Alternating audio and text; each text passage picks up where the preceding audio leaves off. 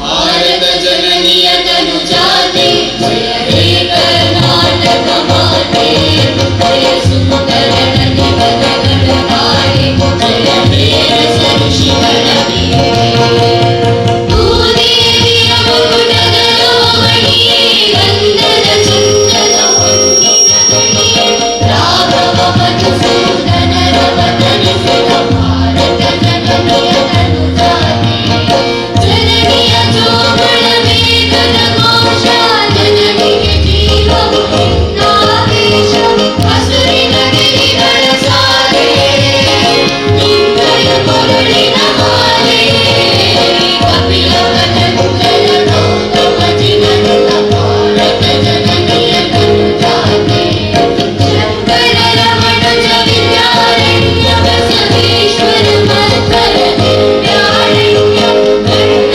ಶರಕ್ಷರಿ ಪುಣ್ಯ ಮಂಗಲ ಕುಮಿಪತಿ ಜನ್ನ ಕುಮಾರ ವ್ಯಾಸರ ಮಂಗಳ ಧಾಮ ಕವಿ ಕೋಗಿಲಗಳ ಪುಣ್ಯಾರಾಮ ನಾರದ ರಾಮಾನಂದ ಕಬೀರರ ಭಾರತ ಜನನಿಯ ತನುಜಾತೆ ಭೈರವ ಹೊಯ್ಸಳ ನಾಡಿನ ನಾಡಿ ಗಂಗದ ಕಡಲ ಹೆಚ್ಚಿನ ಬಿರಿವೆ ವಿಶ್ವ ಶರಾವತಿ ತುಂಗಾ ಕಾವೇರಿಯವರ ರಂಗ ಚೈತನ್ಯ ಪರಮಹಂಸ ವಿವೇಕನ ಭಾರತ ಜನನಿಯ ತನುಜಾತೆ ಸರ್ವ ಜನಾಂಗದ ಶಾಂತಿಯ ತೋಟ ರಸಿಕರ ಕಂಗಳ ಸೆಳೆಯುವ ನೋಟ ಹಿಂದೂ ಕ್ರೈಸ್ತ ಮುಸಲ್ಮಾನ ಪಾರಸಿಕ ಜೈನರುದ್ಯಾನ ಜಗದನ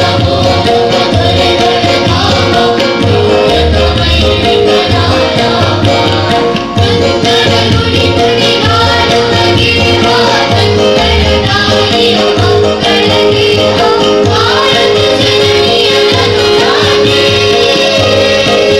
ಜಯ ಹೇ ಕರ್ನಾಟಕ ಮಾತೆ ಜಯ ಹೇ ಕರ್ನಾಟಕ ಮಾತೆ ಜಯ ಹೇ ಕರ್ನಾಟಕ ಮಾತೆ.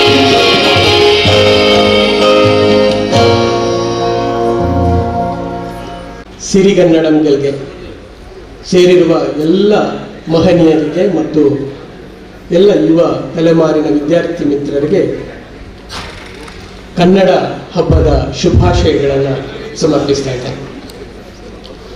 ದಕ್ಷಿಣ ಕನ್ನಡ ಜಿಲ್ಲಾ ಕನ್ನಡ ಸಾಹಿತ್ಯ ಪರಿಷತ್ ಕನ್ನಡ ಏಕೀಕರಣದ ಸಂದರ್ಭದಲ್ಲಿ ಇಡೀ ಕನ್ನಡ ನಾಡಿನ ಜನರನ್ನು ಒಂದುಗೂಡಿಸಬೇಕು ಎನ್ನುವ ಅತ್ಯಂತ ಕಳಕಳಿ ಮತ್ತು ಗೌರವದಿಂದ ಸೃಷ್ಟಿಯಾಗಿರತಕ್ಕಂಥ ಒಂದು ಸಂಸ್ಥೆ ಕನ್ನಡ ಸಾಹಿತ್ಯ ಪರಿಷತ್. ಈ ಸಾಹಿತ್ಯ ಪರಿಷತ್ತಿನ ದಕ್ಷಿಣ ಕನ್ನಡ ಜಿಲ್ಲೆಯ ಗೌರವ ಸಂಸ್ಥೆ, ಗೌರವಾನ್ವಿತವಾದ ಘಟಕ ಅದು ಮಂಗಳೂರಿನ ಈ ದಕ್ಷಿಣ ಕನ್ನಡದ ಜಿಲ್ಲಾ ಘಟಕ. ಇವತ್ತು ಇಲ್ಲಿ ಈ ಉಳ್ಳಾಲದ ಮಣ್ಣಿನಲ್ಲಿ ಈಗಾಗಲೇ ನಮ್ಮ ಕನ್ನಡದ ನಾಡಗೀತೆಯಲ್ಲಿ ಪ್ರಸ್ತಾಪಿತಗೊಂಡಂತೆ ಹಿಂದೂ ಕ್ರೈಸ್ತ ಮುಸಲ್ಮಾನರ ಒಂದು ಸೌಹಾರ್ದದ ಒಂದು ಈ ನೆಲದಲ್ಲಿ ಇವತ್ತು ಈ ಕನ್ನಡದ ನುಡಿ ಹಬ್ಬ ಇದು ರೂಪುಗೊಳ್ತಾ ಇರೋದು, ಇದು ಅರಳಿಕೊಳ್ತಾ ಇರೋದು ನಮಗೆಲ್ಲ ಅತ್ಯಂತ ಸಂತೋಷ ಆಗಿದೆ. ಮಂಗಳೂರು ವಿಶ್ವವಿದ್ಯಾನಿಲಯದ ಅತ್ಯಂತ ಮಹತ್ವದ ಒಂದು ಸಹಯೋಗದೊಂದಿಗೆ ಈ ಸಮಾರಂಭ ಇಲ್ಲಿ ಏರ್ಪಡ್ತಾ ಇರೋದು ನಮಗೆ ನಾಡಿನ ಎಲ್ಲರಿಗೂ ಕೂಡ ಅತ್ಯಂತ ಸಂತೋಷವನ್ನು ಉಂಟು ಮಾಡಿದೆ. ಈ ಸಮ್ಮೇಳನಕ್ಕೆ ಒಂದು ಐತಿಹಾಸಿಕ ಮಹತ್ವ ಇದೆ. ಈ ವೇದಿಕೆಗೆ ನಾವು BM ಇದಿನಬ್ಬ ಅವರ ಹೆಸರನ್ನು ಇಟ್ಕೊಂಡಿದ್ದೇವೆ. 12/9/1970 ಕನ್ನಡ ಸಾಹಿತ್ಯ ಪರಿಷತ್ತಿನ ಅಂದಿನ ಅಧ್ಯಕ್ಷರಾಗಿದ್ದ ಶ್ರೀ ಜಿ ನಾರಾಯಣರ ಅಧ್ಯಕ್ಷತೆಯಲ್ಲಿ ದಕ್ಷಿಣ ಕನ್ನಡ ಜಿಲ್ಲೆಯ ಘಟಕ ಅದು ಆರಂಭ ಆಯಿತು. ಆ ಸಾಹಿತ್ಯ ಪರಿಷತ್ತಿನ ಕಾರ್ಯಕಾರಿ ಮಂಡಳಿಯ ಸದಸ್ಯರು ನಮ್ಮ ಈ ನೆಲದ ಬಹಳ ಜನಪ್ರಿಯ ಶಾಸಕರು ಆಗಿದ್ದ ಕವಿ BM ಇದಿನಬ್ಬನವರು ಆ ದಿನದ ಮೊದಲ ಜಿಲ್ಲಾಧ್ಯಕ್ಷರಾಗಿದ್ದರು. ಅವರನ್ನು ನೆನಪು ಮಾಡಿಕೊಳ್ಳುವ ಒಂದು ವೇದಿಕೆ ಇದಾಗಿ ನಿಂತಿದೆ. ಇಷ್ಟು ಮಾತ್ರ ಅಲ್ಲ, ಈ ಮೊದಲ ಘಟಕದಲ್ಲಿ ಜಿಲ್ಲೆಯ ಮೊದಲ ಘಟಕ ಆರಂಭಗೊಂಡ ದಿನಗಳಲ್ಲಿ ಈ ನಾಡಿನ ಪ್ರಸಿದ್ಧ ಗಣ್ಯ ಸಾಹಿತಿಗಳು ಕೀಕಾನ ರಾಮಚಂದ್ರರು, KS ಪದ್ಮನಾಭಾಚಾರ್ಯರು ನಮ್ಮ ಈ ಮಂಗಳೂರು ವಿಶ್ವವಿದ್ಯಾನಿಲಯದ ಆರಂಭದ ದಿನಗಳಲ್ಲಿ ಇದನ್ನು ನಿರ್ದೇಶಕರಾಗಿ ಮುನ್ನಡೆಸಿದ ಮತ್ತು ಇಲ್ಲಿನ ಕನ್ನಡ ವಿಭಾಗವನ್ನು ಕಟ್ಟಿ ಬೆಳೆಸಿದ SV ಪರಮೇಶ್ವರ ಭಟ್ಟರು, ಕವಿ ಕಯ್ಯಾರ ಕಿಂಜಣ್ಣರೈಗಳು, ಏರಿಯ ಲಕ್ಷ್ಮೀನಾರಾಯಣ ಆಳ್ವರು, M ರಾಮಚಂದ್ರರು, ಅಮೃತ ಸೋಮೇಶ್ವರರು, ಸುಳ್ಯದ TG ಮೂಡೂರವರು, ಬಾಲಕೃಷ್ಣ ಶೆಟ್ಟಿ ಪೊಳಲಿ, KN ಭಟ್ ಶಿರಾಡಿಪಾಲ್, ಹೀಗೆ ಬಹುದೊಡ್ಡ ಈ ನೆಲವನ್ನು ಕನ್ನಡವನ್ನು ಸಂಭ್ರಮಿಸಿದ ಬಹಳ ಹಿರಿಯ ವ್ಯಕ್ತಿತ್ವಗಳ ಒಂದು ಸಮಿತಿಯ ಜೊತೆಗೆ ಇಲ್ಲಿ ಜಿಲ್ಲಾ ಘಟಕ ಆರಂಭಗೊಂಡಿತ್ತು ಅನ್ನುವುದನ್ನು ನಾನು ಬಹಳ ಸಂಭ್ರಮದಿಂದ ಇಲ್ಲಿ ನೆನಪು ಮಾಡಿಕೊಳ್ತೇನೆ. ಈ ದಿನೊಬ್ಬರು ಮೊದಲ ಜಿಲ್ಲಾಧ್ಯಕ್ಷರಾಗಿದ್ದ ಅವರ ನಾಡಿನಲ್ಲಿ ಮೊದಲ ಬಾರಿಗೆ ಅದು ಮಂಗಳೂರು ವಿಶ್ವವಿದ್ಯಾನಿಲಯದಲ್ಲಿ ಈ ಜಿಲ್ಲಾ ಸಮ್ಮೇಳನ ನಡೀತಾ ಇದೆ ಎನ್ನುವುದು ನಮ್ಮ ಸಂಭ್ರಮ ಮತ್ತು ನಮ್ಮ ಒಂದು ಉತ್ಸಾಹವನ್ನು ಹೆಚ್ಚಿಸಿದೆ. 1971ರಲ್ಲಿ ಕಾರ್ಕಳದಲ್ಲಿ BM ಇದಿನಪ್ಪನವರ ನೇತೃತ್ವದಲ್ಲಿ ಪ್ರಥಮ ದಕ್ಷಿಣ ಕನ್ನಡ ಸಾಹಿತ್ಯ ಸಮ್ಮೇಳನ, ಅದು ಗೌರವಾನ್ವಿತರಾದ ಧರ್ಮಸ್ಥಳದ ಸನ್ಮಾನ್ಯ ವೀರೇಂದ್ರ ಹೆಗ್ಗಡೆಯವರ ಸ್ವಾಗತ ಸಮಿತಿಯ ಅಧ್ಯಕ್ಷತೆಯಲ್ಲಿ GP ರಾಜರತ್ನಂ ಅವರ ಅಧ್ಯಕ್ಷತೆಯಲ್ಲಿ ನಡೆದದ್ದನ್ನು ನಾವು ನೆನಪು ಮಾಡಿಕೊಳ್ತೇವೆ. ಆ ಸಂದರ್ಭದಲ್ಲಿ SV ಪರಮೇಶ್ವರ ಭಟ್ರು ಆ ದಿನದ ಸ್ಮರಣ ಸಂಚಿಕೆಯ ಸಂಪಾದಕರು ಕೂಡ ಆಗಿದ್ರು. ಇವೆಲ್ಲ ನೆನಪುಗಳ ಜೊತೆಗೆ ನಾವಿವತ್ತು ಇಡೀ ಊರಿನ ಜನ ಬಹಳ ನಮಗೆ ಸಂಭ್ರಮ ಖುಷಿ ಏನಂದರೆ ಮಂಗಳೂರು ವಿಶ್ವವಿದ್ಯಾನಿಲಯದಲ್ಲಿ ಈ ಕಾರ್ಯಕ್ರಮವನ್ನು ನಾವು ಅದರ ಘನತೆಗೆ ಗೌರವಕ್ಕೆ ಅನುಗುಣವಾಗುವ ಹಾಗೆ ಒಂದು ರೂಪಿಸುವುದಕ್ಕೆ ಸಾಧ್ಯ ಆಗುವುದಕ್ಕೆ ಮುಖ್ಯವಾಗಿ ಈ ಉಳ್ಳಾಲದ ಈ ಊರಿನ ಎಲ್ಲ ಅಧಿಕಾರಿ ಬಂಧುಗಳು ಮತ್ತು ಈ ಊರಿನ ಸಮಸ್ತ ಯಾರು ಸಜ್ಜನ ಬಂಧುಗಳಿದ್ದಾರೆ ಅವರೆಲ್ಲರ ಕೈ ಜೋಡಿಸುವಿಕೆಯ ಮೂಲಕ ಈ ಕಾರ್ಯಕ್ರಮ ಯಶಸ್ವಿಯಾಗ್ತಾ ಇದೆ. ಆದ್ದರಿಂದ ಅವರೆಲ್ಲರ ಇಡೀ ಒಂದೂವರೆ ತಿಂಗಳುಗಳಿಂದ ನಡೆಸ್ತಾ ಇರತಕ್ಕಂಥ ಅವರ ಶ್ರಮ, ಅವರ ಒಂದು ಪೂರ್ಣ ಸಹಕಾರದಿಂದ ಇಂಥ ಸಮ್ಮೇಳನ ನೆರವೇರ್ತಾ ಇದೆ. ಈ ಎಲ್ಲ ಸಮಿತಿ ಮತ್ತು ಎಲ್ಲರನ್ನ ಬಹಳ ಪೂಜ್ಯ ಭಾವದಿಂದ ನೆನಪು ಮಾಡಿಕೊಳ್ತಾ ಇವತ್ತು ವೇದಿಕೆಯಲ್ಲಿರತಕ್ಕಂಥ ಹಿರಿಯರನ್ನ ಸ್ವಾಗತಿಸುವ ಒಂದು ಕಾರ್ಯಕ್ಕೆ ನಾನು ಮುಂದಾಗ್ತಾ ಇದ್ದೇನೆ. ನಾಡಿನ ವೈಚಾರಿಕ ಚಿಂತಕರಾಗಿ, ಪ್ರಸಿದ್ಧ ಕಾದಂಬರಿಕಾರರಾಗಿ, ವಾಗ್ಮಿಗಳಾಗಿ, ನಾಡಿನ ಪ್ರಸಿದ್ಧ ಅರ್ಥಶಾಸ್ತ್ರ ಪ್ರಾಧ್ಯಾಪಕರಾಗಿ, ಮಗುಮನಸ್ಸಿನ ಹಿರಿಯರಾದ ಡಾಕ್ಟರ್ B ಪ್ರಭಾಕರ ಶಿಶಿಲರು ಈ ಸಮ್ಮೇಳನದ ಸರ್ವಾಧ್ಯಕ್ಷತೆಯನ್ನು ವಹಿಸಿಕೊಂಡಿದ್ದಾರೆ. ಅವರನ್ನು ಅತ್ಯಂತ ಪ್ರೀತಿ ಮತ್ತು ಗೌರವದಿಂದ ಈ ಸಮ್ಮೇಳನಕ್ಕೆ ನಾನು ಸ್ವಾಗತಿಸ್ತಾ ಇದ್ದೇನೆ. 2 ದಿನಗಳ ಕಾಲ ನಡೆಯುವ ಈ ಸಮ್ಮೇಳನದ ಸರ್ವಾಧ್ಯಕ್ಷತೆಯನ್ನು ವಹಿಸಿ ಈ ಸಮ್ಮೇಳನವನ್ನು ಮುನ್ನಡೆಸಬೇಕೆಂದು ಕಳಕಳಿಯಿಂದ ವಿನಂತಿಸ್ತಾ ಇದ್ದೇನೆ. ಹಾಗೇನೆ ಪಾದರಸದಂತಹ ವ್ಯಕ್ತಿತ್ವದ, ನಿರಂತರ ಕ್ರಿಯಾಶೀಲ ನಡೆ ನುಡಿ ಬದ್ಧತೆಗೆ ಹೆಸರಾದ ನಮ್ಮೂರಿನ ಶಾಸಕರು UT ಖಾದರ್ ಅವರು, ವಿಧಾನಸಭೆಯ ಗೌರವಾನ್ವಿತ ಸಭಾಧ್ಯಕ್ಷರು, ಅವರ ಪೂರ್ಣ ಸಹಕಾರ ಮತ್ತು ಬೆಂಬಲ ನಿರಂತರವಾಗಿ ಈ ಸಮ್ಮೇಳನ ನಡೆಯುವುದಕ್ಕೆ ಒಂದು ಪ್ರೇರಕ ಶಕ್ತಿಯಾಗಿದೆ. ಇನ್ನೇನು ಕೆಲವೇ ಕ್ಷಣಗಳಲ್ಲಿ ನಮ್ಮ ಜೊತೆಗೆ ಬಂದು ಸೇರಿಕೊಳ್ಳುವವರಿದ್ದಾರೆ. ಅವರನ್ನು ಕೂಡ ತುಂಬು ಪ್ರೀತಿಯಿಂದ ನಾನು ಈ ಸಭೆಗೆ ಸ್ವಾಗತಿಸ್ತಾ ಇದ್ದೇನೆ.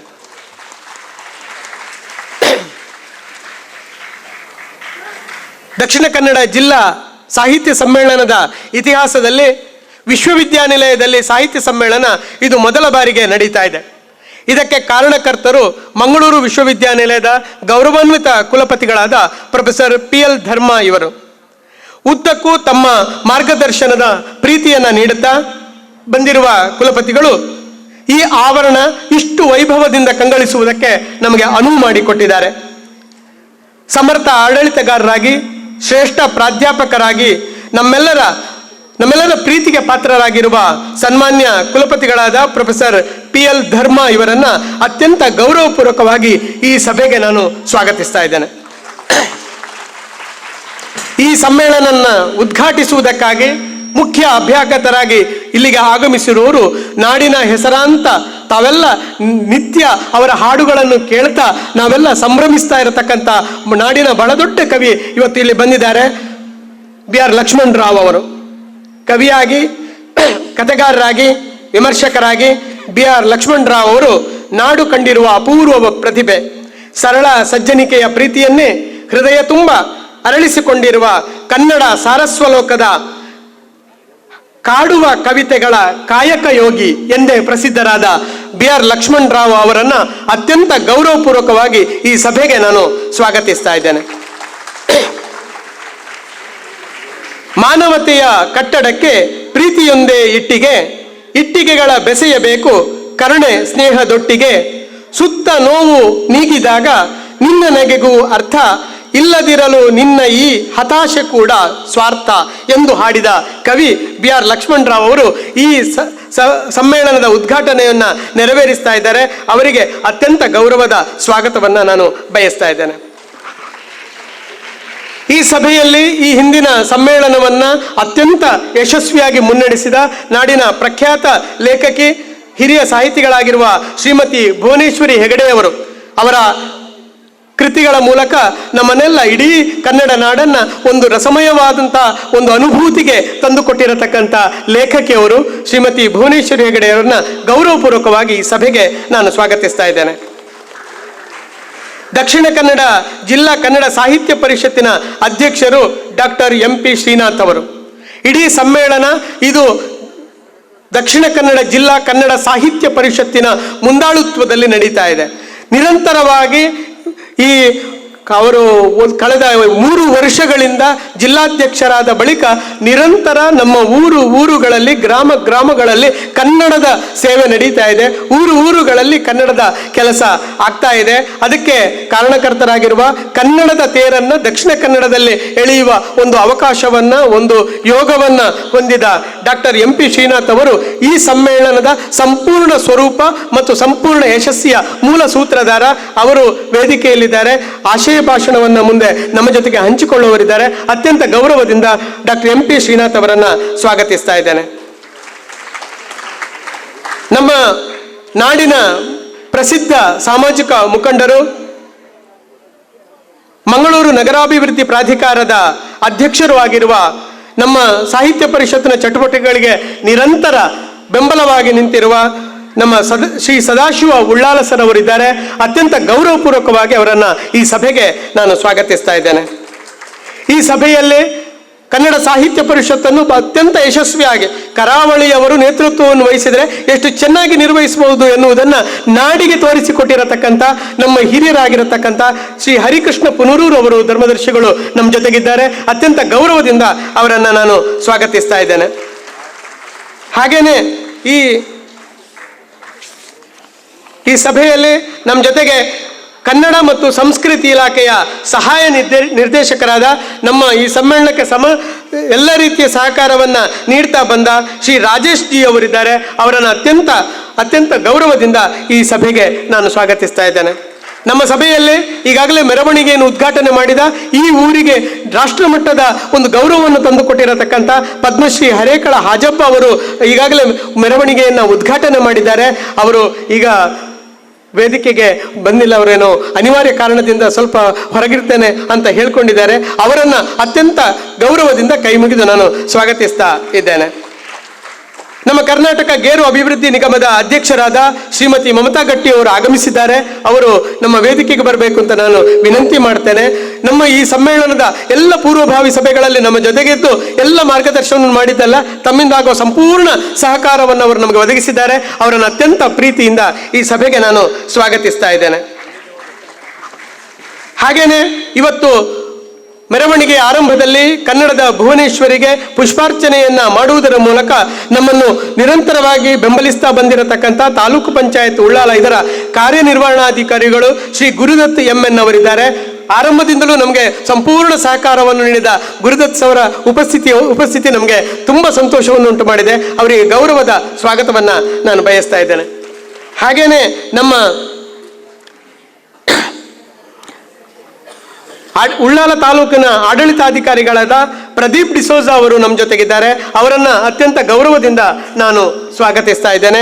ಹಾಗೇನೆ ಉಳ್ಳಾಲದ ತಹಶೀಲ್ದಾರರು ಈಗಾಗಲೇ ನಮ್ಮ ಸಮ್ಮೇಳನದ ಧ್ವಜಾರೋಹಣವನ್ನು ಮಾಡಿರತಕ್ಕಂಥ ಉಳ್ಳಾಲ ತಾಲೂಕಿನ ತಹಶೀಲ್ದಾರ್ ಶ್ರೀ ಪುಟ್ಟರಾಜು ಅವರು ವೇದಿಕೆಯಲ್ಲಿದ್ದಾರೆ. ಅತ್ಯಂತ ಗೌರವದಿಂದ ಅವರನ್ನು ಈ ಸಭೆಗೆ ನಾನು ಸ್ವಾಗತಿಸ್ತಾ ಇದ್ದೇನೆ. ಹಾಗೆ ಶಿಶು ಅಭಿವೃದ್ಧಿ ಯೋಜನಾಧಿಕಾರಿಗಳಾದ ಶೀಲಾ ಕೆ ಕಾರ್ಗಿ ಅವರು, ನಮ್ಮ ಶೈಲಾ ಕೆ ಕಾರಗಿ ಅವರು ನಮ್ಮ ಜೊತೆಗೆ ಇದ್ದಾರೆ.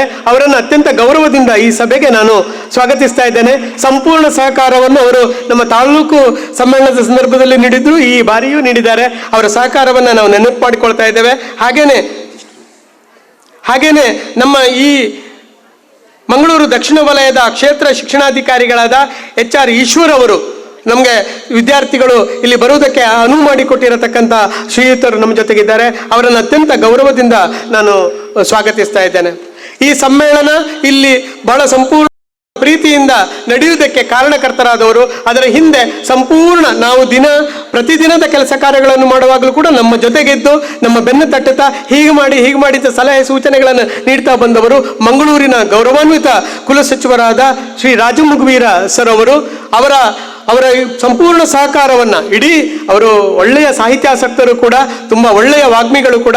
ಮುಂದಿನ ಅವಧಿಯಲ್ಲಿ ಅವರು 18 ಪುಸ್ತಕಗಳ ಬಿಡುಗಡೆಯನ್ನು ನೆರವೇರಿಸುತ್ತಿದ್ದಾರೆ. ಶ್ರೀಯುತ ರಾಜು ಮುಗುವೀರ್ ಸರ್ ಅವರನ್ನು ಅತ್ಯಂತ ಗೌರವದಿಂದ ಈ ಸಭೆಗೆ ನಾನು ಸ್ವಾಗತಿಸ್ತಾ ಇದ್ದೇನೆ.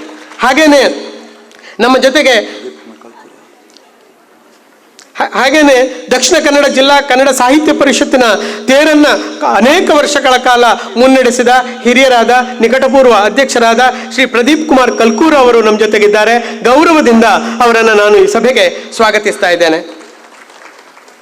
ನಮ್ಮ ಪಕ್ಕದ ಗಡಿನಾಡಿನಲ್ಲಿರತಕ್ಕಂಥ ಕನ್ನಡದ ನೆಲವಾಗಿರುವ ಕಾಸರಗೋಡಿನಿಂದ ಬಂದಿರತಕ್ಕಂಥ ಅಲ್ಲಿನ ಕಾಸಾಪ ಕೇರಳ ಗಡಿನಾಡ ಘಟಕದ ಅಧ್ಯಕ್ಷರಾಗಿರುವ ಡಾಕ್ಟರ್ ಜಯಪ್ರಕಾಶ್ ತೊಟ್ಟೆತೋಡಿ ಅವರನ್ನು ಪ್ರೀತಿ ಮತ್ತು ಗೌರವದಿಂದ ಈ ಸಭೆಗೆ ನಾನು ಸ್ವಾಗತಿಸ್ತಾ ಇದ್ದೇನೆ. ಹಾಗೆ ನಮ್ಮ ಸಭೆಯಲ್ಲಿ ಪ್ರಥಮ ಪ್ರಜೆ ನಮ್ಮ ಈ ಕೊಣಾಜೆ ಪ್ರದೇಶದಲ್ಲಿ ಈ ಬಹಳ ವಿಜೃಂಭಣೆಯ ಸಮ್ಮೇಳನ ನಡೀತಾ ಇದೆ. ಈ ಕೊಣಾಜೆ ಪಂಚಾಯತಿನ ಒಂದು ಪೂರ್ಣ ಸಹಕಾರ ಅದು ನಮಗೆ ನಿರಂತರ ದೊರೆತಿದೆ. ಮಾತ್ರ ಅಲ್ಲ, ಈಗಾಗಲೇ ನಮ್ಮ ರಾಷ್ಟ್ರಧ್ವಜಾರೋಹಣವನ್ನು ಮಾಡಿ ಅವರು ನಮ್ಮ ವೇದಿಕೆಯಲ್ಲಿ ಗಣ್ಯರಾಗಿ ಉಪಸ್ಥಿತರಾಗಿದ್ದಾರೆ. ಸಂಪೂರ್ಣ ಕೊಣಾಜೆ ಪಂಚಾಯತಿನ ಸಂಪೂರ್ಣ ಸಹಕಾರ ನಮ್ಮ ಈ ಸಮ್ಮೇಳನದ ಯಶಸ್ಸಿಗೆ ಮೂಲ ಕಾರಣಕರ್ತ ಆಗಿದೆ. ಅವರಿಗೊಂದು ದೊಡ್ಡ ಚಪ್ಪಾಳೆಯ ಮೂಲಕ ಅವರನ್ನು ನಾವು ಈ ಸಭೆಗೆ ಸ್ವಾಗತಿಸ್ತಾ ಇದ್ದೇವೆ. ಹಾಗೆ ಈ ಸಮಾರಂಭದಲ್ಲಿ ನಮ್ಮ ಜೊತೆಗೆ ವಿವಿಧ ನಮ್ಮ ಕೇಂದ್ರ ಸಮಿತಿಯ ಸದಸ್ಯರಾಗಿರತಕ್ಕಂಥ ಸಾಹಿತ್ಯ ಪರಿಷತ್ತಿನ ಕೇಂದ್ರ ಸಮಿತಿಯ ಸದಸ್ಯರಾಗಿರತಕ್ಕಂಥ ಮಾಧವ MK ಅವರು ಅವರ ಜೊತೆಗಿದ್ದಾರೆ. ಅವರನ್ನು ಪ್ರೀತಿಯಿಂದ ನಾನು ಬರಮಾಡಿಕೊಳ್ತಾ ಇದ್ದೇನೆ. ಹಾಗೇನೆ ನಮ್ಮ ವಿವಿಧ ತಾಲೂಕುಗಳ ಅಧ್ಯಕ್ಷರುಗಳಾದ, ಬಹಳ ಸಂತೋಷ ಆಗಿದೆ ನಮಗೆ, ಈ ತಾಲೂಕಿನ ಬೇರೆ ತಾಲೂಕಿನ ಎಲ್ಲ ಅಧ್ಯಕ್ಷರುಗಳು ಕೂಡ ಈ ಒಂದು ಸಮಾರಂಭದಲ್ಲಿ ನಮ್ಮ ಜೊತೆಗಿರುವುದು ನಮಗೆ ತುಂಬ ಸಂತೋಷವನ್ನು ಉಂಟು ಮಾಡಿದೆ. ಆ ತಾಲೂಕು ಅಧ್ಯಕ್ಷರುಗಳಾದ ಪುತ್ತೂರು ಉಮೇಶ ನಾಯಕರು, ವೇಣುಗೋಪಾಲ್ ಶೆಟ್ಟಿ ಮೂಡುಬಿದಿರೆ ಅಧ್ಯಕ್ಷರು, ವಿಶ್ವನಾಥರು ಬಂಟ್ವಾಳದ ಅಧ್ಯಕ್ಷರು, ಮಿಥುನ್ ಉಡುಪರು ಮುಲ್ಕಿಯ ಅಧ್ಯಕ್ಷರು, ಯದುಪತಿ ಗೌಡರು ಬೆಳ್ತಂಗಡಿ ಅಧ್ಯಕ್ಷರು, ಮಂಗಳೂರಿನ ಅಧ್ಯಕ್ಷರಾದ ಮಂಜುನಾಥ ರೇವಣ್ಕರ್, ಕಡಬದ ಅಧ್ಯಕ್ಷರಾದ ಶ್ರೀ ಕೆ ಸೇಸಪ್ಪರಯ್ಯ ಅವರು, ಸುಳ್ಯದ ಅಧ್ಯಕ್ಷರಾದ ಚಂದ್ರಶೇಖರ್ ಪೆರಾಲು ಇವರು ಈ ಸಭೆಯಲ್ಲಿ ನಮ್ಮ ಜೊತೆಗಿದ್ದಾರೆ. ಅತ್ಯಂತ ಗೌರವದಿಂದ ಎಲ್ಲರನ್ನೂ ಕೂಡ ಪ್ರೀತಿಯಿಂದ ನಾನು ಸ್ವಾಗತಿಸ್ತಾ ಇದ್ದೇನೆ. ಹಾಗೇನೆ ನಮ್ಮ ದಕ್ಷಿಣ ಕನ್ನಡ ಜಿಲ್ಲಾ ಸಾಹಿತ್ಯ ಪರಿಷತ್ತಿನ ಮುಖ್ಯ ಪದಾಧಿಕಾರಿಗಳು, ಅವರನ್ನು ನಾನು ಮೊದಲೇ ನೆನಪು ಮಾಡಿಕೊಳ್ಬೇಕಾಗಿತ್ತು, ದಯವಿಟ್ಟು ಕ್ಷಮೆ ಇರಲಿ. ಅವರು ನಮ್ಮ ಜೊತೆಗೆ ಗೌರವ ಕಾರ್ಯದರ್ಶಿಗಳಾದ ರಾಜೇಶ್ವರಿ ಎಂ ಅವರಿದ್ದಾರೆ, ಗೌರವ ಕಾರ್ಯದರ್ಶಿಗಳಾದ ವಿನಯಾಚಾರ್ಯ ಅವರಿದ್ದಾರೆ, ಮತ್ತು ಗೌರವ ಕೋಶಾಧ್ಯಕ್ಷರಾದ ಹಿರಿಯರಾದ ಐತಪ್ಪ ನಾಯಕ್ ಅವರು ನಮ್ಮ ಜೊತೆಗಿದ್ದಾರೆ. ಹಾಗೇನೆ ನಮ್ಮ ಸಂಘಟನಾ ಕಾರ್ಯದರ್ಶಿಗಳಾದ ಚಂದ್ರಹಾಸ್ ಶೆಟ್ಟಿ ಅವರಿದ್ದಾರೆ, ಪುಷ್ಪರಾಜ್ ಕೆ ಅವರಿದ್ದಾರೆ. ಹಾಗೇನೆ ಕಿರಣ್ ಪ್ರಸಾದ್ ರೈ ಮತ್ತು ಖಾಲಿದ್ UH ಉಜಿರೆ ಇವರು ಜೊತೆ ಕಾರ್ಯದರ್ಶಿಗಳು, ಅವರು ಕೂಡ ನಮ್ಮ ಜೊತೆಗಿದ್ದಾರೆ. ಎಲ್ಲರನ್ನೂ ಕೂಡ ನಾನು ಪ್ರೀತಿಯಿಂದ ಈ ಸಭೆಗೆ ಸ್ವಾಗತ ಮಾಡ್ತಾ ಇದ್ದೇನೆ. ಹಾಗೆ ಬಿಟ್ಟು ಹೋಗಿದ್ರೆ ವೇದಿಕೆಯಲ್ಲಿದ್ದವರನ್ನು ಯಾರನ್ನಾದ್ರೂ ನನ್ನ ಇದರಲ್ಲಿ ಬಿಟ್ಟು ಹೋಗಿದ್ರೆ ದಯವಿಟ್ಟು ಕ್ಷಮಿಸಬೇಕು. ದಯವಿಟ್ಟು ವಿನಯಾಚಾರ್ಯ ಅವರು ವೇದಿಕೆಗೆ ಬರಬೇಕು ಅಂತ ವಿನಂತಿ ಮಾಡ್ತಾ ಇದ್ದೇನೆ. ಚುಂತಾರ್ ಅವರು ದಯವಿಟ್ಟು ಸರ್ ವೇದಿಕೆಗೆ ಬನ್ನಿ. ನಮ್ಮ ಕೇಂದ್ರ ಸಮಿತಿಯ ಮಾರ್ಗದರ್ಶನ ನಿರ್ದೇಶಕರಾದ ನಮ್ಮ ಚುಂತಾರ್ ಸರ್ ಅವರು ಬಂದಿದ್ದಾರೆ. ಅವರನ್ನು ಅತ್ಯಂತ ಗೌರವದಿಂದ ಈ ಸಭೆಗೆ ನಾನು ಸ್ವಾಗತ ಮಾಡ್ತಾ ಇದ್ದೇನೆ. ಡಾಕ್ಟರ್ ಮುರಳಿ ಮೋಹನ್ ಚುಂತಾರ್ ಅವರು ನಮ್ಮ ಜೊತೆಗಿದ್ದಾರೆ. ಅವರನ್ನು ನಾನು ಪ್ರೀತಿಯಿಂದ ನೆನಪು ಮಾಡಿಕೊಳ್ತಾ ಇದ್ದೇನೆ. ಹಾಗೆ ನಾಡಿನ ಅನೇಕ ಗಣ್ಯರು ಈ ಸಮ್ಮೇಳನದಲ್ಲಿ ನಮ್ಮ ಜೊತೆಗೆ ನಿರಂತರವಾಗಿ ಸಹಕರಿಸಿದ ಗಣ್ಯರು ಅನೇಕರು, ಎಲ್ಲರೂ ಹೆಸರೆತ್ತಿ ಹೇಳಬೇಕಾದಂಥ, ವೇದಿಕೆ ಮೇಲೆ ಕುಳಿತುಕೊಳ್ಬೇಕಾದಂಥ ಹಿರಿಯ ವ್ಯಕ್ತಿತ್ವಗಳೇ ನಮ್ಮ ಮಂಗಳೂರು ವಿಶ್ವವಿದ್ಯಾಲಯದ ಪರೀಕ್ಷಾಂಗ ಕುಲಸಚಿವರಾದ ದೇವೇಂದ್ರಪ್ಪ ಸರ್ ಅವರಿದ್ದಾರೆ, ಹಣಕಾಸು ಅಧಿಕಾರಿಗಳಾದ ಪ್ರೊಫೆಸರ್ ಸಂಗಪ್ಪ ಸರ್ ಅವರಿದ್ದಾರೆ. ಹಾಗೇನೆ ನಮ್ಮ ಭುವನಾಭಿರಾಮ ಉಡುಪ ಅವರಿದ್ದಾರೆ. ಅನೇಕ ಹಿರಿಯರು, ಈ ಇಬ್ರಾಹಿಂ ಕೋಡಿಜಾಲ್ ಅತ್ಯಂತ ಹಿರಿಯರು ಈ ಊರಿನ, ಅವರು ಬಂದಿದ್ದಾರೆ. ಹೀಗೆ ಇಲ್ಲಿ ನಮ್ಮ ಇಡೀ ಕಾರ್ಯಕ್ರಮದ ಮುಖ್ಯ ಚುಕ್ಕಾಣಿಯನ್ನು ಹಿಡಿದು ಈ ಸಂಘಟನಾ ಕಾರ್ಯವನ್ನು ನಿರ್ವಹಿಸಿದ ಹಿರಿಯರಾದ ನಮ್ಮ ರವೀಂದ್ರ ರೈ ಕಲ್ಲಿಮಾರು ಮತ್ತು ಮೊದಲಾದ ಅನೇಕ ಹಿರಿಯರೆಲ್ಲರೂ ಕೂಡ ಇಲ್ಲಿದ್ದಾರೆ. ಮುಂಭಾಗದಲ್ಲಿ ಬೇರೆ ಬೇರೆ ಶಿಕ್ಷಣ ಸಂಸ್ಥೆಗಳಿಂದ ಬಂದಿರತಕ್ಕಂಥ ಶಿಕ್ಷಕರಿದ್ದಾರೆ, ಈ ಊರಿನ ಗಣ್ಯರಿದ್ದಾರೆ, ವಿವಿಧ ಸಮಿತಿಗಳ ಒಂದು ಅವರ ಹೆಸರುಗಳನ್ನೆಲ್ಲ ನಾವು ಆಮಂತ್ರಣ ಪತ್ರಿಕೆಯಲ್ಲಿ ಇಟ್ಟಿದ್ದೇವೆ. ಸಮಯದ ಒಂದು ಅಭಾವದಿಂದ ನಾನು ಉಲ್ಲೇಖಿಸುವುದಿಲ್ಲ, ಆದರೆ ದಯವಿಟ್ಟು ಗಮನಿಸಬೇಕು. ಎಲ್ಲ ನಾಡಿನ ಹಿರಿಯರು ಇಲ್ಲಿನ ವಿವಿಧ ಸಮಿತಿಗಳ ಅಧ್ಯಕ್ಷರಾಗಿ, ಸಂಚಾಲಕರಾಗಿ ನಿರಂತರ ದುಡಿದಿದ್ದಾರೆ ಈ ಸಮ್ಮೇಳನದ ಯಶಸ್ಸಿಗೆ. ಎಲ್ಲರನ್ನೂ ಕೂಡ ಒಂದು ಮಾತಿನಲ್ಲಿ ನಾನು ಪ್ರೀತಿಯಿಂದ ಸ್ವಾಗತವನ್ನ ಮಾಡ್ತಾ ಇದ್ದೇನೆ. ನಮ್ಮ ಮಾಧ್ಯಮದ ಗೆಳೆಯರು ಅವರು ನಿರಂತರವಾಗಿ ಆರಂಭದಿಂದ ನಮ್ಮ ಸಮ್ಮೇಳನದ ದಿನಾಂಕ ನಿಗದಿಯಿಂದ ತೊಡಗಿ ಇಲ್ಲಿನವರೆಗೆ ನಮ್ಗೆ ಅಭೂತಪೂರ್ವ ಅಂತ ಒಂದು ರಾಜ್ಯ ಸಮ್ಮೇಳನಕ್ಕೆ ಕೊಡಬಹುದಾದ ಒಂದು ಪ್ರಚಾರ ಏನಿದೆ, ಒಂದು ಸುದ್ದಿಯ ಒಂದು ಪ್ರಚಾರ ಏನಿದೆ, ಅದನ್ನು ನಿರಂತರವಾಗಿ ನಮ್ಗೆ ನೀಡ್ತಾ ಬಂದಿದ್ದಾರೆ. ಅವರ ಒಂದು ಪ್ರೀತಿಯನ್ನ ನಾವು ಗೌರವದಿಂದ ನೆನಪು ಮಾಡಿಕೊಳ್ತಾ ಅವರನ್ನ ಸ್ವಾಗತಿಸ್ತಾ ಇದ್ದೇವೆ. ಮಾಧ್ಯಮದ ಲೈವ್ ನಮ್ಮ ಮಂಗಳೂರು ವಿಶ್ವವಿದ್ಯಾನಿಲಯದಿಂದ ಇದು ನೇರ ಪ್ರಸಾರ ಆಗ್ತಾ ಇದೆ ನಾಡಿನಾದ್ಯಂತ. ಅದು ಮಾತ್ರ ಅಲ್ಲ, ವಿವಿಧ ಇಲ್ಲಿನ ಸ್ಥಳೀಯ ನಮ್ಮ ಮಾಧ್ಯಮದ ಬಂಧುಗಳು ಕೂಡ ಇದನ್ನು ನೇರ ಪ್ರಸಾರ ಮಾಡ್ತಾ ಇದ್ದಾರೆ. ಅವರೆಲ್ಲರ ಪ್ರೀತಿ ವಿಶ್ವಾಸಕ್ಕೆ ನಾವು ಋಣಿಗಳಾಗಿದ್ದೇವೆ. ಎಲ್ಲರನ್ನೂ ಕೂಡ ಮತ್ತೊಮ್ಮೆ ನಾನು ಪ್ರೀತಿಯಿಂದ ಸ್ವಾಗತ ಮಾಡಿಕೊಳ್ತಾ ನನ್ನ ಮಾತನ್ನು ಮುಗಿಸ್ತೇನೆ. ನಮಸ್ಕಾರ. ತಮ್ಮ ಸಹೃದಯ ನುಡಿಗಳಿಂದ ನಮ್ಮೆಲ್ಲರನ್ನು ಸ್ವಾಗತಿಸಿದಂತಹ ಡಾಕ್ಟರ್ ಧನಂಜಯ ಕುಂಬಳೆ ಅವರಿಗೆ ಈ ಕಾರ್ಯಕ್ರಮಕ್ಕೆ ಮತ್ತೊಮ್ಮೆ ಸ್ವಾಗತವನ್ನು ಕೋರುತ್ತಾ, ವೇದಿಕೆಯಲ್ಲಿರುವಂತಹ ಎಲ್ಲ ಗಣ್ಯಮಾನ್ಯರನ್ನು ಕನ್ನಡದ ಶಾಲು ಹೊದಿಸಿ ಪುಸ್ತಕದ ಕಾಣಿಕೆಯನ್ನಿಟ್ಟು ಅವರನ್ನು ಗೌರವಿಸುವಂಥ ಸಂದರ್ಭ. ಈ ದಿನ ಕಾರ್ಯಕ್ರಮದ ಸಮ್ಮೇಳನಾಧ್ಯಕ್ಷರಾದ ಡಾಕ್ಟರ್ ಬಿ ಪ್ರಭಾಕರ ಶಿಶಿಲ, ಹಿರಿಯ ಸಾಹಿತಿಗಳು, ಸುಳ್ಯ, ಇವರನ್ನು ಶ್ರೀ ರವೀಂದ್ರ ರೈ ಕಾರ್ಯದರ್ಶಿಗಳು, ಸಮ್ಮೇಳನ ಸಂಯೋಜನಾ ಸಮಿತಿ ಕನ್ನಡದ ಶಾಲನ್ನು ನೀಡಿ ಪುಸ್ತಕ ಕಾಣಿಕೆ ಕೊಟ್ಟು ಗೌರವಿಸಬೇಕು ಅಂತ ಕೇಳಿಕೊಳ್ತಾ ಇದ್ದೇನೆ.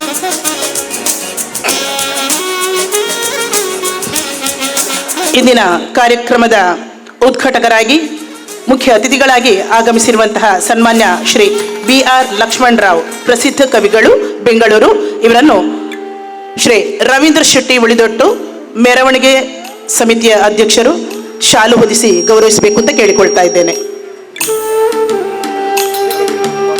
ಶ್ರೀ AK ರೆಹಮಾನ್ ರವರು ಸನ್ಮಾನ್ಯ BR ಲಕ್ಷ್ಮಣರಾವ್ ಇವರನ್ನು ಕನ್ನಡದ ಶಾಲು ಹೊದಿಸಿ ಪುಸ್ತಕ ಕಾಣಿಕೆ ನೀಡಿ ಗೌರವಿಸಬೇಕು ಅಂತ ಕೇಳಿಕೊಳ್ತಾ ಇದ್ದೇನೆ. ಪ್ರೊಫೆಸರ್ PL ಧರ್ಮ, ಕುಲಪತಿಗಳು, ಮಂಗಳೂರು ವಿಶ್ವವಿದ್ಯಾನಿಲಯ, ಇವರನ್ನು ಶ್ರೀ ಅಚ್ಯುತ ಗಟ್ಟಿ, ಅಧ್ಯಕ್ಷರು, ಆಮಂತ್ರಣ ಪತ್ರಿಕೆ, ಇವರು ಶಾಲು ನೀಡಿ ಗೌರವಿಸಬೇಕು ಅಂತ ಕೇಳಿಕೊಳ್ತಾ ಇದ್ದೇನೆ. ಶ್ರೀಮತಿ ಭುವನೇಶ್ವರಿ ಹೆಗಡೆ, ಹಿರಿಯ ಸಾಹಿತಿಗಳು, ಮಂಗಳೂರು, ಇವರನ್ನು ಶ್ರೀ ಪ್ರಸಾದ್ ರೈ ಕಲ್ಲಿಮಾರು, ಪುಸ್ತಕ ಪ್ರದರ್ಶನ ಸಮಿತಿ ಅಧ್ಯಕ್ಷರು, ಕನ್ನಡದ ಶಾಲು ನೀಡಿ ಪುಸ್ತಕ ಕಾಣಿಕೆ ಕೊಟ್ಟು ಗೌರವಿಸಬೇಕು ಅಂತ ಕೇಳಿಕೊಳ್ತಾ ಇದ್ದೇನೆ.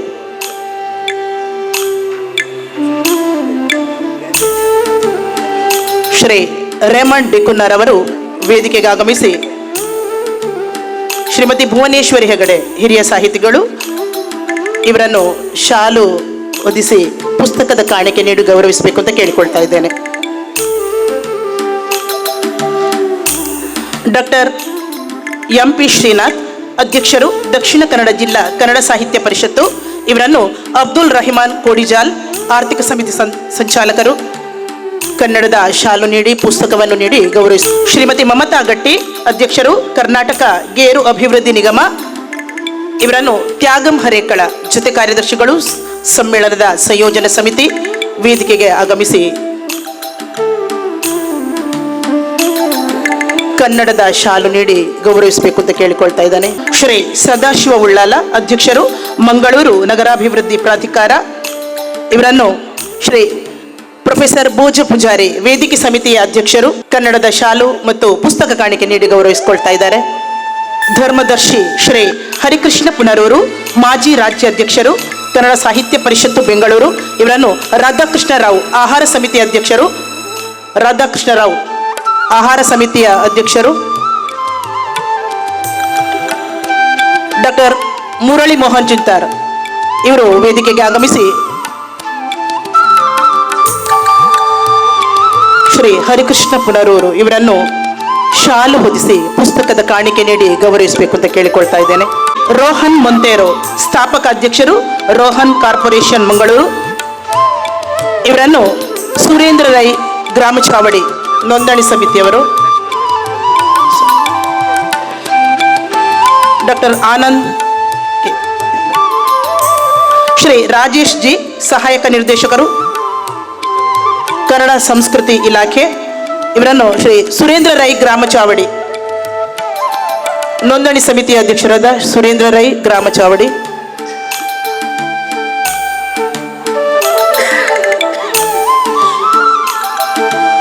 ಅಬ್ದುಲ್ ನಾಸಿರ್ ಕೆಕೆ ಸಮಿತಿಯ ಇವರು ಶ್ರೀ ರಾಜೇಶ್ ಜಿ, ಸಹಾಯಕ ನಿರ್ದೇಶಕರು ಕನ್ನಡ ಸಂಸ್ಕೃತಿ ಇಲಾಖೆ.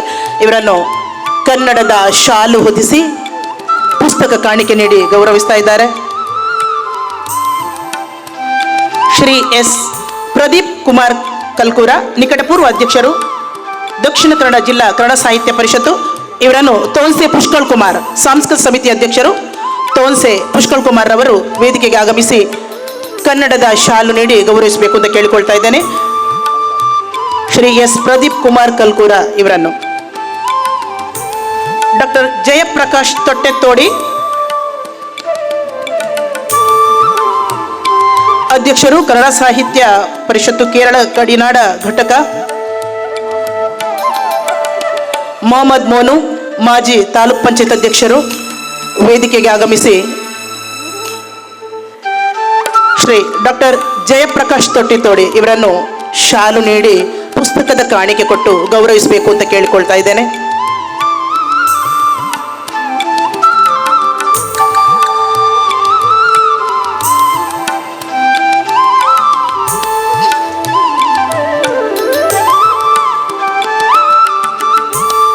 ಶ್ರೀ ಗುರುದತ್ ಎಂಎನ್, ಕಾರ್ಯನಿರ್ವಹಣಾಧಿಕಾರಿ ತಾಲೂಕು ಪಂಚಾಯತ್ ಉಳ್ಳಾಲ. ಇವರನ್ನು ಡಾಕ್ಟರ್ ಪೌಲ್ ಅಕ್ವಿನಸ್ ಸನ್ಮಾನ ಸಮಿತಿ. Doctor Paul Aquinas. Madhava Ullal ವೇದಿಕೆ ಸಮಿತಿಯ ಸದಸ್ಯರು. ಮಾಧವ ಉಳ್ಳಾಲರವರು ಬಂದು ಶ್ರೀ ಗುರುದತ್ ಎಂಎನ್, ಕಾರ್ಯನಿರ್ವಹಣಾಧಿಕಾರಿಗಳು ತಾಲೂಕು ಪಂಚಾಯತ್ ಉಳ್ಳಾಲ. ಇವರನ್ನು ಕನ್ನಡದ ಶಾಲು ನೀಡಿ ಪುಸ್ತಕ ಕಾಣಿಕೆ ನೀಡಿ ಗೌರವಿಸ್ತಾ ಇದ್ದಾರೆ. ಶ್ರೀಮತಿ ಗೀತಾ ದಾಮೋದರ್ ಕುಂದರ್, ಅಧ್ಯಕ್ಷರು ಗ್ರಾಮ ಪಂಚಾಯತ್ ಕೊಣಾಜೆ. ಇವರನ್ನು ಶ್ರೀಮತಿ ವಿಜಯಲಕ್ಷ್ಮಿ ಪ್ರಸಾದ್ ರೈ, ಕಾರ್ಯಕ್ರಮ ಸಂಯೋಜನಾ ಸಮಿತಿಯ ಅಧ್ಯಕ್ಷರು. ಇವರು ಕನ್ನಡದ ಶಾಲು ನೀಡಿ ಗೌರವಿಸಬೇಕು ಅಂತ ಕೇಳಿಕೊಳ್ತಾ ಇದ್ದೇನೆ.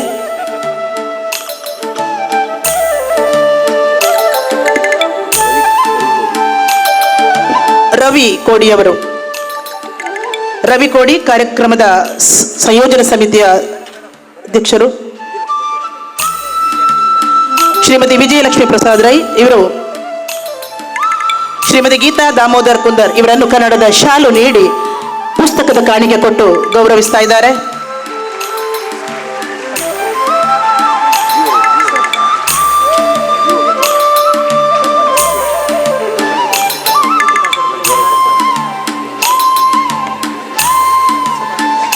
ಇಪ್ಪತ್ತ 7ನೇ ಕನ್ನಡ ಸಾಹಿತ್ಯ ಸಮ್ಮೇಳನದ ರೂವಾರಿಗಳು ಹಾಗೆ ವಿಧಾನ ಪರಿಷತ್ತಿನ ಅಧ್ಯಕ್ಷರು ಆಗಿರತಕ್ಕಂತಹ ಸನ್ಮಾನ್ಯ ಶ್ರೀ ಯು ಟಿ ಖಾದರ್ ಅವರು ಆಗಮಿಸ್ತಾ ಇದ್ದಾರೆ.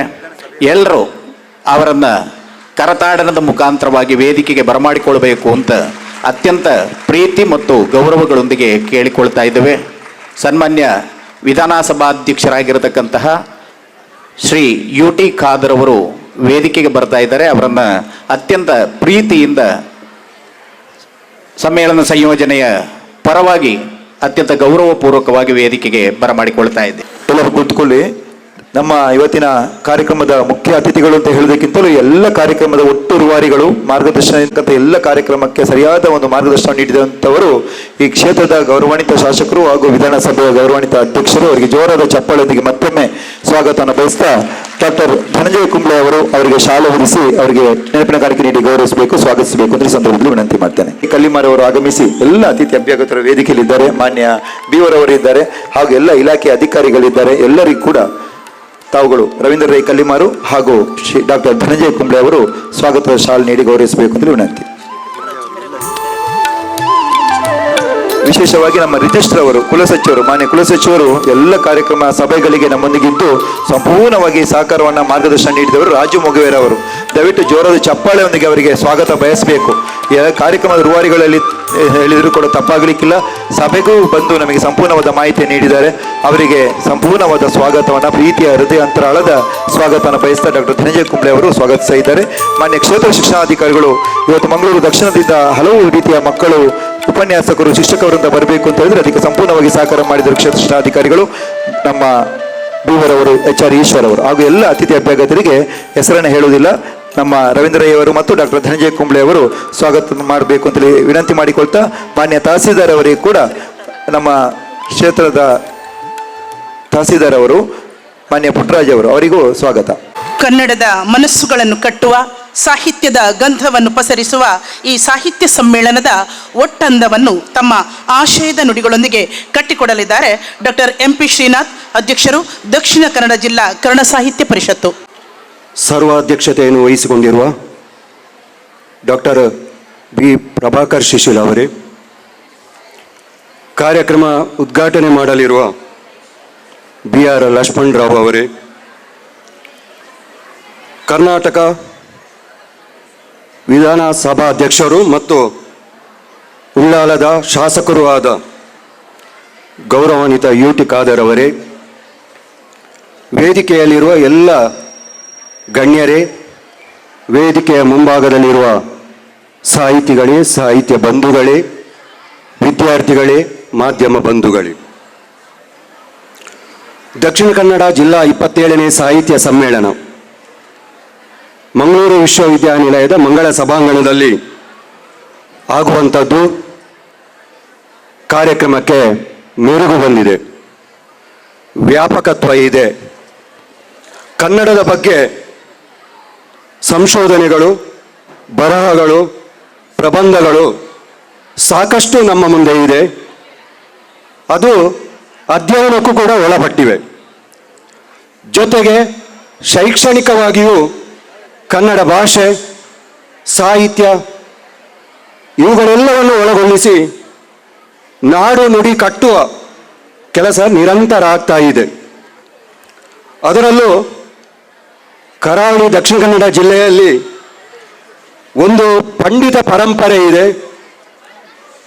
ಈ ವಿಶ್ವವಿದ್ಯಾನಿಲಯ ಇದಕ್ಕೆ ಸಾಕ್ಷಿ. ಇಂದು ಮತ್ತು ನಾಳೆ ನಡೆಯುವ ಸಾಹಿತ್ಯ ಸಮ್ಮೇಳನ, ಮಹಾ ಸಮ್ಮೇಳನ, ಅಕ್ಷರ ಜಾತ್ರೆ, ಕನ್ನಡ ಉತ್ಸವ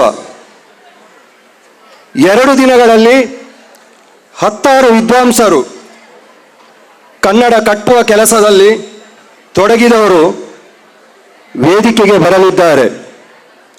ಈ ಎಲ್ಲವನ್ನು ಪರಿಗಣಿಸಿ ಸಮ್ಮೇಳನಕ್ಕೆ ಆಶಯವನ್ನು ಇಟ್ಟಿದ್ದೇವೆ. ಸಾಹಿತ್ಯದ ಮನೆ, ಬಹುತ್ವಕ್ಕೆ ಮನ್ನಣೆ. ಈ ಆಶಯವನ್ನು ಕೇಂದ್ರೀಕರಿಸಿ 5 ಗೋಷ್ಠಿಗಳು, 4 ವಿಶೇಷ ಉಪನ್ಯಾಸಗಳು, ಸಾಧಕರಿಗೆ ಸನ್ಮಾನ, ಸಾಂಸ್ಕೃತಿಕ ಕಾರ್ಯಕ್ರಮಗಳು ಆಯೋಜನೆಗೊಂಡಿವೆ. ಕನ್ನಡ ನಾಡಿನಲ್ಲಿರುವಂಥ ಪ್ರತಿ ಮನೆಯು ಸಾಹಿತ್ಯದ ಮನೆ. ಸಾಹಿತ್ಯದ ಮೂಲಕ ಭಾಷೆ, ಸಂಸ್ಕೃತಿ, ಪರಿಸರ, ಆರ್ಥಿಕ, ಸಾಮಾಜಿಕ, ಜನಪದೀಯ ವಿಶೇಷತೆ ಇವುಗಳೆಲ್ಲವೂ ಜನಮನಕ್ಕೆ ಮನೆ ಮನೆಗೆ ತಲುಪಿಸುವ ಕೆಲಸಗಳು ಆಗ್ತಾ ಇವೆ. ಇದುವೇ ಬಹುತ್ವ.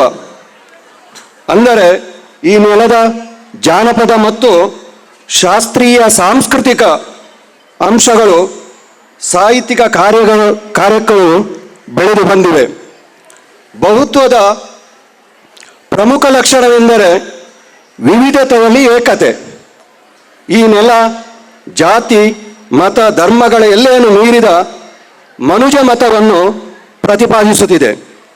ಈ ಎಲ್ಲ ಅಂಶಗಳನ್ನು ಒಳಗೊಂಡು ಕಾರ್ಯಕ್ರಮವನ್ನು ಸಂಯೋಜಿಸಲಾಗಿದೆ. ಮಂಗಳೂರು ವಿಶ್ವವಿದ್ಯಾನಿಲಯದ ಕುಲಪತಿಗಳಾದ ಡಾಕ್ಟರ್ PL ಧರ್ಮ ಅವರ ಮಾರ್ಗದರ್ಶನ, ಹಾಗೆ ಉಳ್ಳಾಲ ತಾಲೂಕಿನ ಕನ್ನಡ ಸಾಹಿತ್ಯ ಪರಿಷತ್ತಿನ ಅಧ್ಯಕ್ಷರಾದ ಡಾಕ್ಟರ್ ಧನಂಜಯ ಕುಂಬ್ಳೆ ಮತ್ತು ಅವರ ತಂಡ ಈ ಸಮ್ಮೇಳನದ ತಯಾರಿಯನ್ನು ಮಾಡಿದ್ದಾರೆ. ಅದಕ್ಕೆ ಎಲ್ಲ ಕಲಶಪ್ರಾಯವಾಗಿ ಡಾಕ್ಟರ್ ಬಿ ಪ್ರಭಾಕರ್ ಶಿಶಿಲ ಅವರು ಸರ್ವಾಧ್ಯಕ್ಷರಾಗಿ ಆಯ್ಕೆಯಾಗಿರುವುದು ನಮಗೆಲ್ಲ ಬಹಳ ಹೆಮ್ಮೆ.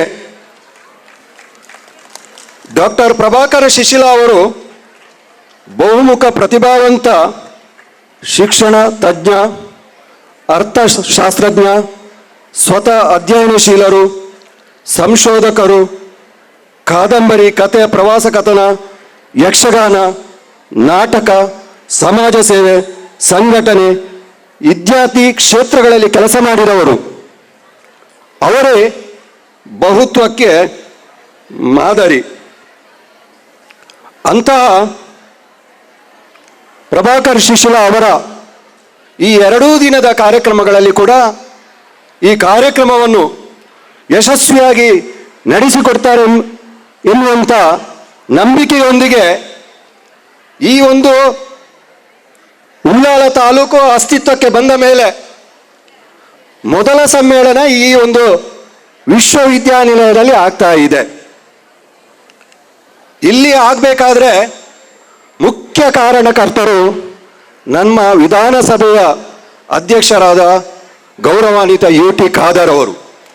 ಕಳೆದ ವರ್ಷ ನಾವು ಮಂಗಳೂರು ಪುರಭವನದಲ್ಲಿ 26ನೇ ಜಿಲ್ಲಾ ಸಾಹಿತ್ಯ ಸಮ್ಮೇಳನ ಮಾಡುವಾಗ ನಮಗೆ ಒಂದು ಅವಕಾಶ ಮಾಡಿಕೊಡಿ, ನಾನು ವಿಧಾನಸಭೆಯ ಅಧ್ಯಕ್ಷನಾಗಿರುವಾಗಲೇ ನನ್ನ ಅವಧಿಯಲ್ಲಿ ಉಳ್ಳಾಲ ಕ್ಷೇತ್ರದಲ್ಲಿ ಒಂದು ಸಮ್ಮೇಳನ ಆಗಬೇಕು ಎನ್ನುವಂಥ ಒಂದು ಬೇಡಿಕೆಯನ್ನು ನಮ್ಮಲ್ಲಿ ಇಟ್ಟಿದ್ರು.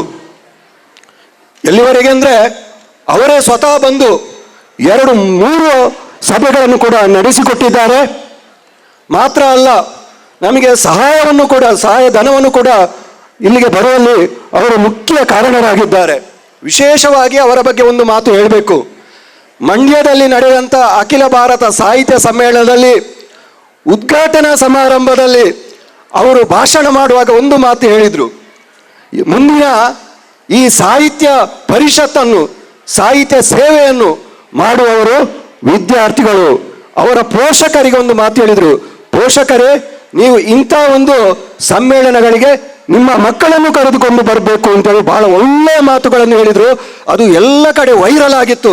ಅಂತ ಕನ್ನಡದ ಮೇಲೆ, ಕನ್ನಡ ಭಾಷೆಯ ಮೇಲೆ, ಕನ್ನಡ ನುಡಿಯ ಮೇಲೆ ಅಭಿಮಾನ ಇರುವವರು ನಮ್ಮ ಗೌರವಾನ್ವಿತ UT ಖಾದರ್ ಅವರು. ಅವರಿಗೆ ದಕ್ಷಿಣ ಕನ್ನಡ ಜಿಲ್ಲಾ ಕನ್ನಡ ಸಾಹಿತ್ಯ ಪರಿಷತ್ತಿನ ಪರವಾಗಿ ವಿಶೇಷವಾಗಿ ನಾನು ಅಭಿನಂದನೆಯನ್ನು ಸಲ್ಲಿಸ್ತಾ ಇದ್ದೇನೆ. ಸಾಹಿತ್ಯದ ಚಟುವಟಿಕೆ ನಡೆಯಬೇಕು. ಕನ್ನಡ ಭಾಷೆ ಮತ್ತು ಸಾಂಸ್ಕೃತಿಕವಾಗಿ ನಾವು ಅಭಿಮಾನ ಪಡುವಂಥ ಕೆಲಸ ನಮ್ಮಿಂದ ಆಗಬೇಕು. ಪ್ರಸ್ತುತ ವ್ಯಾಪಾರೀಕರಣ, ಆರ್ಥಿಕ ದೃಷ್ಟಿಕೋನವು ನಮ್ಮ ಭಾಷೆ ಮತ್ತು ಸಂಸ್ಕೃತಿಗೆ ಸವಾಲು ಕೂಡ ಆಗಿದೆ. ಅಂಥ ಒಂದು ವಾತಾವರಣ ಈಗ ನಿರ್ಮಾಣ ಆಗಿದೆ. ಒಟ್ಟಾಗಿ ಪ್ರಸ್ತುತ ವ್ಯವಸ್ಥೆಯಲ್ಲಿ ಈ ಸಮ್ಮೇಳನ ಒಂದು ಆಗುವಲ್ಲಿ ಪರಿವರ್ತನೆಯ ಒಂದು ಪ್ರೇರಣೆ ಆಗಲಿಕ್ಕೆ ಇದೆ ಎಂಬ ಮಾತನ್ನು ಈ ಸಂದರ್ಭದಲ್ಲಿ ಹೇಳ್ತಾ, ಕನ್ನಡ ಸಾಹಿತ್ಯ ಸಮ್ಮೇಳನ, ದಕ್ಷಿಣ ಕನ್ನಡ ಜಿಲ್ಲಾ ಸಾಹಿತ್ಯ ಸಮ್ಮೇಳನ, 26ನೇ ಸಾಹಿತ್ಯ ಸಮ್ಮೇಳನ ನಡೆದು ಇವತ್ತು 27ನೇ ಸಾಹಿತ್ಯ ಸಮ್ಮೇಳನ. ಇಲ್ಲಿ ಒಂದು ಮಾತು ಹೇಳಬೇಕು. ಚಂದ್ರಶೇಖರ ಅಯ್ಯನವರು ಎಲ್ಲಿದ್ರು ಒಮ್ಮೆ ಎದ್ದು ನಿಲ್ಲಿ. ರಾಯಚೂರಿಂದ ಬಂದಿದ್ದಾರೆ. ದಕ್ಷಿಣ ಕನ್ನಡ ಜಿಲ್ಲೆ ಅಂದರೆ ಬಹಳ ಪ್ರೀತಿ. ಇಲ್ಲಿ ಜಿಲ್ಲಾ ಸಮ್ಮೇಳನ ಅಥವಾ ಕನ್ನಡದ ಯಾವುದೇ ಕಾರ್ಯಕ್ರಮ ಆದರೂ ಕೂಡ ನಮ್ಮ ಚಂದ್ರಶೇಖರ ಅಯ್ಯನವರು ಬರ್ತಾರೆ. ಇವತ್ತು ನಮ್ಮ ಈ ಸಮ್ಮೇಳನಕ್ಕೆ ಬಂದಿದ್ದಾರೆ. ಅವರು 2 ದಿವಸ ಕೂಡ ನಮ್ಮ ಜೊತೆ ಇರ್ತಾರೆ. ಚಂದ್ರಶೇಖರ ಅಯ್ಯನವರು ರಾಯಚೂರಿಂದ ಬಂದಿದ್ದಾರೆ. ಅವರನ್ನು ಈ ಸಂದರ್ಭದಲ್ಲಿ ನಾನು ಗುರುತಿಸ್ತಾ ಇದ್ದೇನೆ. ವಿಶೇಷವಾಗಿ ನಮ್ಮ ಸಾಹಿತ್ಯ ಬಂಧುಗಳಲ್ಲಿ ಒಂದು ವಿನಂತಿಯನ್ನು ಮಾಡ್ತಾ ಇದ್ದೇನೆ. ಬಹಳಷ್ಟು ಸಾಹಿತ್ಯ ಪರಿಷತ್ತಿನ ಆಜೀವ ಸದಸ್ಯರಾಗಲಿಲ್ಲ. ಅಂಥವರಿಗೆ ನಾವೊಂದು ವಿಶೇಷವಾದಂಥ ಒಂದು ಕೌಂಟ್ರನ್ನು ಕೂಡ ತೆಗೆದಿದ್ದೇವೆ. ಅಲ್ಲಿ ನೋಂದಾವಣೆ ಕಚೇರಿಯಲ್ಲಿ ಸಾಹಿತ್ಯ ಪರಿಷತ್ತಿನ ಆಜೀವ ಸದಸ್ಯರಾಗಲಿಕ್ಕೆ ಇಲ್ಲಿ ಅವಕಾಶಗಳು ಇದೆ. ನಿಮ್ಮ ಒಂದು ಪಾಸ್ಪೋರ್ಟ್ ಸೈಜಿನ ಫೋಟೋ ಮತ್ತು ಒಂದು ಆಧಾರ್ ಸಂಖ್ಯೆಯನ್ನು ಕೊಟ್ಟರೆ ನಾವು ಅಲ್ಲಿ ಕೌಂಟ್ರಲ್ಲಿ ನಿಮ್ಮ ಆಜೀವ ಸದಸ್ಯರನ್ನಾಗಿ ಮಾಡಲಿಕ್ಕೆ ನಾವು ಬರ್ತಾ ಇದ್ದೇವೆ. ಮಾತ್ರ ಅಲ್ಲ, ವಿಶೇಷವಾಗಿ ಇಲ್ಲಿ ಮಳಿಗೆಗಳನ್ನು ಕೂಡ ನಾವು ತೆರೆದಿವೆ. ಪುಸ್ತಕ ಮಳಿಗೆಗಳು, ಸುಮಾರು ಒಂದು 15 ಪುಸ್ತಕ ಮಳಿಗೆಗಳು ಕೂಡ ಇವೆ. ಈ 2 ದಿನದ ಕಾರ್ಯಕ್ರಮಗಳಲ್ಲಿ ತಾವು ಆ ಕಾರ್ಯಕ್ರಮದಲ್ಲಿ ಭಾಗವಹಿಸಿ ಎಲ್ಲ ಮಳಿಗೆಗಳಿಗೂ ಕೂಡ ಭೇಟಿ ಕೊಡಬೇಕು ಅಂತೇಳಿ ತಮ್ಮಲ್ಲಿ ವಿನಂತಿಯನ್ನು ಕೂಡ ಮಾಡ್ತಾ ಇದ್ದೇವೆ. ಬಹಳ ಮುಖ್ಯವಾಗಿ ನಮ್ಮ ಕನ್ನಡ ಸಾಹಿತ್ಯ ಪರಿಷತ್ತು, ಕೇಂದ್ರ ಕನ್ನಡ ಸಾಹಿತ್ಯ ಪರಿಷತ್ತು 2024ನೇ ಶ್ರೀಮತಿ ಮನೋಹರಿ ಪಾರ್ಥಸಾರಥಿ ಮನುಶ್ರೀ ದತ್ತಿ ಪ್ರಶಸ್ತಿ ಪ್ರದಾನ ಅದು ಕೇಂದ್ರ ಸಾಹಿತ್ಯ ಪರಿಷತ್ತು ಬೆಂಗಳೂರಿನಲ್ಲಿ ಆಗಬೇಕಿತ್ತು. ನಮ್ಮ ಬೆಳ್ತಂಗಡಿ ತಾಲೂಕಿನ ಹಿರಿಯ ಸಾಹಿತಿಗಳಾದ ರಾಮಕೃಷ್ಣ ಶಾಸ್ತ್ರಿ ಅವರಿಗೆ ಅದನ್ನು ಕೊಡಮಾಡಿದ್ದಾರೆ. ಅವರಿಗೆ ಬೆಂಗಳೂರಿಗೆ ಹೋಗಲಿಕ್ಕೆ ಕಷ್ಟ ಆಗ್ತದೆ ಅಂತೇಳಿ ಅವರು ಇವತ್ತು ಇಲ್ಲಿಗೆ ಬಂದಿದ್ದಾರೆ. ಅವರಿಗೆ ಈ ಉದ್ಘಾಟನಾ ಸಮಾರಂಭದಲ್ಲಿ ಆ ಪ್ರಶಸ್ತಿಯನ್ನು 10,000 ರೂಪಾಯಿ ಗೌರವಧನವನ್ನು ಕೂಡ ನಾವು ನೀಡಲಿಕ್ಕೆ ಇದ್ದೇವೆ. ಅಲ್ಲದೆ ವಿಶೇಷವಾಗಿ ಈ ಹಿಂದೆ ನಡೆದ ಕನ್ನಡ ಸಾಹಿತ್ಯ ಸಮ್ಮೇಳನ ಸ್ಮರಣ ಸಂಚಿಕೆ ಕೂಡ ಇಲ್ಲಿ ಬಿಡುಗಡೆ ಆಗಲಿಕ್ಕಿದೆ. ಆ ಸ್ಮರಣ ಸಂಚಿಕೆ ಅದು ಸಾಮಾನ್ಯ ಸ್ಮರಣ ಸಂಚಿಕೆ ಅಲ್ಲ, ಒಂದು ವಿಶೇಷ ಸ್ಮರಣ ಸಂಚಿಕೆ. ಒಂದು ಸಂಶೋಧನೆ ಮಾಡುವಷ್ಟು ಆ ಸ್ಮರಣ ಸಂಚಿಕೆಯಲ್ಲಿ ವಿಶೇಷತೆ ಇದೆ. ಅಂತಹ ಸ್ಮರಣ ಸಂಚಿಕೆಯನ್ನು ತಾವು ಖರೀದಿಸಬೇಕು ಅಂತೇಳಿ ತಮ್ಮಲ್ಲಿ ವಿನಂತಿ ಮಾಡ್ತೇನೆ. ಕಾರಂತೆ ಎಸ್ ವಿ ಪರಮೇಶ್ವರ ಭಟ್ಟ, ಕಯ್ಯಾರ ಕಿಞ್ಞಣ್ಣ, ಅಮೃತ್ ಸೋಮೇಶ್ವರ ಅವರೆಲ್ಲರನ್ನು ನೆನಪಿಸುತ್ತಾ ನನ್ನ ಈ ಆಶಯ ಭಾಷಣಕ್ಕೆ ಪೂರ್ಣ ವಿರಾಮ ಆಗ್ತೇನೆ. ಜೈ ಹಿಂದ್, ಜೈ ಕರ್ನಾಟಕ. ನಾವೆಲ್ಲರೂ ಅತ್ಯಂತ ನಿರೀಕ್ಷೆಯಿಂದ ಕಾಯ್ತಾ ಇರತಕ್ಕಂಥ ಉದ್ಘಾಟನಾ ಸಮಾರಂಭದ ಬಹಳ ಮಹತ್ವದ ಘಟ್ಟವನ್ನು ತಲುಪ್ತಾ ಇದ್ದೇವೆ. ಇವತ್ತಿನ 27ನೇ ದಕ್ಷಿಣ ಕನ್ನಡ ಜಿಲ್ಲಾ ಕನ್ನಡ ಸಾಹಿತ್ಯ ಸಮ್ಮೇಳನವನ್ನು ಉದ್ಘಾಟನೆ ಮಾಡಲಿಕ್ಕೆ ಇರತಕ್ಕಂಥವರು ಸನ್ಮಾನ್ಯರಾದಂತಹ ಶ್ರೀ BR ಲಕ್ಷ್ಮಣರಾವ್ ಅವರು. ಅವರ ಜೊತೆಗೆ ವೇದಿಕೆಯಲ್ಲಿ ಇರತಕ್ಕಂಥ ಎಲ್ಲ ಗೌರವಾನ್ವಿತರು ಸೇರಿ ದೀಪ ಪ್ರಜ್ವಲನದ ಮುಖಾಂತರವಾಗಿ ಈ ಸಾಹಿತ್ಯ ಸಮ್ಮೇಳನವನ್ನು ಉದ್ಘಾಟಿಸಬೇಕು ಅಂತ ಅವರನ್ನು ಅತ್ಯಂತ ಗೌರವಪೂರ್ವಕವಾಗಿ ವಿನಂತಿಸಿಕೊಳ್ಳುತ್ತಾರೆ.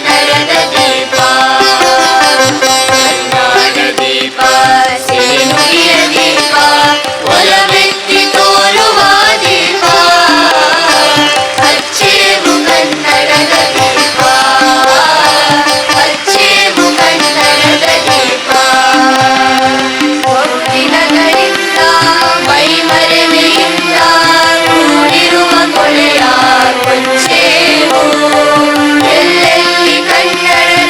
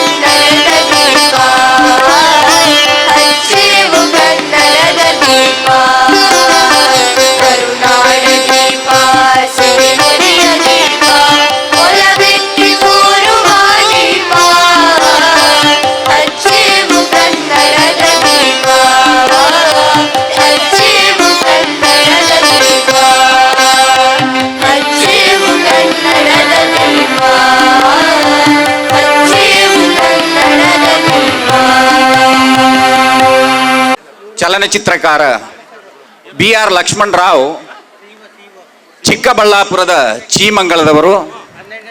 ಬೆಂಗಳೂರು ವಿಶ್ವವಿದ್ಯಾನಿಲಯದಿಂದ ಪದವಿ ಮತ್ತು ಮೈಸೂರು ವಿಶ್ವವಿದ್ಯಾನಿಲಯದಿಂದ ಸ್ನಾತಕೋತ್ತರ ಪದವಿ ಪಡೆದ ಇವರು ಪ್ರೌಢಶಾಲಾ ಅಧ್ಯಾಪಕರಾಗಿ, ವಿನಾಯಕ ಟ್ಯುಟೋರಿಯಲ್ಸ್ನ ಪ್ರಾಂಶುಪಾಲರಾಗಿ ವೃತ್ತಿಯಿಂದ ನಿವೃತ್ತರಾಗಿ ಪ್ರಸ್ತುತ ತನ್ನನ್ನು ತಾನು ಸಂಪೂರ್ಣ ಸಾಹಿತ್ಯ ಪರಿಚಾರಿಕೆಯಲ್ಲಿಯೇ ತೊಡಗಿಸಿಕೊಂಡಿದ್ದಾರೆ. ತಂದೆಯವರ ಸಂಗೀತ ಪ್ರೀತಿಯ ಜೊತೆಗೆ ಇವರ ಸಾಹಿತ್ಯ ಪ್ರೇಮ ಎರಕಗೊಂಡು ವಿದ್ಯಾರ್ಥಿ ದೆಸೆಯಿಂದಲೇ ಬರೆಹದ ಬೆನ್ನು ಹತ್ತಿದ ಇವರಿಂದ 12 ಕವನ ಸಂಕಲನಗಳು, ಭಾವಗೀತೆಗಳು, ಹನಿ ಕವಿತೆಗಳು, ವಿನೋದ ಕವಿತೆಗಳು, ಸಮಗ್ರ ಕಾವ್ಯಗಳೆಂಬ ಬಹುವಿಧ ಕಾವ್ಯ ಕೃಷಿಯಿಂದಾಗಿ ಕವಿಯಾಗಿಯೇ ಜನಮಾನಸದಲ್ಲಿ ಗುರುತಿಸಲ್ಪಟ್ಟಿದ್ದಾರೆ. 5 ಲೇಖನ ಸಂಕಲನಗಳು, 5 ನಾಟಕಗಳು, 1 ವ್ಯಕ್ತಿ ಚಿತ್ರ, 1 ಲಲಿತ ಪ್ರಬಂಧವನ್ನು ಇವರು ಪ್ರಕಟಿಸಿದ್ದಾರೆ. ದೂರದರ್ಶನ ಧಾರಾವಾಹಿಗಳ ಶೀರ್ಷಿಕೆ ಗೀತೆಗಳು, ಚಲನಚಿತ್ರ ಗೀತೆಗಳು ಮತ್ತು ಭಾವಗೀತೆಗಳ ಧ್ವನಿ ಸಾಂದ್ರಿಕೆ ಅಂದರೆ CDಗಳು ಇವರಿಗೆ ಅಪಾರ ಜನಮನ್ನಣೆಯನ್ನು ತಂದಿತ್ತಿವೆ.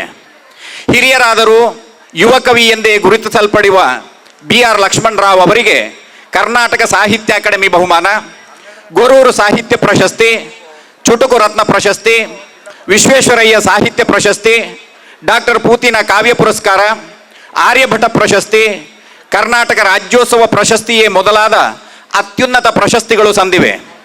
ಅಭಿಮಾನಿಗಳು ಮತ್ತು ಗೆಳೆಯರು ಸೇರಿ ಚಿಂತಾಮಣಿ ಮತ್ತು ಗೆಳೆಯ ಲಕ್ಷ್ಮಣ ಎಂಬ ಅಭಿನಂದನಾ ಗ್ರಂಥಗಳನ್ನು ಇವರಿಗೆ ಸಮರ್ಪಿಸಿದ್ದಾರೆ. ಕವಿಯಾಗಿ, ಸಾಹಿತಿಯಾಗಿ ಜಗತ್ತಿನ ವಿವಿಧ ರಾಷ್ಟ್ರಗಳಲ್ಲಿ ಉಪನ್ಯಾಸ ನೀಡಿದ, ಸಮ್ಮೇಳನಗಳಲ್ಲಿ ಭಾಗವಹಿಸಿದ ಖ್ಯಾತಿ ಇವರದು. ಸನ್ಮಾನ್ಯ ಶ್ರೀ BR ಲಕ್ಷ್ಮಣರಾವ್ ಅವರು ಈಗ 27ನೇ ದಕ್ಷಿಣ ಕನ್ನಡ ಜಿಲ್ಲಾ ಕನ್ನಡ ಸಾಹಿತ್ಯ ಸಮ್ಮೇಳನದ ಉದ್ಘಾಟಕರಾಗಿ ಉದ್ಘಾಟನಾ ಮಾತುಗಳನ್ನು ಆಡಬೇಕು ಅಂತ ಅವರನ್ನು ಅತ್ಯಂತ ಗೌರವಪೂರ್ವಕವಾಗಿ ವಿನಂತಿಸಿಕೊಳ್ತಾ ಇದ್ದೇವೆ. ದಕ್ಷಿಣ ಕನ್ನಡ ಜಿಲ್ಲಾ ಸಾಹಿತ್ಯ ಸಮ್ಮೇಳನ 27ನೇ ಸಾಹಿತ್ಯ ಸಮ್ಮೇಳನ, ಇದನ್ನು ಅತ್ಯಂತ ಸಂತೋಷದಿಂದ ನಾನು ಉದ್ಘಾಟಿಸ್ತಾ ಇದ್ದೇನೆ ಮತ್ತು ಅತ್ಯಂತ ಯಶಸ್ವಿಯಾಗಿ ಈ ಸಮ್ಮೇಳನ ನಡೆಯಲಿ ಅಂತ ನಾನು ಹಾರೈಸ್ತಾ ಇದ್ದೀನಿ ಸಹ. ವೇದಿಕೆಯಲ್ಲಿ ಅನೇಕ ಗಣ್ಯರಿದ್ದಾರೆ.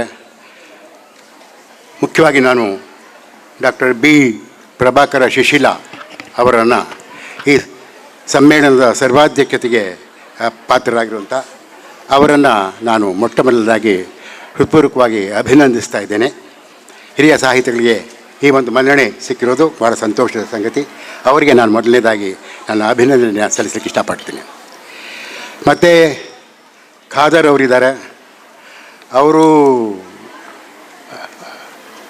ಅಲ್ಲಿ ಶಾಸಕರಾಗಿ ಅಲ್ಲಿನ ರಾಜಕೀಯದಲ್ಲಿರ್ಬೋದು, ಆದರೆ ನಾನು ಅವ್ರನ್ನ ಬೆಹರೇನ್ನಲ್ಲಿ ಅಲ್ಲಿನ ಸಾಹಿತ್ಯ ಸಮ್ಮೇಳನ ಆದಾಗ ಅಲ್ಲಿ ಅವರು ಮಾತಾಡಿದ್ದನ್ನು ಕೇಳಿದ್ದೆ. ತುಂಬ ಒಳ್ಳೆಯ ವಾಗ್ಮಿಗಳು ಮತ್ತು ಬಹಳ ಉದಾರ ಮನಸ್ಸಿನವರು, ಮುಕ್ತ ಮನಸ್ಸಿನವರು. ಹೀಗಾಗಿ ಖಾದರ್ ಅವರು ಇವತ್ತು ಬಂದಿರೋದು ಬಹಳ ಸಂತೋಷ ಸಂಗತಿ ನನಗೆ. ಅದಕ್ಕಾಗಿ ಅವರನ್ನು ನಾನು ಮತ್ತೊಮ್ಮೆ ಇಲ್ಲಿಗೆ ನೆನಪಿಸ್ಕೊಳ್ಳಿಕ್ಕೆ ಇಷ್ಟಪಡ್ತಾ ಇದ್ದೇನೆ. ಮತ್ತು ವೇದಿಕೆಯಲ್ಲಿ ಬಹಳ ಜನ ಇದ್ದಾರೆ ನನಗೆ ಪರಿಚಯ ಇರೋರು. ಮತ್ತು ಈ ಸಲ ನಾನು ಈ ಕರಾವಳಿಯ ಸಮ್ಮೇಳನಕ್ಕೆ ಬರ್ತಾ ಇರೋದು ನನಗೆ ಭಾಳ ಸಂತೋಷ. ಅಂದರೆ ನಾ ಬಯಲುಸೀಮೆಯಿಂದ ಕರಾವಳಿಗೆ ನನ್ನ ಕರೆಸ್ಕೊಂಡಿದ್ದೀನಿ. ಹಾಗಾಗಿ ಭಾಳ ಸಂತೋಷದ ಸಂಗತಿ. ಇಲ್ಲಿ ನಮ್ಮ ಭುವನೇಶ್ವರಿ ಹೆಗಡೆ ಅವರಿದ್ದಾರೆ. ಅವರು ಮಂಗಳೂರಿನವರಾದರೂ ಬೆಂಗಳೂರಿನಲ್ಲೇ ಹೆಚ್ಚು ಪ್ರಸಿದ್ಧರವರು. ಮತ್ತು ನಮ್ಮ ಪುನರೂರವರಿದ್ದಾರೆ. ಹೀಗಾಗಿ ಇವರನ್ನೆಲ್ಲರೂ ನಾನು ಇಲ್ಲಿರುವ ಎಲ್ಲ ಗಣ್ಯರನ್ನು ಕೂಡ ನಾನು ನೆನಪಿಸ್ಕೊಳ್ತಾ, ಮತ್ತು ಈ ಸಮ್ಮೇಳನಕ್ಕೆ ನಾನು ಬರಲಿಕ್ಕೆ ಭಾಳ ಮುಖ್ಯ ಕಾರಣರಾಗಿದ್ದು ನಮ್ಮ ಧನಂಜಯ ಕುಂಬಳೆ ಅವರು. ಅವರ ಸ್ನೇಹಕ್ಕೆ ನಾನು ಮತ್ತೊಮ್ಮೆ ನನ್ನ ಧನ್ಯವಾದವನ್ನು ಹೇಳಲಿಕ್ಕೆ ಇಷ್ಟಪಡ್ತೀನಿ. ನಾನು ಆಡ್ತಾ ಇರೋ ಯಾವ ಮಾತು ಕೂಡ ಹೊಸದೇನಲ್ಲ ಉದ್ಘಾಟನೆ ನುಡಿಗಳಲ್ಲಿ. ಆದರೆ ಆಡಲೇಬೇಕಾದಂಥ ಮತ್ತೆ ಆಡಲೇಬೇಕಾದಂಥ ಮಾತುಗಳಿವು. ಮೊದಲೇ ಸಾಹಿತ್ಯ ಸಮ್ಮೇಳನ ಮಾಡ್ತಾಯಿದ್ವಿ. ಸಾಹಿತ್ಯ ಅಂದರೆ ಏನು ಅಂತಲೇ, ಸಹಿತಸ್ಯ ಭಾವ ಸಾಹಿತ್ಯ ಅಂತಾರೆ. ಸಹಿತಸ್ಯ ಭಾವ ಅಂದರೆ ಒಳಗೊಳ್ಳುವುದು ಅಂತ, ಪ್ರತಿಯೊಂದನ್ನು ಒಳಗೊಳ್ಳುವುದು, ನನ್ನದು ಎಲ್ಲ ಅಂತ ಒಳಗೊಳ್ಳುವ ಭಾವನೆ ಇದೆಯಲ್ಲ, ಇದನ್ನೇ ನಾವು ಸಾಹಿತ್ಯ ಅಂತ ಕರಿತೇವೆ. ಇದನ್ನು ಶತಮಾನಗಳಿಂದ ಹೇಳ್ತಾ ಬಂದಿದ್ದಾರೆ. ಇಲ್ಲಿ ವಸುಧೈವ ಕುಟುಂಬಕಂ ಅಂತ ಆಗಲೇ ಹೇಳಿದರು. ಮತ್ತು ಮನುಷ್ಯ ಜಾತಿ ತಾನೊಂದೇ ವಲಂ ಅಂತ ಪಂಪ 10ನೇ ಶತಮಾನದಲ್ಲೇ ಹೇಳ್ದ. ಮತ್ತು ಸರ್ವ ಜನಾಂಗದ ಶಾಂತಿಯ ತೋಟ ಅಂತ ಕುವೆಂಪು ಈಗಲೂ ಹೇಳ್ತಾರೆ. ಈ ಭಾವನೆ ಇದೆಯಲ್ಲ, ಈ ಒಳಗೊಳ್ಳುವ ಭಾವನೆ ಇದೇ ಇದು ಸಾಹಿತ್ಯದ ನಿಜವಾದ ಅರ್ಥ. ಆದ್ದರಿಂದಲೇ ಈ ಸಮ್ಮೇಳನದ ಆಶಯ ಅಂತ ಸಾಹಿತ್ಯದ ಮನೆ ಬಹುತ್ವಕ್ಕೆ ಮನ್ನಣೆ ಅಂತಿದೆಯಲ್ಲ, ಅದು ಕೂಡ ಅದನ್ನೇ ಹೇಳುವಂಥ ಮಾತು. ಆದರೆ ಈ ಸಾಹಿತ್ಯ ಅಂತ ನಾವು ಹೇಳ್ತಿದ್ವಲ್ಲ, ಸಾಹಿತ್ಯ ಅಗತ್ಯ ಆದರೂ ಏನು, ಸಾಹಿತ್ಯ ಅಂದರೆ ಏನು, ಮುಖ್ಯವಾಗಿ ಸಾಹಿತ್ಯ ಮತ್ತು ಸಂಸ್ಕೃತಿ ಅಂತಂದರೆ ಮನುಷ್ಯನಿಗೆ ಕೇವಲ ಹೊರಬಾಳುವೆ ಮಾತ್ರ ಅಲ್ಲ, ಒಳಬಾಳುವೆ ಅಂತ ಒಂದಿದೆ. ಹೊರಬಾಳು ಮತ್ತು ಒಳಬಾಳು ಅಂತ ಹೇಳ್ತೀವಿ, ಎರಡು ಬಾಳುವೆಗಳಿವೆ. ಹೊರಬಾಳು ಅಂತಂದರೆ ಅದು ಈ ಲೌಕಿಕಕ್ಕೆ, ವ್ಯಾವಹಾರಿಕ ಜಗತ್ತಿಗೆ ಸಂಬಂಧಪಟ್ಟದ್ದು, ನಾಗರಿಕತೆಗೆ ಸಂಬಂಧಪಟ್ಟದ್ದು. ಆದರೆ ಒಳಬಾಳು ಅಂತ ಒಂದಿದೆಯಲ್ಲ, ಅದು ಅಂತರಂಗಕ್ಕೆ ಸಂಬಂಧಪಟ್ಟದ್ದು, ಹೃದಯಕ್ಕೆ, ಮನಸ್ಸಿಗೆ ಸಂಬಂಧಪಟ್ಟದ್ದು. ಈ ಅಂತರಂಗದ ಈ ಒಳಬಾಳಿದೆಯಲ್ಲ, ಇದಕ್ಕೆ ಸಾಹಿತ್ಯ ಬೇಕಾಗತ್ತೆ. ಅದಕ್ಕೆ ಮನುಷ್ಯನಿಗೆ ಎರಡು ಹಸಿವುಗಳಿದೆ ಅಂತ, ಎರಡು ಹಸಿವಿದೆ. ಒಂದು ದೇಹದ ಹಸಿವು, ಅದನ್ನು ನೀವು ಆಹಾರ ಕೊಟ್ಟು ಅದನ್ನು ನೀವು ಪೂರೈಸ್ಬೋದು. ಇನ್ನೊಂದು ಮನಸ್ಸಿನ, ಹೃದಯದ, ಬುದ್ಧಿಯ ಹಸಿವು. ಈ ಹಸಿವನ್ನು ಹಿಂಗಿಸಬೇಕಾಗಿದ್ದರೆ ಅಲ್ಲಿ ನಿಮಗೆ ಸಾಹಿತ್ಯ ಮತ್ತು ಲಲಿತ ಕಲೆಗಳು ಇವೆಲ್ಲ ಬೇಕಾಗತ್ತೆ. ಅದಕ್ಕೆ ನಮ್ಮಲ್ಲಿ ಸಂಸ್ಕೃತಿ ವಿಹೀನ ಪಶು ಅಂತ ಹೇಳ್ತಾ ಇರೋದು. ಸಂಸ್ಕೃತಿನಲ್ಲಿ ಸಾಹಿತ್ಯ ಬರುತ್ತೆ, ಮತ್ತು ಎಲ್ಲ ಲಲಿತ ಕಲೆಗಳು ಬರ್ತವೆ, ಸಂಗೀತ, ನೃತ್ಯ ಎಲ್ಲ ಕೂಡ ಬರ್ತದೆ. ಇವೆಲ್ಲ ಕೂಡ ಮನುಷ್ಯನ ಒಳಬಾಳುವಿಗೆ, ಅಂತರಂಗದ ಬಾಳುವಿಗೆ ಅರ್ಥ ಕೊಡುವಂಥ, ಸೃಜನಶೀಲತೆಗೆ ಅರ್ಥ ಕೊಡುವಂಥ ಒಂದು ಸಂಗತಿಗಳು. ಹಾಗಾಗಿ ಎಷ್ಟು ದೇಹದ ಹಸಿವು ಎಷ್ಟು ಮುಖ್ಯವೋ ಮನಸ್ಸಿನ ಹಸಿವು ಅಷ್ಟೇ ಮುಖ್ಯ. ಹಾಗಾಗಿಯೇ ಸಾಹಿತ್ಯಕ್ಕೆ ಇವತ್ತು ಕೂಡ ಆ ಒಂದು ಪ್ರಾಮುಖ್ಯತೆ ಬಂದಿದೆ. ಆದರೆ ಈ ಸಾಹಿತ್ಯದಿಂದ ಆಗೋ ಲಾಭ ಏನು ಅಂತ ಕೇಳಿದ್ರೆ, ಲಾಭ ಅಂದ್ಕೊಳ್ಳೆ ನನಗೆ ನಂದೇ ಒಂದು ಚಿಕ್ಕ ಪದ್ಯ ಜ್ಞಾಪಕ ಬರುತ್ತೆ. ಲಾಭ ಅಂತ, ಬೇರೆಲ್ಲ ಉದ್ಯೋಗ ಬಿಟ್ಟು ವ್ರತ ತೊಟ್ಟು, ಬೇರೆಲ್ಲ ಉದ್ಯೋಗ ಬಿಟ್ಟು ವ್ರತ ತೊಟ್ಟು ಹಗಲಿರುಳು ಕನ್ನಡ ಸಾಹಿತ್ಯ ಓದಿದ್ದಕ್ಕೆ, ಕನ್ನಡದಲ್ಲಿ ಕಾವ್ಯ ಬರೆದದ್ದಕ್ಕೆ ನನಗೆ ಸಿಕ್ಕ ಜೋಡಿ ಪದಕ ಈ ಕನ್ನಡಕ ಅಂತ. ಅಂದರೆ ಕನ್ನಡದ ಕವಿ ಕನ್ನಡಕ ಅಲ್ಲದೆ ಇನ್ನೇನು ಸಿಗತ್ತೆ ಅಂತ. ಆದರೆ ಕನ್ನಡಕ ಯಾವಾಗ ಹಾಕ್ಕೊಳ್ಳೋದು ನಾವು? ನಮ್ಮ ಕಣ್ಣಲ್ಲಿ ದೋಷ ಇದ್ದರೆ, ಸರಿಯಾಗಿ ಕಾಣದೇ ಇದ್ದರೆ, ಸರಿಯಾಗಿ ಗ್ರಹಿಸಲಿಕ್ಕೆ ಕನ್ನಡಕ ಹಾಕೋತೀವಿ. ಅಂದರೆ ಈ ಜಗತ್ತನ್ನು ಸ್ಪಷ್ಟವಾಗಿ, ಸೂಕ್ಷ್ಮವಾಗಿ ಗ್ರಹಿಸಲಿಕ್ಕೆ ನನಗೆ ಸಿಕ್ಕಿರುವ ಕನ್ನಡಕ ಕನ್ನಡ ಅಂತ. ಸೊ ಕನ್ನಡ ಎಂಬ ಕನ್ನಡಕದ ಮೂಲಕ ನಾನು ಇಲ್ಲಿ ಈ ಲೋಕವನ್ನು ಗ್ರಹಿಸ್ತಾ ಇದ್ದೀನಿ ಅಂತ ಅದರ ಅರ್ಥ. ಹಾಗಂತ ಕನ್ನಡದ ಕವಿಗೆ ಬಹಳ ದೊಡ್ಡದೇನು ಪ್ರತಿಫಲ ಅಂತ ನನ್ನ ಪದ್ಯ ಇದೆ.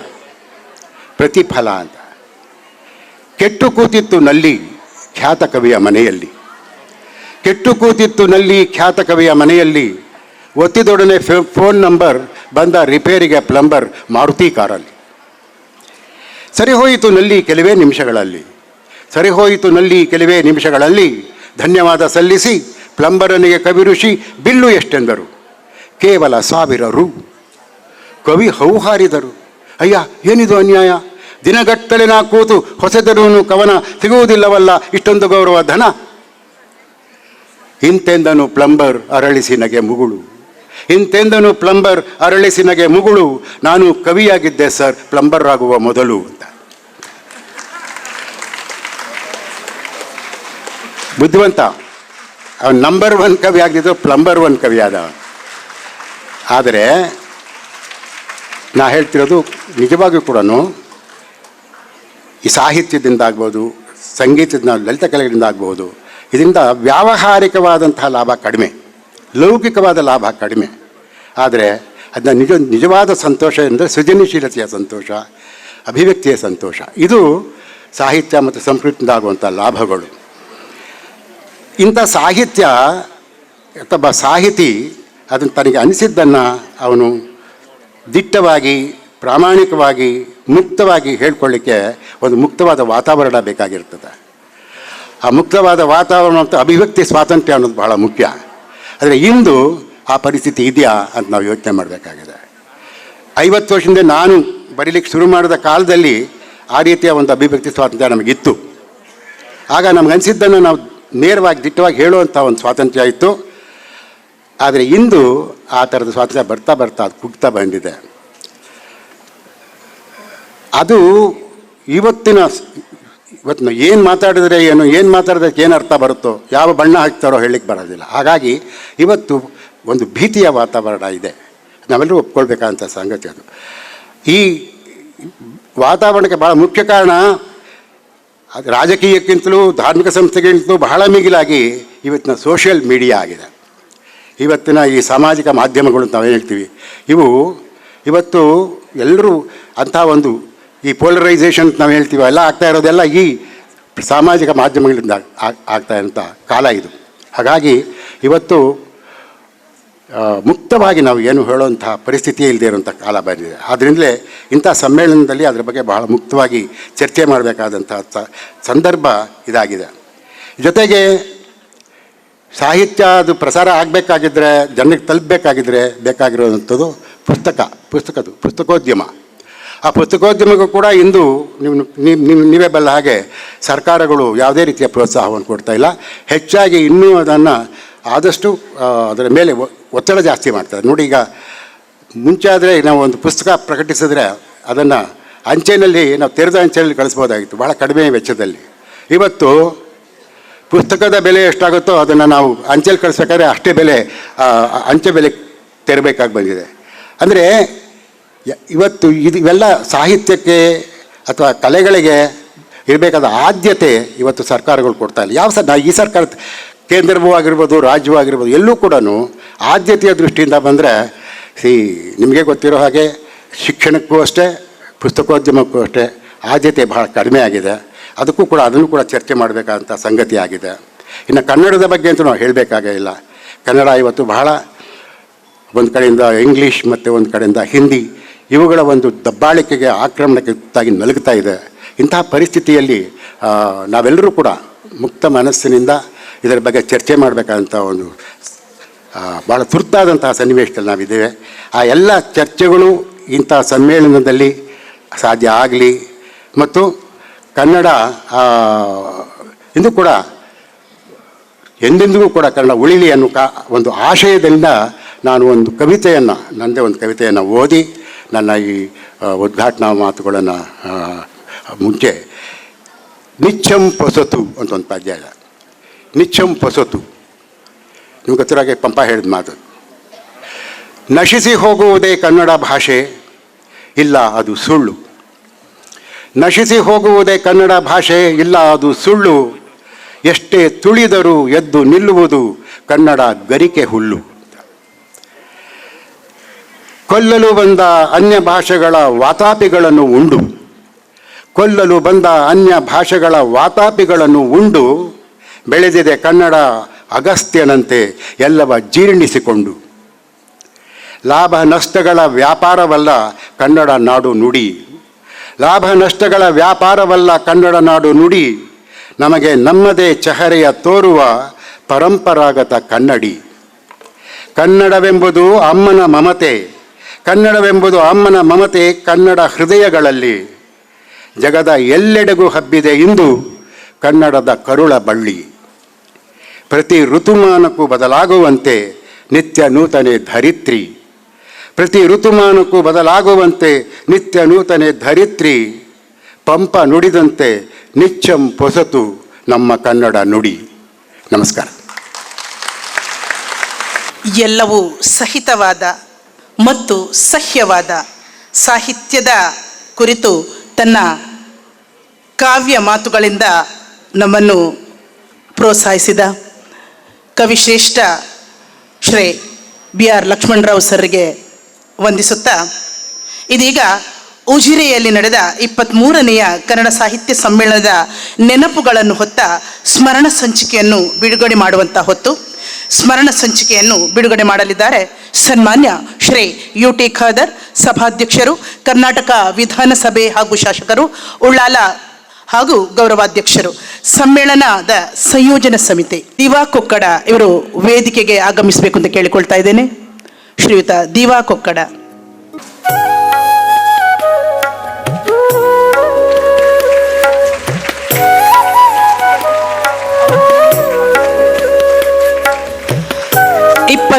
ನೇ ಸಾಹಿತ್ಯ ಸಮ್ಮೇಳನದ ಸವಿ ನೆನಪುಗಳನ್ನು ಹೊತ್ತಂತಹ ಸ್ಮರಣ ಸಂಚಿಕೆಯ ಬಿಡುಗಡೆ ಕಾರ್ಯಕ್ರಮ ಇದೀಗ ಸನ್ಮಾನ್ಯ ಶ್ರೀ UT ಖಾದರ್ ಅವರಿಂದ ಕಳೆದು ಹೋದಂತಹ ಸಂದರ್ಭಗಳ ಸವಿ ನೆನಪುಗಳನ್ನು ಕಟ್ಟಿಕೊಡುವಂತಹ ಸ್ಮರಣ ಸಂಚಿಕೆ. ನಮ್ಮೆಲ್ಲರ ಕರತಾಡನದ ಮೂಲಕ ಗೌರವಿಸೋಣ. ಸ್ಮರಣ ಸಂಚಿಕೆಯನ್ನು ಬಿಡುಗಡೆ ಮಾಡಿದಂತಹ ಸನ್ಮಾನ್ಯ ಶ್ರೀ UT ಖಾದರ್ ಅವರ ಮಾತುಗಳಿಗಾಗಿ ಈ ಹೊತ್ತು ದಕ್ಷಿಣ ಕನ್ನಡ ಜಿಲ್ಲಾ ಕನ್ನಡ ಸಾಹಿತ್ಯ ಪರಿಷತ್ ಇದರ ವತಿಯಿಂದ ಹಮ್ಮಿಕೊಂಡಂತಹ ದಕ್ಷಿಣ ಕನ್ನಡ ಜಿಲ್ಲಾ ಸಾಹಿತ್ಯ ಸಮ್ಮೇಳನದ ಈ ಒಂದು ಅರ್ಥಪೂರ್ಣ ಮತ್ತು ಸುಂದರ ಸಮಾರಂಭದ ಸಭಾ ವೇದಿಕೆಯಲ್ಲಿ ಉಪಸ್ಥಿತರಿದ್ದು ಈ ಒಂದು ಸಮ್ಮೇಳನ ಅಧ್ಯಕ್ಷರಾಗಿ ಇವತ್ತು ತಮ್ಮ ಸ್ಥಾನ ಅಲಂಕರಿಸಿದಂತಹ ನಮಗೆ ಅತ್ಯಂತ ಗೌರವಿತರು, ನಮಗೆ ಅತ್ಯಂತ ಹಿರಿಯರಾಗಿರುವಂತಹ ಸಾಹಿತ್ಯ ಕ್ಷೇತ್ರದಲ್ಲಿ ತನ್ನದೇ ಕೊಡೆ ಕೊಟ್ಟಂತಹ ಡಾಕ್ಟರ್ B ಪ್ರಭಾಕರ್ ಶಿಶಿಲರವರೇ, ವೇದಿಕೆ ಮೇಲೆ ಉಪಸ್ಥಿತರುವಂತಹ ದಕ್ಷಿಣ ಕನ್ನಡ ಜಿಲ್ಲಾ ಸಾಹಿತ್ಯ ಪರಿಷತ್ನ ಅಧ್ಯಕ್ಷರಂತಹ ಡಾಕ್ಟರ್ MP ಶ್ರೀನಾಥ್ರವರೇ, ಉಳ್ಳಾಲ ತಾಲೂಕು ಮಟ್ಟದ ಅಧ್ಯಕ್ಷರು, ಸಾಹಿತ್ಯ ಪರಿಷತ್ನ ಅಧ್ಯಕ್ಷರು, ಇದರಲ್ಲಿ ನೇತೃತ್ವ ವಹಿಸುವಂತಹ ಡಾಕ್ಟರ್ ಧನಂಜಯ್ ಕುಂಬ್ಳೆ ಅವರೇ, ವೇದಿಕೆ ಮೇಲೆ ಉಪಸ್ಥಿತವಂತಹ ಮಂಗಳೂರು ವಿಶ್ವವಿದ್ಯಾಲಯದಂತಹ ಉಪಕುಲಪತಿಯಾಗುವಂತಹ ಪ್ರೊಫೆಸರ್ ಧರ್ಮರವರೇ, ಅದೇ ರೀತಿ ಈ ಕಾರ್ಯಕ್ರಮವನ್ನು ಬಹುಶಃ ಉದ್ಘಾಟಿಸಿದಂತಹ ನಮಗೆ ಅತ್ಯಂತ ಗೌರವಿತರು, ಈಗ ತಾನು ಮುಂದೇಶ್ ಮಾತಂತಹ ಪ್ರಸಿದ್ಧ ಕವಿಗಳಾಗಿರುವಂತಹ ಸನ್ಮಾನ್ಯ ಶ್ರೀ BR ಲಕ್ಷ್ಮಣ್ ರಾವ್ ಅವರೇ, ವೇದಿಕೆ ಮೇಲೆ ಉಪಸ್ಥಿತವಂತಹ ಹಿರಿಯ ಸಾಹಿತಿ ಬರಹಗಾರ್ತ ಶ್ರೀಮತಿ ಭುವನೇಶ್ವರ್ ಅವರೇ, ನಮಗೆ ಅತ್ಯಂತ ಹಿರಿಯರಾಗಿ ಗೌರವಿತರಾಗಿರುವಂಥ ಕನ್ನಡ ಸಾಹಿತ್ಯ ಪರಿಷತ್ತಿನ ಮಾಜಿ ಅಧ್ಯಕ್ಷ ಅಂತ ಹರಿಕೃಷ್ಣ ಪುನ್ನೂರ್ ಅವರೇ, ಅದೇ ಪ್ರದೀಪ್ ಕುಮಾರ್ ಕಲ್ಕೂರ್ ಅವರೇ, ಕರ್ನಾಟಕ ರಾಜ್ಯ ಅರಣ್ಯ ಅಭಿವೃದ್ಧಿ ನಿಗಮದ ಗೈರು ಅಭಿವೃದ್ಧಿ ಅಧ್ಯಕ್ಷರಾಗಿರುವಂತಹ ಶ್ರೀಮತಿ ಮಮತಾ DS ಗಟ್ಟೀರ್ ಅವರೇ, ಮಂಗಳೂರು ನಗರ ಅಭಿವೃದ್ಧಿ ಪ್ರಾಧಿಕಾರದ ಅಧ್ಯಕ್ಷ ಅಂತ ಸದಾಶಿವ್ ಉಲ್ಲಾಲ್ ಅವರೇ, ವೇದಿಕೆ ಮೇಲೆ ಉಪಸ್ಥಿತವಂತ ರಿಜಿಸ್ಟರ್ ಅಂತ ರಾಜು ಮುಗರ್ ಅವರೇ, ತಹಶೀಲ್ದಾರ್ ಅಂತ ನಮ್ಮ ಪುಟ್ಟರಾಜರವರೇ, ಅದೇ ರೀತಿ ಬಹುಶಃ ನಮ್ಮ ಸನ್ಮಿತ್ರ ಅಂತ ಕೊಣಜೆ ಗ್ರಾಮ ಪಂಚಾಯಿತಿಯ ಅಧ್ಯಕ್ಷ ಅಂತ ಶ್ರೀಮತಿ ಗೀತಾ ದಾಮೋದರ್ ಕುಂದರ್ ಅವರೇ, ರಾಜ್ಯ ಇಲಾಖೆ ಅಧಿಕಾರಿಯಂತಹ ರಾಜೇಶ್ ಅವರೇ, BO ಈಶ್ವರ್ ಅವರೇ, ಬಹುಶಃ ನಮ್ಮ EO ಆಗಿರುವಂಥ ಗುರುದತ್ MN ಅವರೇ, ಅದೇ ರೀತಿ ನಮ್ಮ ಜಯಪ್ರಕಾಶ್ ಅವರೇ, ಮಹಾದೇವ್ರವರೇ, ನಮ್ಮ ಇನ್ನು ಗದ್ದೆ ವ್ಯಕ್ತಿಗಳೇ,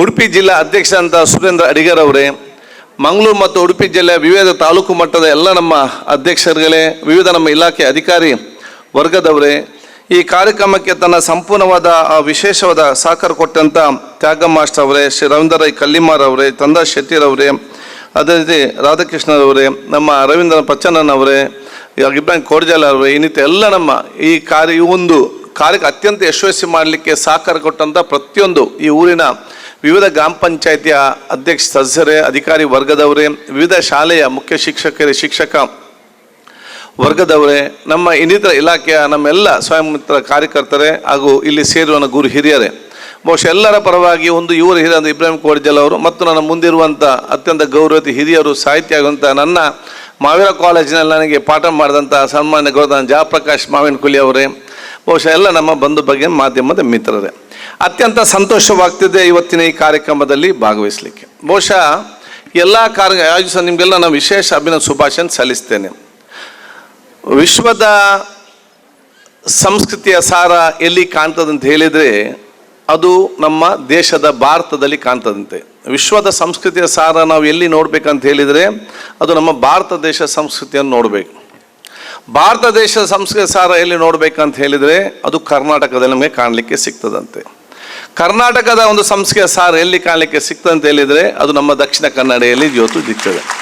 ಇಡೀ ದಕ್ಷಿಣ ಕನ್ನಡ ಜಿಲ್ಲೆಯ ಸಂಸ್ಕೃತಿ ಸಾರ ನಮಗೆ ಎಲ್ಲಿ ಕಾಣಲಿಕ್ಕೆ ಇವತ್ತು ಸಿಗ್ತಂತ ಹೇಳಿದರೆ ಅದು ಮಂಗಳೂರಿನ ಈ ಒಂದು ಹಾಲ್ನಲ್ಲಿ ನಮಗೆ ಕಾಣಲಿಕ್ಕೆ ಸಿಗ್ತದೆ ಅಂತ ಹೇಳಲಿಕ್ಕೆ ನಾನು ಇವತ್ತು ಬಯಸ್ತೇನೆ. ಅದಕ್ಕಾಗಿ ಒಂದು ಅಭೂತಪೂರ್ವವಾದ ಕಾರ್ಯಕ್ರಮ ಹಮ್ಮಿಕೊಂಡಂತಹ ಅದು ಬಹುಶಃ ನಮ್ಮ ಜಿಲ್ಲಾ ಸಾಹಿತ್ಯ ಪರಿಷತ್ ಅಧ್ಯಕ್ಷರು, ನಮ್ಮ ತಾಲೂಕಿನ ಸಾಹಿತ್ಯ ಅಧ್ಯಕ್ಷರು ಮತ್ತೆಲ್ಲ ಸದಸ್ಯರು, ಈ ಕಾರ್ಯಕ್ರಮದ ಸಂಘಟಕರು ಮತ್ತೆಲ್ಲ ಸಹಕಾರರು ಪ್ರತಿಯೊಬ್ಬರಿಗೂ ಕೂಡ ನಾನು ಹೃದಯಪೂರ್ವಕವಾಗಿ ನನ್ನ ಕ್ಷೇತ್ರ ಜನ ಪರವಾಗಿ, ಜಿಲ್ಲೆಯ ಜನತೆ ಪರವಾಗಿ, ರಾಜ್ಯ ಜನತೆ ಪರವಾಗಿ ಅಭಿನಂದನೆ ಶುಭಾಶಯ ಸಲ್ಲಿಸಲಿಕ್ಕೆ ನಾನು ಇವತ್ತು ಬಯಸುವಂಥದ್ದು. ಯಾಕೆಂತ ಹೇಳಿದರೆ ಇದು ಬಹುಶಃ ಇವತ್ತು ಬರೀ ಒಂದು ಕನ್ನಡ ಸಾಹಿತ್ಯ ಸಮ್ಮೇಳನ ಮಾತ್ರ ಅಲ್ಲ.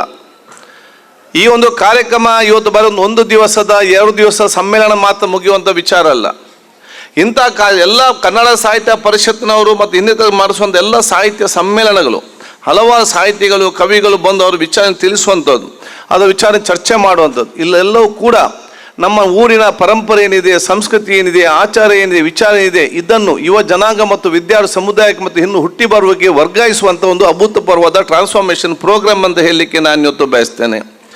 ಇವತ್ತು ಬಹಳ ವಿಚಾರಗಳು ಚರ್ಚೆ ಆಗಲಿಕ್ಕಿದೆ. ಮುಂದೆ ನಾವು ಹೇಗೆ ತಗೊಂಡು ಹೋಗಬೇಕು, ಬಹುಶಃ ನಮ್ಮ ಸಾಹಿತ್ಯ ಕ್ಷೇತ್ರ, ನಮ್ಮ ಭಾಷೆ ವಿಚಾರವನ್ನು ಹೇಗೆ ನಾವು ಮುಂದೆ ತಗೊಂಡು ಹೋಗಬೇಕು, ಭವಿಷ್ಯದಲ್ಲಿ ಹೇಗೆ ಮುಟ್ಟಿಸಬೇಕಂತೇಳಿ ಆ ಚರ್ಚೆಗೆ ಅನುಗುಣವಾಗಿ ಈ ಸಾಹಿತ್ಯ ಸಮ್ಮೇಳನ ನಡೆದುಕೊಂಡು ಆ ರೂಪುರೇಷೆ ಮುಖಾಂತರ ಇವತ್ತು ಮುಂದೆ ಇದನ್ನು ನಾವು ಅನುಷ್ಠಾನ ಮಾಡುವಂತಹ ಒಂದು ಎಲ್ಲರ ಜವಾಬ್ದಾರಿ ಇವತ್ತು ಆಗಿದೆ ಅಂತ ಹೇಳಲಿಕ್ಕೆ ನಾನು ಇವತ್ತು ಇಚ್ಛಿಸುವಂಥದ್ದು. ಅದು ಅತ್ಯಂತ ಮಹತ್ವದ ಆ ಒಂದು ಸಮ್ಮೇಳನ ಇವತ್ತು ಆಗುವಂಥದ್ದು. ಆದ ಕಾರಣ ಬಹುಶಃ ಎಲ್ಲರೂ ಕೂಡ ತಾವೆಲ್ಲ ಜಾತಿ, ಎಲ್ಲ ಧರ್ಮ, ವರ್ಗದವರು ಒಂದೇ ರೀತಿಯ ಸೇರಿಕೊಂಡು ಬಹುಶಃ ನಮ್ಮ ವಿಷಯ ನಮ್ಮ ಊರಿಗೆ ಬೇಕಾಗುವಂಥದ್ದು, ಮುಂದಿನ ಜನಾಂಗಕ್ಕೆ ಬೇಕಾಗುವಂಥ ರೀತಿಯಲ್ಲಿ ತಾವೆಲ್ಲ ಕೂಡ ಇದು ಭಾಗವಹಿಸುವ ಮೂಲಕ ಸಂಪೂರ್ಣವಾದ ಆ ಸಹಕಾರ ಕೊಟ್ಟು ಭವಿಷ್ಯ ಸಮಾಜಕ್ಕೆ ದೊಡ್ಡ ಮಟ್ಟದ ಕೊಡುಗೆ ಅಂತ ಇವತ್ತು ಕೊಟ್ಟಿದ್ದೀರಂತ ಹೇಳಲಿಕ್ಕೆ ಇಚ್ಛಿಸುವಂಥದ್ದು. ಆದರೆ ಕನ್ನಡ ಭಾಷೆ ಅಂತ ಹೇಳಿದರೆ ಮತ್ತು ನಾವು ಮಾತಾಡುವ ಭಾಷೆ ಮಾತ್ರ ಅಲ್ಲ. ಭಾಷೆ ಅಂತ ಹೇಳಿದರೆ ಯಾವುದೇ ಭಾಷೆ ಇರಲಿ, ಅದು ನಾವು ಮಾತಾಡುವ ಒಂದು ಭಾಷೆ ಮಾತ್ರ ಅಲ್ಲ. ಕನ್ನಡ ಭಾಷೆ ಅಂತ ಹೇಳಿದರೆ ಕನ್ನಡ ಸಂಸ್ಕೃತಿ ಏನಿದೆ, ನಮ್ಮ ಊಟ ಉಪಾಚಾರ ಏನಿದೆ, ನಮ್ಮ ಉಡುಪುಗಳೇನಿದೆ, ನಾವು ವ್ಯವಹಾರ ಏನಿದೆ, ಇದೆಲ್ಲವೂ ಸೇರಿ ನಮ್ಮೊಂದು ಭಾಷೆಯಾಗಿ ಪರಿವರ್ತನೆ ಆಗುವಂಥ ವಿಚಾರ ಇವತ್ತು ಆಗ್ತದೆ. ಆದ ಕಾರಣ ಇವತ್ತು ಈ ಸಮ್ಮೇಳನ ಇದಕ್ಕೆಲ್ಲ ಸೀಮಿತವಾಗಿ ಇದಕ್ಕೆಲ್ಲ ಸೇರಿಸಿಕೊಂಡು ಬಹುಶಃ ಇವತ್ತನ್ನೆಲ್ಲ ಸೇರಿಸಿಕೊಂಡೇ ಇವತ್ತು ಈ ಸಮ್ಮೇಳನ ಇವತ್ತು ನಡೀತಾ ಇದೆ ಅಂತ ಹೇಳಲಿಕ್ಕೆ ನಾನು ಇವತ್ತು ಬಯಸುವಂಥದ್ದು. ಅದನ್ನು ಸಾಹಿತ್ಯ ಕ್ಷೇತ್ರ ಅದು ಈ ಸಮಾಜದ ಸರ್ವರಿಗೂ ಕೂಡ, ಪ್ರತಿಯೊಂದು ಮನೆಯವರಿಗೂ ಕೂಡ ಇವತ್ತು ಅತಿ ಅಗತ್ಯ ಅಂತ ಹೇಳಲಿಕ್ಕೆ ನಾನು ಇಚ್ಛಿಸುವಂಥದ್ದು. ಅದನ್ನು ಪ್ರತಿಯೊಂದು ಮನೆಯವರಿಗೂ ಕೂಡ ಇದರ ಸಕ್ರಿಯವಾಗಿ ಇವತ್ತು ಭಾಗವಹಿಸುವಂಥ ದೊಡ್ಡ ಮಟ್ಟದ ಜವಾಬ್ದಾರಿಯನ್ನು ಪ್ರತಿಯೊಂದು ಕೂಡ ಹಮ್ಮಿಕೊಳ್ಬೇಕು. ಸಾಹಿತ್ಯ ಅಂತ ಹೇಳಿದರೆ ಒಂದು ಕಿಟಕಿ ಇದ್ದಾಗೆ. ಒಂದು ಕಿಟಕಿಯಲ್ಲಿ ನಾವು ನಿಂತರೆ ಇಡೀ ಊರನ್ನು ನಮಗೆ ನೋಡುವಂಥ ಅವಕಾಶ ಇವತ್ತಾಗ್ತದೆ. ಈ ಒಂದು ಕಿಟಕಿಯಲ್ಲಿ ನಿಂತರೆ ಇಡೀ ನಮ್ಮ ಪರಿಸರ, ಸೌಂದರ್ಯ, ಇನ್ನು ವಿಚಾರ ಎಲ್ಲವೂ ಕೂಡ ನಮಗೆ ನೋಡಿ ಆನಂದಿಸುವಂಥ ಅವಕಾಶ ಇವತ್ತಾಗ್ತದೆ. ಸಾಹಿತ್ಯ ಕ್ಷೇತ್ರ ಕೂಡ ಹಾಗೆ. ಆ ಸಾಹಿತ್ಯದ ಪುಸ್ತಕದ ಮುಖಾಂತರ ಹಿಂದಿನ ವಿಚಾರಗಳು, ಈಗಿನ ವಿಚಾರ, ಇನ್ನು ಮುಂದೆ ಬರುವಂಥ ವಿಚಾರಗಳು, ಸಮಾಜ ಎಲ್ಲ ವಿಚಾರ ಕೂಡ ನಮಗೆ ಇವತ್ತು ಈ ಒಂದು ನಮಗೆ ಹೋಗಿ ನೋಡಲಿಕ್ಕೆ ಆಗೋದಿಲ್ಲ.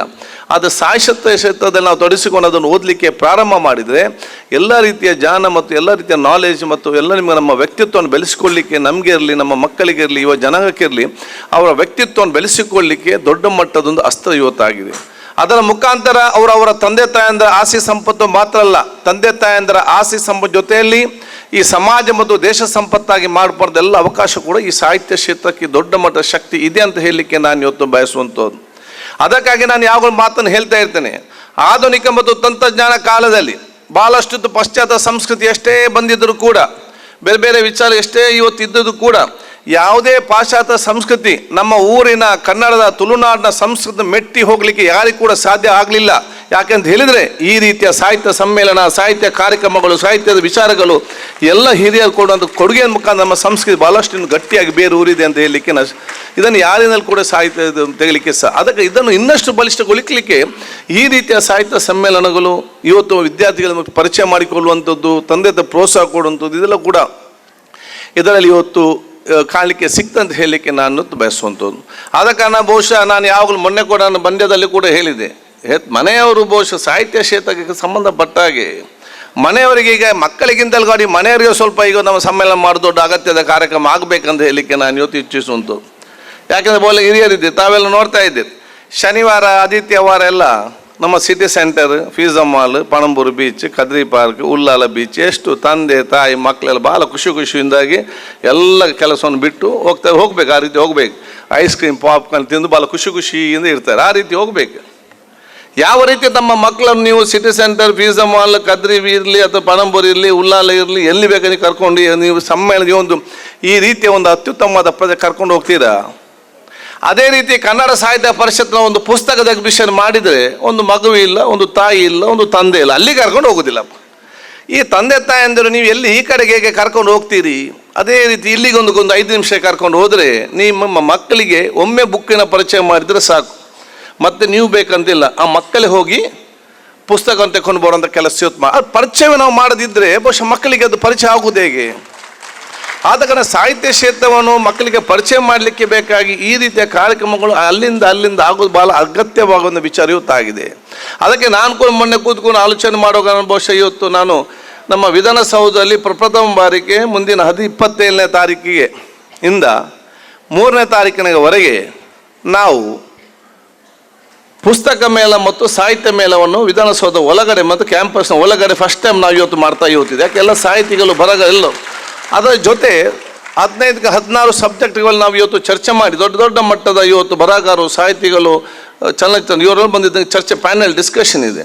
ಅದರಲ್ಲಿ ಯಾರೆಲ್ಲ ಇವತ್ತು ಪುಸ್ತಕ ಬಿಡುಗಡೆ ಮಾಡಲಿಕ್ಕೆ ಅವಕಾಶ ಬೇಕು ಅವಕಾಶವನ್ನು ಕೊಡ್ಕೊಳ್ಳೋ ಜೊತೆಯಲ್ಲಿ ಬಹುಶಃ ನಾವು ಸಂಸ್ಕೃತಿಯ ಕಾರ್ಯಕ್ರಮ ಬೇರೆ ಬೇರೆ ಹಮ್ಮಿಕೊಂಡು ವಿಧಾನಸೌಧವನ್ನು ಸಾರ್ವಜನಿಕರ ಒಂದು ವಾಸ್ತವ ಪ್ರದೇಶವಾಗಿ ನಿರ್ಮಾಣ ಮಾಡಲಿಕ್ಕೆ ಬಹುಶಃ 27ನೇ ತಾರೀಕಿಗೆ ನಾವು ಇತಿಹಾಸದಲ್ಲಿ ಫಸ್ಟ್ ಟೈಮ್ ನಾವು ಇವತ್ತು ಪ್ರಾರಂಭ ಮಾಡಿದ್ದು. ಯಾಕಂತ ಹೇಳಿದರೆ ರಾಜಕಾರಣಿಗಳಿಗೆ ಕೂಡ ಸಾಹಿತ್ಯ ಅತಿ ಅಗತ್ಯ ಅಂತ ಹೇಳಲಿಕ್ಕೆ ನಾನು ಇವತ್ತು ಇಚ್ಛಿಸುವಂಥದ್ದು. ಅತಿ ಅಗತ್ಯವಾಗಿರುವಂಥ, ಯಾಕೆಂತ ಹೇಳಿದರೆ ನಾವು ಎಷ್ಟು ಪುಸ್ತಕ ಓದ್ತೇವೆ, ಎಷ್ಟು ಬಹುಶಃ ಜ್ಞಾನ ಬರ್ತೇವೆ, ಅದೆಲ್ಲರೂ ಕೂಡ ಪರೋಕ್ಷವಾಗಿ ಸಮಾಜಕ್ಕೆ ಅದರ ಪ್ರಯೋಜನ ಸಿಕ್ಕುವಂಥ ಕೆಲಸ ಇವತ್ತು ಆಗುವಂಥದ್ದು.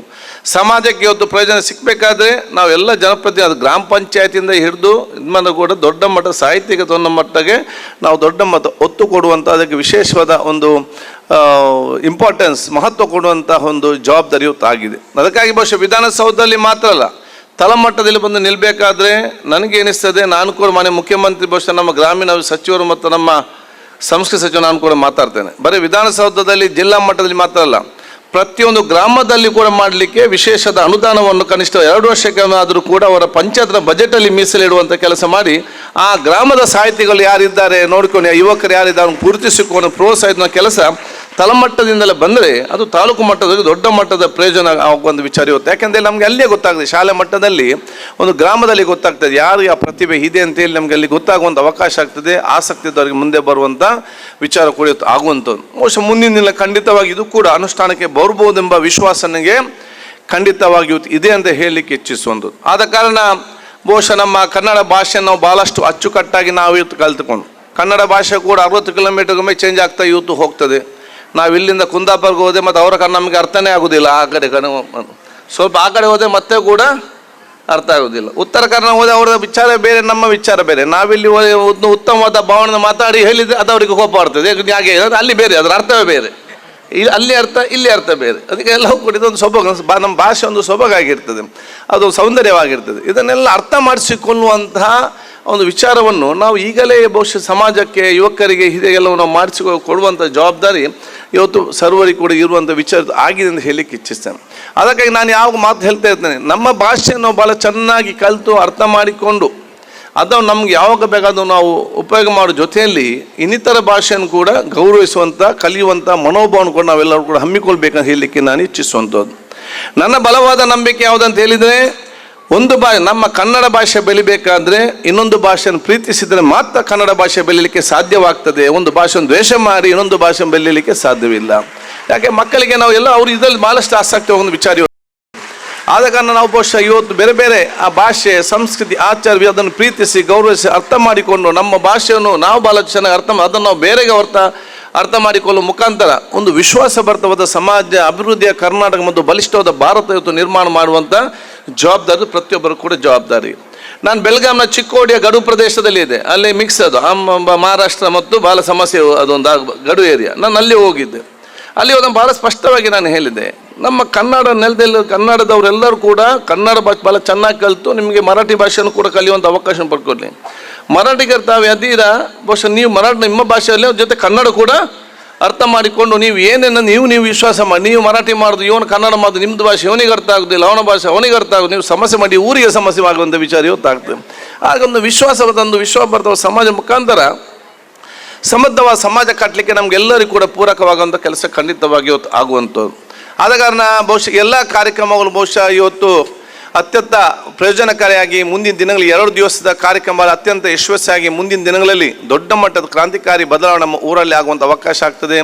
ನಾನು ತಾಲೂಕು ಅಧ್ಯಕ್ಷ ಧನಂಜಯ ಕುಂಬ್ಳೆ ಆಗಲೇ ಹೇಳಿದ್ದೇನೆ, ದೊಡ್ಡ ಮಟ್ಟ ಸಾಹಿತ್ಯ ಸಮ್ಮೇಳನ ತಾವು ಮಾಡಬೇಕು, ಎಲ್ಲರ ಸಹಕಾರ ಪಡ್ಕೊಳ್ಬೇಕು.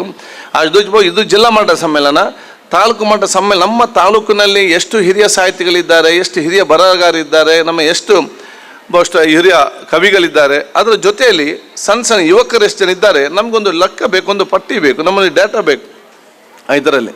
ಅದನ್ನು ತಾಲೂಕು ಮಟ್ಟ ನಿಮ್ಗೆ ಹೇಳೋದಿಷ್ಟೇ, ತಾಲೂಕು ಮಟ್ಟದಲ್ಲಿ ಕೂಡ ಒಂದು ಯೋಜನೆ ಹಾಕಿಕೊಂಡು ಎಲ್ಲ ಗ್ರಾಮ ಮಟ್ಟದಲ್ಲಿ ಕಾಂಪಿಟೇಷನ್ ಮಾಡಿ ತಾಲೂಕು ಮಟ್ಟದಲ್ಲಿ ಇಡೀ ನಮ್ಮ ಉಳ್ಳಾಲ ತಾಲೂಕು ವ್ಯಾಪ್ತಿಯಲ್ಲಿ ಎಷ್ಟು ಜನ ಈ ಒಂದು ದೊಡ್ಡ ಮಟ್ಟದ ಆಸ್ತಿ ಸಂಪತ್ತು ಸಾಹಿತ್ಯ ಕ್ಷೇತ್ರದಲ್ಲಿ ನಮ್ಮ ಅತ್ಯಂತ ಹತ್ತಿರವಾಗಿ ಪ್ರಿಯವಾಗಿರುವುದನ್ನು ಅಭ್ಯಸಿಸುವಂಥ ಯುವ ಜನಾಂಗ ವಿದ್ಯಾರ್ಥಿ ಸಮುದಾಯ ಇದೆ. ಯುವ ಜನಕರಿದೆ, ಅದನ್ನೆಲ್ಲ ಗುರುತಿಸಿ ಒಂದು ಪಟ್ಟಿ ಮಾಡಿ ನಮ್ಮ ಕೈಯಲ್ಲಿ ಡೇಟಾ ಇದ್ದರೆ ನಮಗೆ ಮುಂದೆ ಬೇರೆ ಬೇರೆ ಕಾರ್ಯಕ್ರಮ ಕೂಡ ಮಾಡುವಂಥ ಅವಕಾಶ ಖಂಡಿತವಾಗಿಯೂ ಆಗುವಂಥದ್ದು.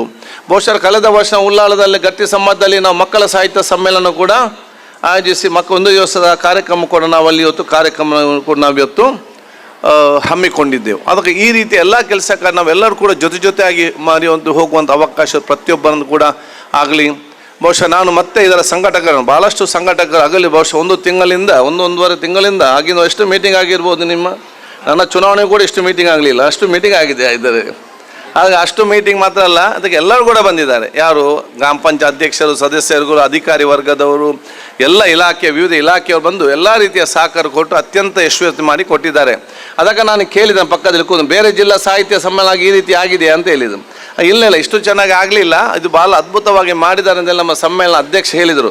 ಅದಕ್ಕಾಗಿ ನಾನು ನಿಮ್ಗೆ ಹೇಳುದು, ಉಳ್ಳಾಲ ಹಾಗೆ ಒಂದು ಕೆಲಸ ಪ್ರಾರಂಭ ಮಾಡಿದೆ, ಉಳ್ಳಾಲ ಯಾವ ನಂಬರ್ 1 ಬಂದು ನಿಲ್ತದೆ ಅಂತ ಹೇಳಲಿಕ್ಕೆ ನಾನು ಇವತ್ತು ಬಯಸ್ತೇನೆ. ಇವತ್ತು ನಾನು ಅಲ್ಲಿ ಯಶಸ್ವಿಯಾಗಿ ವಿಧಾನಸಭೆಯಲ್ಲಿ ಅಧಿವೇಶನ ಇವತ್ತು ನಾನು ಯಶಸ್ವಿಯಾಗಿ ನಡೆಸುತ್ತಿದ್ದರೆ ಅದು ನಾನಲ್ಲ, ಈ ಉಳ್ಳಾಲದ ಮಣ್ಣಿನ ಶಕ್ತಿ ನನಗೆ ಅಲ್ಲಿ ಇವತ್ತು ಅಲ್ಲಿಗೆ ಅವಕಾಶ ಇವತ್ತು ಧೈರ್ಯ ಕೊಡ್ತಾ ಇದೆ ಅಂತ ಹೇಳಲಿಕ್ಕೆ ನಾನು ಇವತ್ತು ಬಯಸ್ತೇನೆ. ಅದಕ್ಕೆ ನಾನು ಯಾರೆಲ್ಲ ತಾವೆಲ್ಲ ಭಾಳಷ್ಟು ಹಿರಿಯರಿದ್ದೀರಿ ಇಲ್ಲಿ, ನನಗೆ ಅತ್ಯಂತ ಸಂತೋಷ. ಯುವಕರು ವಿದ್ಯಾರ್ಥಿ ಇದ್ದರೆ ಇಲ್ಲಿ ಒಂದು ಅರ್ಧ ವರ್ಷ ಕಂಪ್ಲೀಟ್ ಹಿರಿಯರು ಬಹುಶಃ ಇದು ಕೂತ್ಕೊಂಡು ಅವಕಾಶ ಆಗಿದೆ. ಆದಾಗ ಇವರೆಲ್ಲರೂ ಕೂಡ ನಮ್ಮ ಈ ಸಂಬಂಧಪಟ್ಟ ಸಾಹಿತ್ಯ ದೊಡ್ಡ ಮಟ್ಟದ ಆಸ್ತಿ ಸಂಪತ್ತಿ ಇವತ್ತು ಆಗಿದ್ದಾರೆ. ಕೆಲವರು ಸಾಹಿತಿಗಳಿದ್ದಾರೆ, ಕೆಲವು ಬರಹಗಾರಿದ್ದಾರೆ, ಕೆಲವು ಬಹುಶಃ ಆಡುವವರಿದ್ದಾರೆ, ಕೆಲವು ಏನು ಕೂಡ ಗೊತ್ತಿಲ್ಲ ಕೂಡ ಬೇರೆ ಹಾಡೋರು ಕೇಳುವವರಾದರೂ ಕೂಡ ಇರುವಂಥ ವಿಚಾರ ಇವತ್ತು ನಮ್ಮ ಭಾಳಷ್ಟು ಜನ ಇವತ್ತು ಅದಕ್ಕೆ ಪ್ರೋತ್ಸಾಹ ಕೊಡುವತ್ತು ಇರ್ತಾರೆ.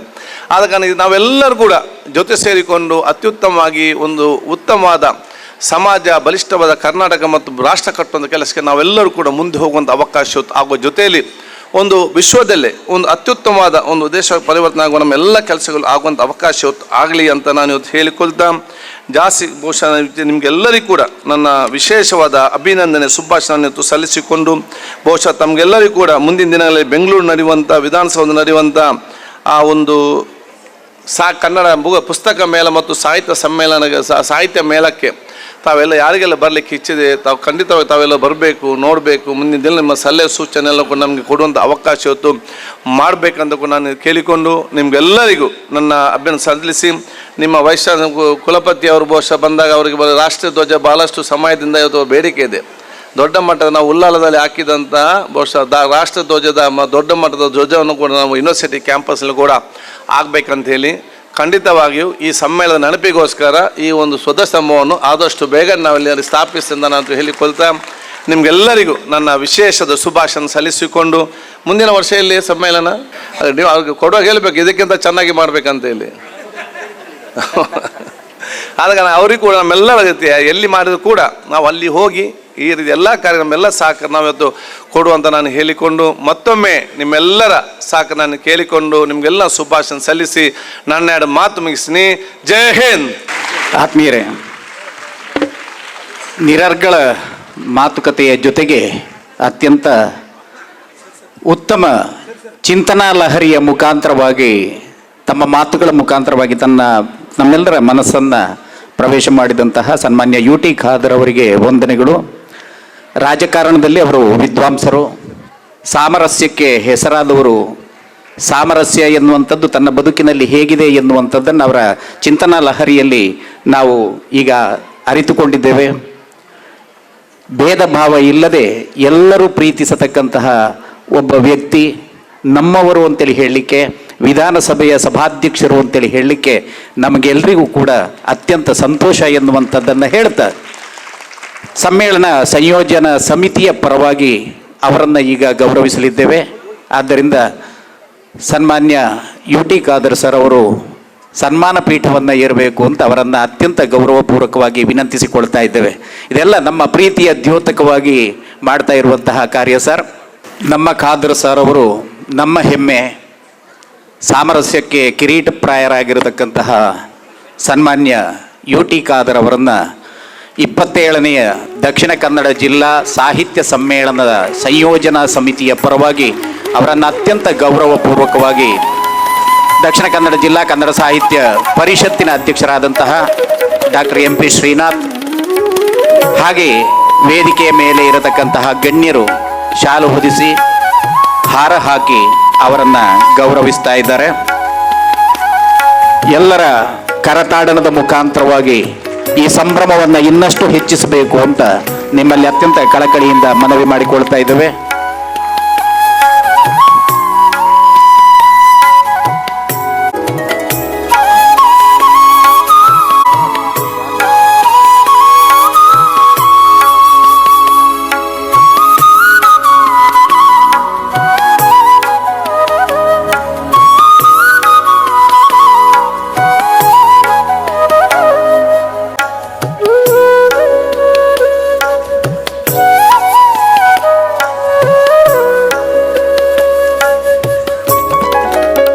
ಏಳನೆಯ ದಕ್ಷಿಣ ಕನ್ನಡ ಜಿಲ್ಲಾ ಸಾಹಿತ್ಯ ಸಮ್ಮೇಳನವನ್ನು ಉದ್ಘಾಟಿಸಿದಂತಹ ಹಿರಿಯರು, ಖ್ಯಾತ ಕವಿಗಳು ಆಗಿರತಕ್ಕಂತಹ ಸನ್ಮಾನ್ಯ ಶ್ರೀ BR ಲಕ್ಷ್ಮಣ್ ರಾವ್ ಅವರನ್ನು ಸಂಘಟನೆಯ ಪರವಾಗಿ ಸನ್ಮಾನಿಸ್ತಾ ಇದ್ದೇವೆ.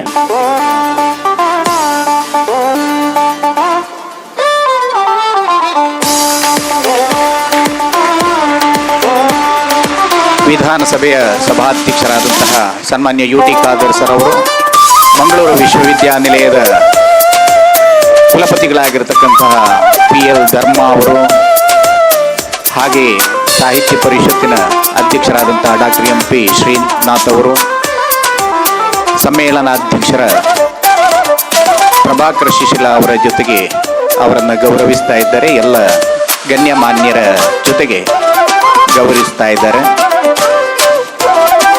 ಹಾಲು, ಪೇಟ ಮತ್ತು ಹಣ್ಣು ಹಂಪಲುಗಳ ಜೊತೆಗೆ ನಮ್ಮ ಪ್ರೀತಿಯ ದ್ಯೋತಕವಾಗಿ ಅವರನ್ನು ಸನ್ಮಾನಿಸ್ತಾ ಇದ್ದೇವೆ.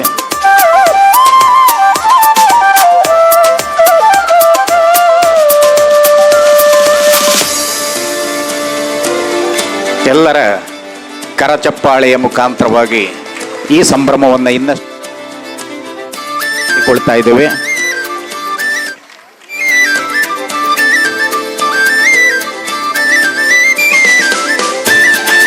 ಇದೇ ಸನ್ಮಾನ ಪೀಠದಲ್ಲಿ ಸನ್ಮಾನ್ಯ UT ಖಾದರ್ ಸರ್ ಅವರು ಇನ್ನೊಂದು ಸನ್ಮಾನವನ್ನು ನೆರವೇರಿಸಲಿಕ್ಕಿದೆ. ಈ ಸಾಹಿತ್ಯ ಸಮ್ಮೇಳನದ ಯಶಸ್ಸಿಗೆ ಅತ್ಯಂತ ಮುತುವರ್ಜಿಯಿಂದ ದುಡಿಯುತ್ತಾ ಇದ್ದಂತಹ ಮಂಗಳೂರು ವಿಶ್ವವಿದ್ಯಾನಿಲಯದ ಕುಲಪತಿಗಳಾಗಿರುವ ಡಾಕ್ಟರ್ PL ಧರ್ಮ ಅವರನ್ನು ಸನ್ಮಾನಿಸುವಂಥ ಹೊತ್ತು ಸನ್ಮಾನ್ಯರು ಸನ್ಮಾನ ಪೀಠವನ್ನು ಏರಬೇಕು ಅಂತ ಅವರನ್ನು ಅತ್ಯಂತ ಗೌರವಪೂರ್ವಕವಾಗಿ ವಿನಂತಿಸಿಕೊಳ್ತಾ ಇದ್ದೇವೆ. ಇದೆಲ್ಲ ಒಂದು ಸುಕೃತದ ಫಲ. ಗಣ್ಯಮಾನ್ಯರ ಜೊತೆಗೆ ಸನ್ಮಾನ ಮಾಡುವಂಥದ್ದು ಮತ್ತು ಆ ಸನ್ಮಾನದಲ್ಲಿ ಭಾಗಿಗಳಾಗಿರುವಂತಹ ಎಲ್ಲರೂ ಇದೊಂದು ಸಂಭ್ರಮವಾಗಿ ಸ್ವೀಕರಿಸಿಕೊಂಡು ಸಂತೋಷಕ್ಕೆ ಕಾರಣವಾಗುವಂಥದ್ದು ನಮ್ಮೆಲ್ಲರ ಪುಣ್ಯ ಎನ್ನುವಂತಹ ಮಾತುಗಳನ್ನು ಹೇಳ್ತಾ ಈಗ ಮಂಗಳೂರು ವಿಶ್ವವಿದ್ಯಾನಿಲಯದ ಕುಲಪತಿಗಳಾಗಿರತಕ್ಕಂತಹ ಡಾಕ್ಟರ್ PL ಧರ್ಮ ಅವರನ್ನು ಗಣ್ಯಮಾನ್ಯರ ಜೊತೆಗೆ ಸನ್ಮಾನಿಸ್ತಾ ಇದ್ದೇವೆ.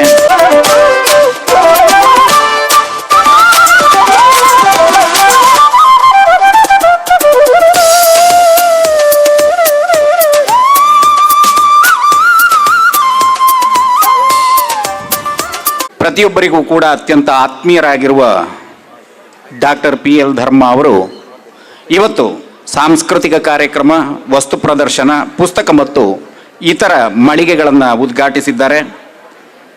ಮಂಗಳೂರು ವಿಶ್ವವಿದ್ಯಾನಿಲಯದ ಮಾನ್ಯ ಕುಲಪತಿಗಳಾಗಿ 27ನೆಯ ಕನ್ನಡ ಸಾಹಿತ್ಯ ಸಮ್ಮೇಳನದ ಕಾರ್ಯಾಧ್ಯಕ್ಷರಾಗಿ ಈ ಕಾರ್ಯಕ್ರಮದ ಯಶಸ್ಸಿಗೆ ದುಡಿದವರು. ಅವರೀಗ ತಮ್ಮ ಮಾತುಗಳನ್ನು ಆಡಬೇಕು ಅಂತ ಅತ್ಯಂತ ಗೌರವಪೂರ್ವಕವಾಗಿ ವಿನಂತಿಸಿಕೊಳ್ತಾ ಇದೆ. ಎಲ್ಲರಿಗೂ ನಮಸ್ಕಾರ. ಸಾಹಿತ್ಯ ಸಮ್ಮೇಳನದ ಹಿನ್ನೆಲೆಯಲ್ಲಿ ನೆರೆದಿರುವಂಥ ಎಲ್ಲ ಕಿರಿಯ ವಿದ್ಯಾರ್ಥಿ ಮಿತ್ರರೇ, ಬಹಳ ವಿಶೇಷವಾಗಿ ನಿಮಗೆ ನಾನು ಅಭಿನಂದನೆಗಳನ್ನು ಸಲ್ಲಿಸ್ತಾ ನನ್ನ ಮಾತುಗಳನ್ನು ಪ್ರಾರಂಭ ಮಾಡ್ತೇನೆ. ಈ ಸಭಾಂಗಣದಲ್ಲಿ 50% ನಮ್ಮ ಕಿರಿಯ ವಿದ್ಯಾರ್ಥಿ ಮಿತ್ರರಿದ್ದಾರೆ. ನಮ್ಮ ಮೆರವಣಿಗೆ ಪ್ರಾರಂಭ ಮಾಡುವಾಗ ಕಿರಿಯ ಮಿತ್ರರ ಭಾಗವಹಿಸುವಿಕೆಯನ್ನು ನಾನು ನೋಡಿದ್ದೆ ಮತ್ತು ಈಗಾಗಲೇ ಮಾತನಾಡಿದಂಥ ಹಿರಿಯರ ಮಾತುಗಳನ್ನು ಕೇಳಿದಾಗ ಕಿರಿಯ ಮಿತ್ರರುಗಳ, ವಿದ್ಯಾರ್ಥಿ ಮಿತ್ರರ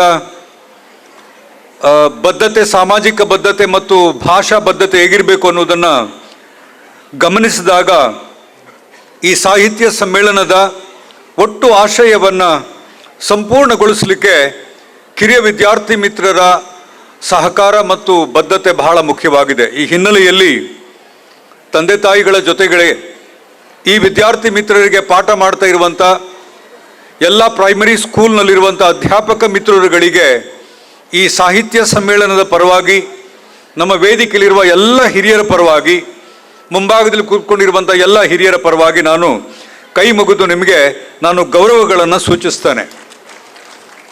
ನಿಮ್ಮ ಸಹಕಾರ ಇಲ್ಲದಿದ್ದರೆ, ಪ್ರಾರಂಭಿಕ ಹಂತದ ಶಿಕ್ಷಣದಲ್ಲಿ ನಿಮ್ಮ ಸಹಕಾರ ಇಲ್ಲದಿದ್ದರೆ, ನೀವು ಭಾಷೆಯನ್ನು ಇವತ್ತು ರಕ್ಷಣೆ ಮಾಡೋದಿದ್ದರೆ, ನೀವು ಭಾಷೆಯನ್ನು ಇವತ್ತು ಮಕ್ಕಳಿಗೆ ದಾರಿ ಎರೆದು ಕೊಡದಿದ್ದರೆ, ಕನ್ನಡ ಭಾಷೆಯನ್ನು ನಾವು ಇನ್ನೊಂದಷ್ಟು ವರ್ಷದಲ್ಲಿ, ಮುಂದಿನ ವರ್ಷದಲ್ಲಿ ಕಾಣಲಿಕ್ಕೆ ಸಾಧ್ಯ ಆಗುವುದಿಲ್ಲ ಅನ್ನುವ ಮಾತನ್ನು ನನಗೆ ನೆನಪು ಮಾಡಿಕೊಟ್ಟಂಥ 2 ಮಾತುಗಳನ್ನು ನಾನು ಕೇಳ್ತಾ ಇದ್ದೆ. ಇಲ್ಲಿ ಪುಸ್ತಕ ಉದ್ಯಮ, ಪುಸ್ತಕೋದ್ಯಮ ಅಂತ ಹೇಳುವ ಮಾತನ್ನು ತಾವೆಲ್ಲ ಕೇಳಿದ್ದೀರಿ.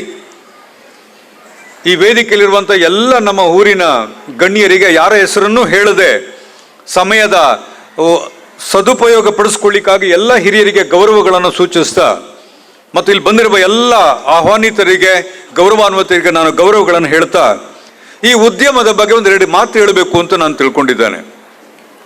ನಮ್ಮ ಸಹೋದರಿ ಮಮತಕ್ಕ ಇದ್ದಾರೆ, ಗೇರು ಉದ್ಯಮ ಕೇಳಿದ್ದೆ ನಾನು, ಮತ್ಸ್ಯ ಉದ್ಯಮ, ಮತ್ಸ್ಯೋದ್ಯಮ ಅಂತ ಕೇಳಿದ್ದೆ ನಾನು, ಕ್ಷೀರೋದ್ಯಮ ಅಂತ ಕೇಳಿದ್ದೆ ನಾನು.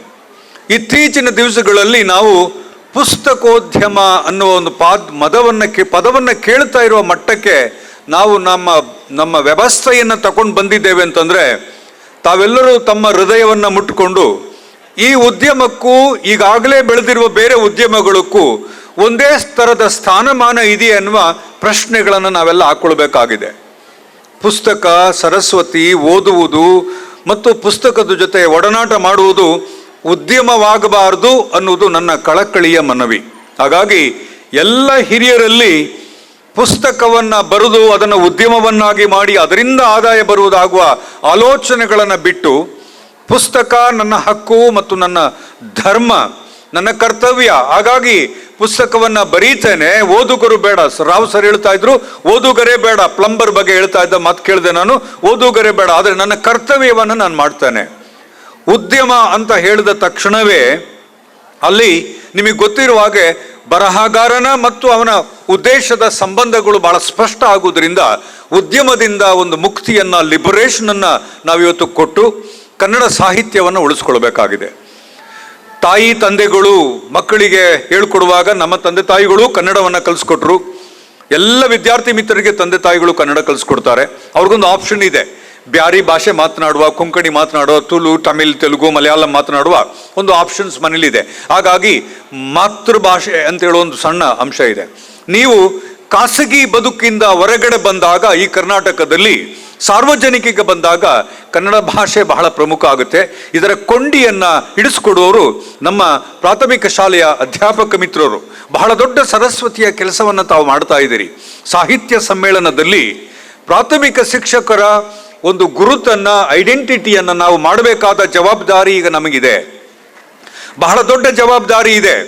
ಅವರೇನಾದರೂ ತಾತ್ಸಾರ ಮನೋಭಾವನೆಯಿಂದ ವಿದ್ಯಾರ್ಥಿಗಳಿಗೆ ಹೇಳಿಕೊಡಬೇಕಾದ ಭಾಷೆಯನ್ನು, ಪುಸ್ತಕವನ್ನು, ಹಿರಿಯ ಕವಿಗಳನ್ನು, ಅವರು ಕೊಟ್ಟಿರುವ ಕೊಡುಗೆಗಳನ್ನು ಉಲ್ಟಾ ಪಲ್ಟಾ ಮಾಡಿ ನಮಗೆ, ನಮ್ಮ ಮಕ್ಕಳಿಗೆ ಹೇಳಿ ಒಂದು ಪರಂಪರೆಯನ್ನು ಸೃಷ್ಟಿ ಮಾಡಿಬಿಟ್ರೆ ಬಹಳ ದೊಡ್ಡ ಘೋರ ದುರಂತ ನಡೀತದೆ ಅಂತ ನಾನು ತಿಳ್ಕೊಂಡಿದ್ದೀನಿ. ಹಾಗಾಗಿ ನಾವು ಹಿರಿಯರನ್ನು ಗೌರವಿಸುವ ರೀತಿಯಲ್ಲೇ ಪ್ರಾಥಮಿಕ ಶಾಲಾ ಶಿಕ್ಷಕರನ್ನು ಬಹಳ ಗಂಭೀರವಾಗಿ ಪರಿಗಣಿಸಬೇಕು ಮತ್ತು ಅವರನ್ನು ಗೌರವಿಸಬೇಕು, ಹೆಚ್ಚು ಜವಾಬ್ದಾರಿಯನ್ನು ಅವರಿಗೆ ಕೊಡಬೇಕು ಅಂತ ತಮ್ಮೆಲ್ಲರಲ್ಲಿ ಹಿರಿಯರಲ್ಲಿ ನಾನು ಕೈ ಮುಗಿದು ಬೇಡ್ಕೊಳ್ತಾ ಇದ್ದಾನೆ.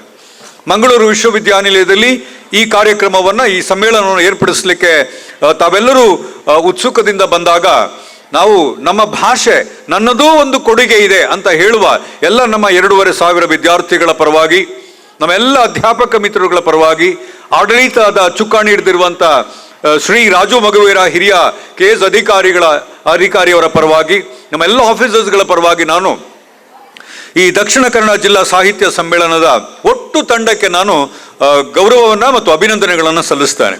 ಮಂಗಳೂರು ವಿಶ್ವವಿದ್ಯಾನಿಲಯದಲ್ಲಿ ಕನ್ನಡದ ಬಗ್ಗೆ, ಕನ್ನಡದ ಚಟುವಟಿಕೆಗಳ ಬಗ್ಗೆ, ಕನ್ನಡದ ಹೋರಾಟದ ಬಗ್ಗೆ ನಾನು ವಿದ್ಯಾರ್ಥಿ ದಿಸೆಯಿಂದಲೂ ಕಂಡುಕೊಂಡು ಬಂದಿದ್ದೇನೆ. ಯಾವತ್ತೂ ಮಂಗಳೂರು ವಿಶ್ವವಿದ್ಯಾಲಯ ಕನ್ನಡದ ಪರವಾಗಿ ನಿಂತುಕೊಳ್ತದೆ. ಕನ್ನಡದ ಆಶೋತ್ತರಗಳಿಗೆ, ಕನ್ನಡದ ಚಟುವಟಿಕೆಗಳಿಗೆ ಯಾವತ್ತೂ ಬೆಂಬಲ ಕೊಡ್ತಾ ಬಂದಿದೆ. ಕನ್ನಡಕ್ಕೆ ಆಗುವ ಕೆಲವು ಅಡರು ತೊಡರುಗಳಿಗೆ ನಾವು ದಿನನಿತ್ಯ ಚರ್ಚೆ ಮಾಡಿ ಕನ್ನಡಕ್ಕೆ ಆಗಿರುವ ಆತಂಕಗಳೇನು ಅನ್ನುವ ಬಹಳಷ್ಟು ಚರ್ಚೆಗಳು ನಡೀತಾ ಇದ್ದಾವೆ. ಕನ್ನಡ ವಿಭಾಗಗಳಿಗೆ ಅಧ್ಯಾಪಕ ಮಿತ್ರರುಗಳು ಎಷ್ಟು ಜನ ಇದ್ದಾರೋ, ಅಧ್ಯಾಪಕ ಮಿತ್ರರುಗಳಿಗಿಂತಲೂ ಕಡಿಮೆಯಾಗಿ ವಿದ್ಯಾರ್ಥಿಗಳು ಇವತ್ತು ಇಲ್ಲಿ ಸೇರ್ಕೊಳ್ತಾ ಇದ್ದಾರೆ. ಮತ್ತು ಅದು ಎಲ್ಲ ಕಡೆಯೂ ಹಾಗಾಗ್ತಾ ಇದೆ ಅಂತಂದ್ರೆ ಎಲ್ಲ ಕನ್ನಡದ ಮನಸ್ಸುಗಳು ಬಹಳ ಗಂಭೀರವಾಗಿ ಆಲೋಚನೆ ಮಾಡಬೇಕಾದಂಥ ಒಂದು ವಿಷಯ ಇದು. ಬಹಳ ಬೇಸರ ಆಗ್ತಾ ಇದೆ. ಕನ್ನಡ ನಾಡಿನಲ್ಲಿ ಮಾನ್ಯ ಸ್ಪೀಕರ್ ಹೇಳಿದ್ರು, ಎಲ್ಲ ಸುಖ ಸಂಪತ್ತುಗಳು ಸಂತೋಷವಲ್ಲೇ ಕಾಣಬೇಕು ಅಂತಿದ್ರೆ, ವ್ಯವಸ್ಥಿತ ಕಾಣಬೇಕು ಅಂತಂದ್ರೆ ಅದನ್ನ ಡಿಡಕ್ಟಿವ್ ಮೆಥಡ್ ಮಾಡ್ತಾ ಮಾಡ್ತಾ ಮಾಡ್ತಾ ಜಿಲ್ಲಾ ಮಟ್ಟಕ್ಕೆ ದಕ್ಷಿಣ ಕನ್ನಡ ಜಿಲ್ಲೆಗೆ ಬಂದರು. ಅವರು ರಾಷ್ಟ್ರ, ರಾಜ್ಯ ಮತ್ತು ಮತ್ತೆ ದಕ್ಷಿಣ ಕನ್ನಡ ಅಂತ ಹೇಳ್ತಾ ಬಂದರು. ನಮಗೆ ಯಾಕೆ ವಿದ್ಯಾರ್ಥಿಗಳಿಗೆ ಕನ್ನಡದಲ್ಲಿ ಬಂದಾಗ ಕನ್ನಡ ಅಧ್ಯಾಪಕ ವೃತ್ತನೇ ಬಹಳ ಇದೆಯೇ ಅಂತ ಅಳ್ಕೊಂಡು ಬಹಳ ಸಂಕುಚಿತ ಮನೋಭಾವನೆಯಲ್ಲಿ ಕನ್ನಡವನ್ನು ನೋಡುವ ಒಂದು ಪ್ರವೃತ್ತಿ ಬೆಳೀತಾ ಇದೆ. ಈ ಪ್ರವೃತ್ತಿಯನ್ನೇ ಇವತ್ತು ನಾವು ನಮ್ಮ ವೈರಿ ಅಂತ ತಿಳ್ಕೊಳ್ಬೇಕಾಗಿದೆ. ಆ ಕಾರಣದಾಗಿ ಈ ಚೌಕಟ್ಟಿನ ಒಳಗಡೆ ಆಲೋಚನೆ ಮಾಡುವ ಆಲೋಚನೆ ಕ್ರಮಗಳ ವಿರುದ್ಧ ಕೆಲಸ ಮಾಡದಿದ್ದರೆ ಕನ್ನಡವನ್ನು ಉಳಿಸಿಕೊಳ್ಳುವ, ಬೆಳೆಸಿಕೊಳ್ಳುವ ಸಾಧ್ಯತೆ ಬಹಳ ಕಷ್ಟ ಇದೆ. ನನಗೆ ಮತ್ತೆ ಮತ್ತೆ ನನ್ನ ಟೀಚರ್ಗಳು, ಅಧ್ಯಾಪಕ ಮಿತ್ರರು ಮತ್ತು ಪ್ರೈಮರಿ ಸ್ಕೂಲ್ನಲ್ಲಿ ಪಾಠ ಮಾಡ್ತಿರುವ ಎಲ್ಲ ಅಧ್ಯಾಪಕ ಮಿತ್ರರ ಜವಾಬ್ದಾರಿ ಕೇವಲ ವೈಯಕ್ತಿಕವಾದ ಅಭಿವೃದ್ಧಿಯನ್ನು ನೋಡಿಕೊಳ್ಳುವುದಲ್ಲ, ಸಾಹಿತ್ಯಕ್ಕೆ, ಕನ್ನಡಕ್ಕೆ ಬಹಳ ದೊಡ್ಡ ಕೊಡುಗೆ ಕೊಡಬೇಕು ಅಂತ ಅಂದ್ರೆ ಇದು ನೀವು ತೊಡೆ ತಟ್ಟಿ ನಿಲ್ಲಬೇಕಾಗುತ್ತೆ.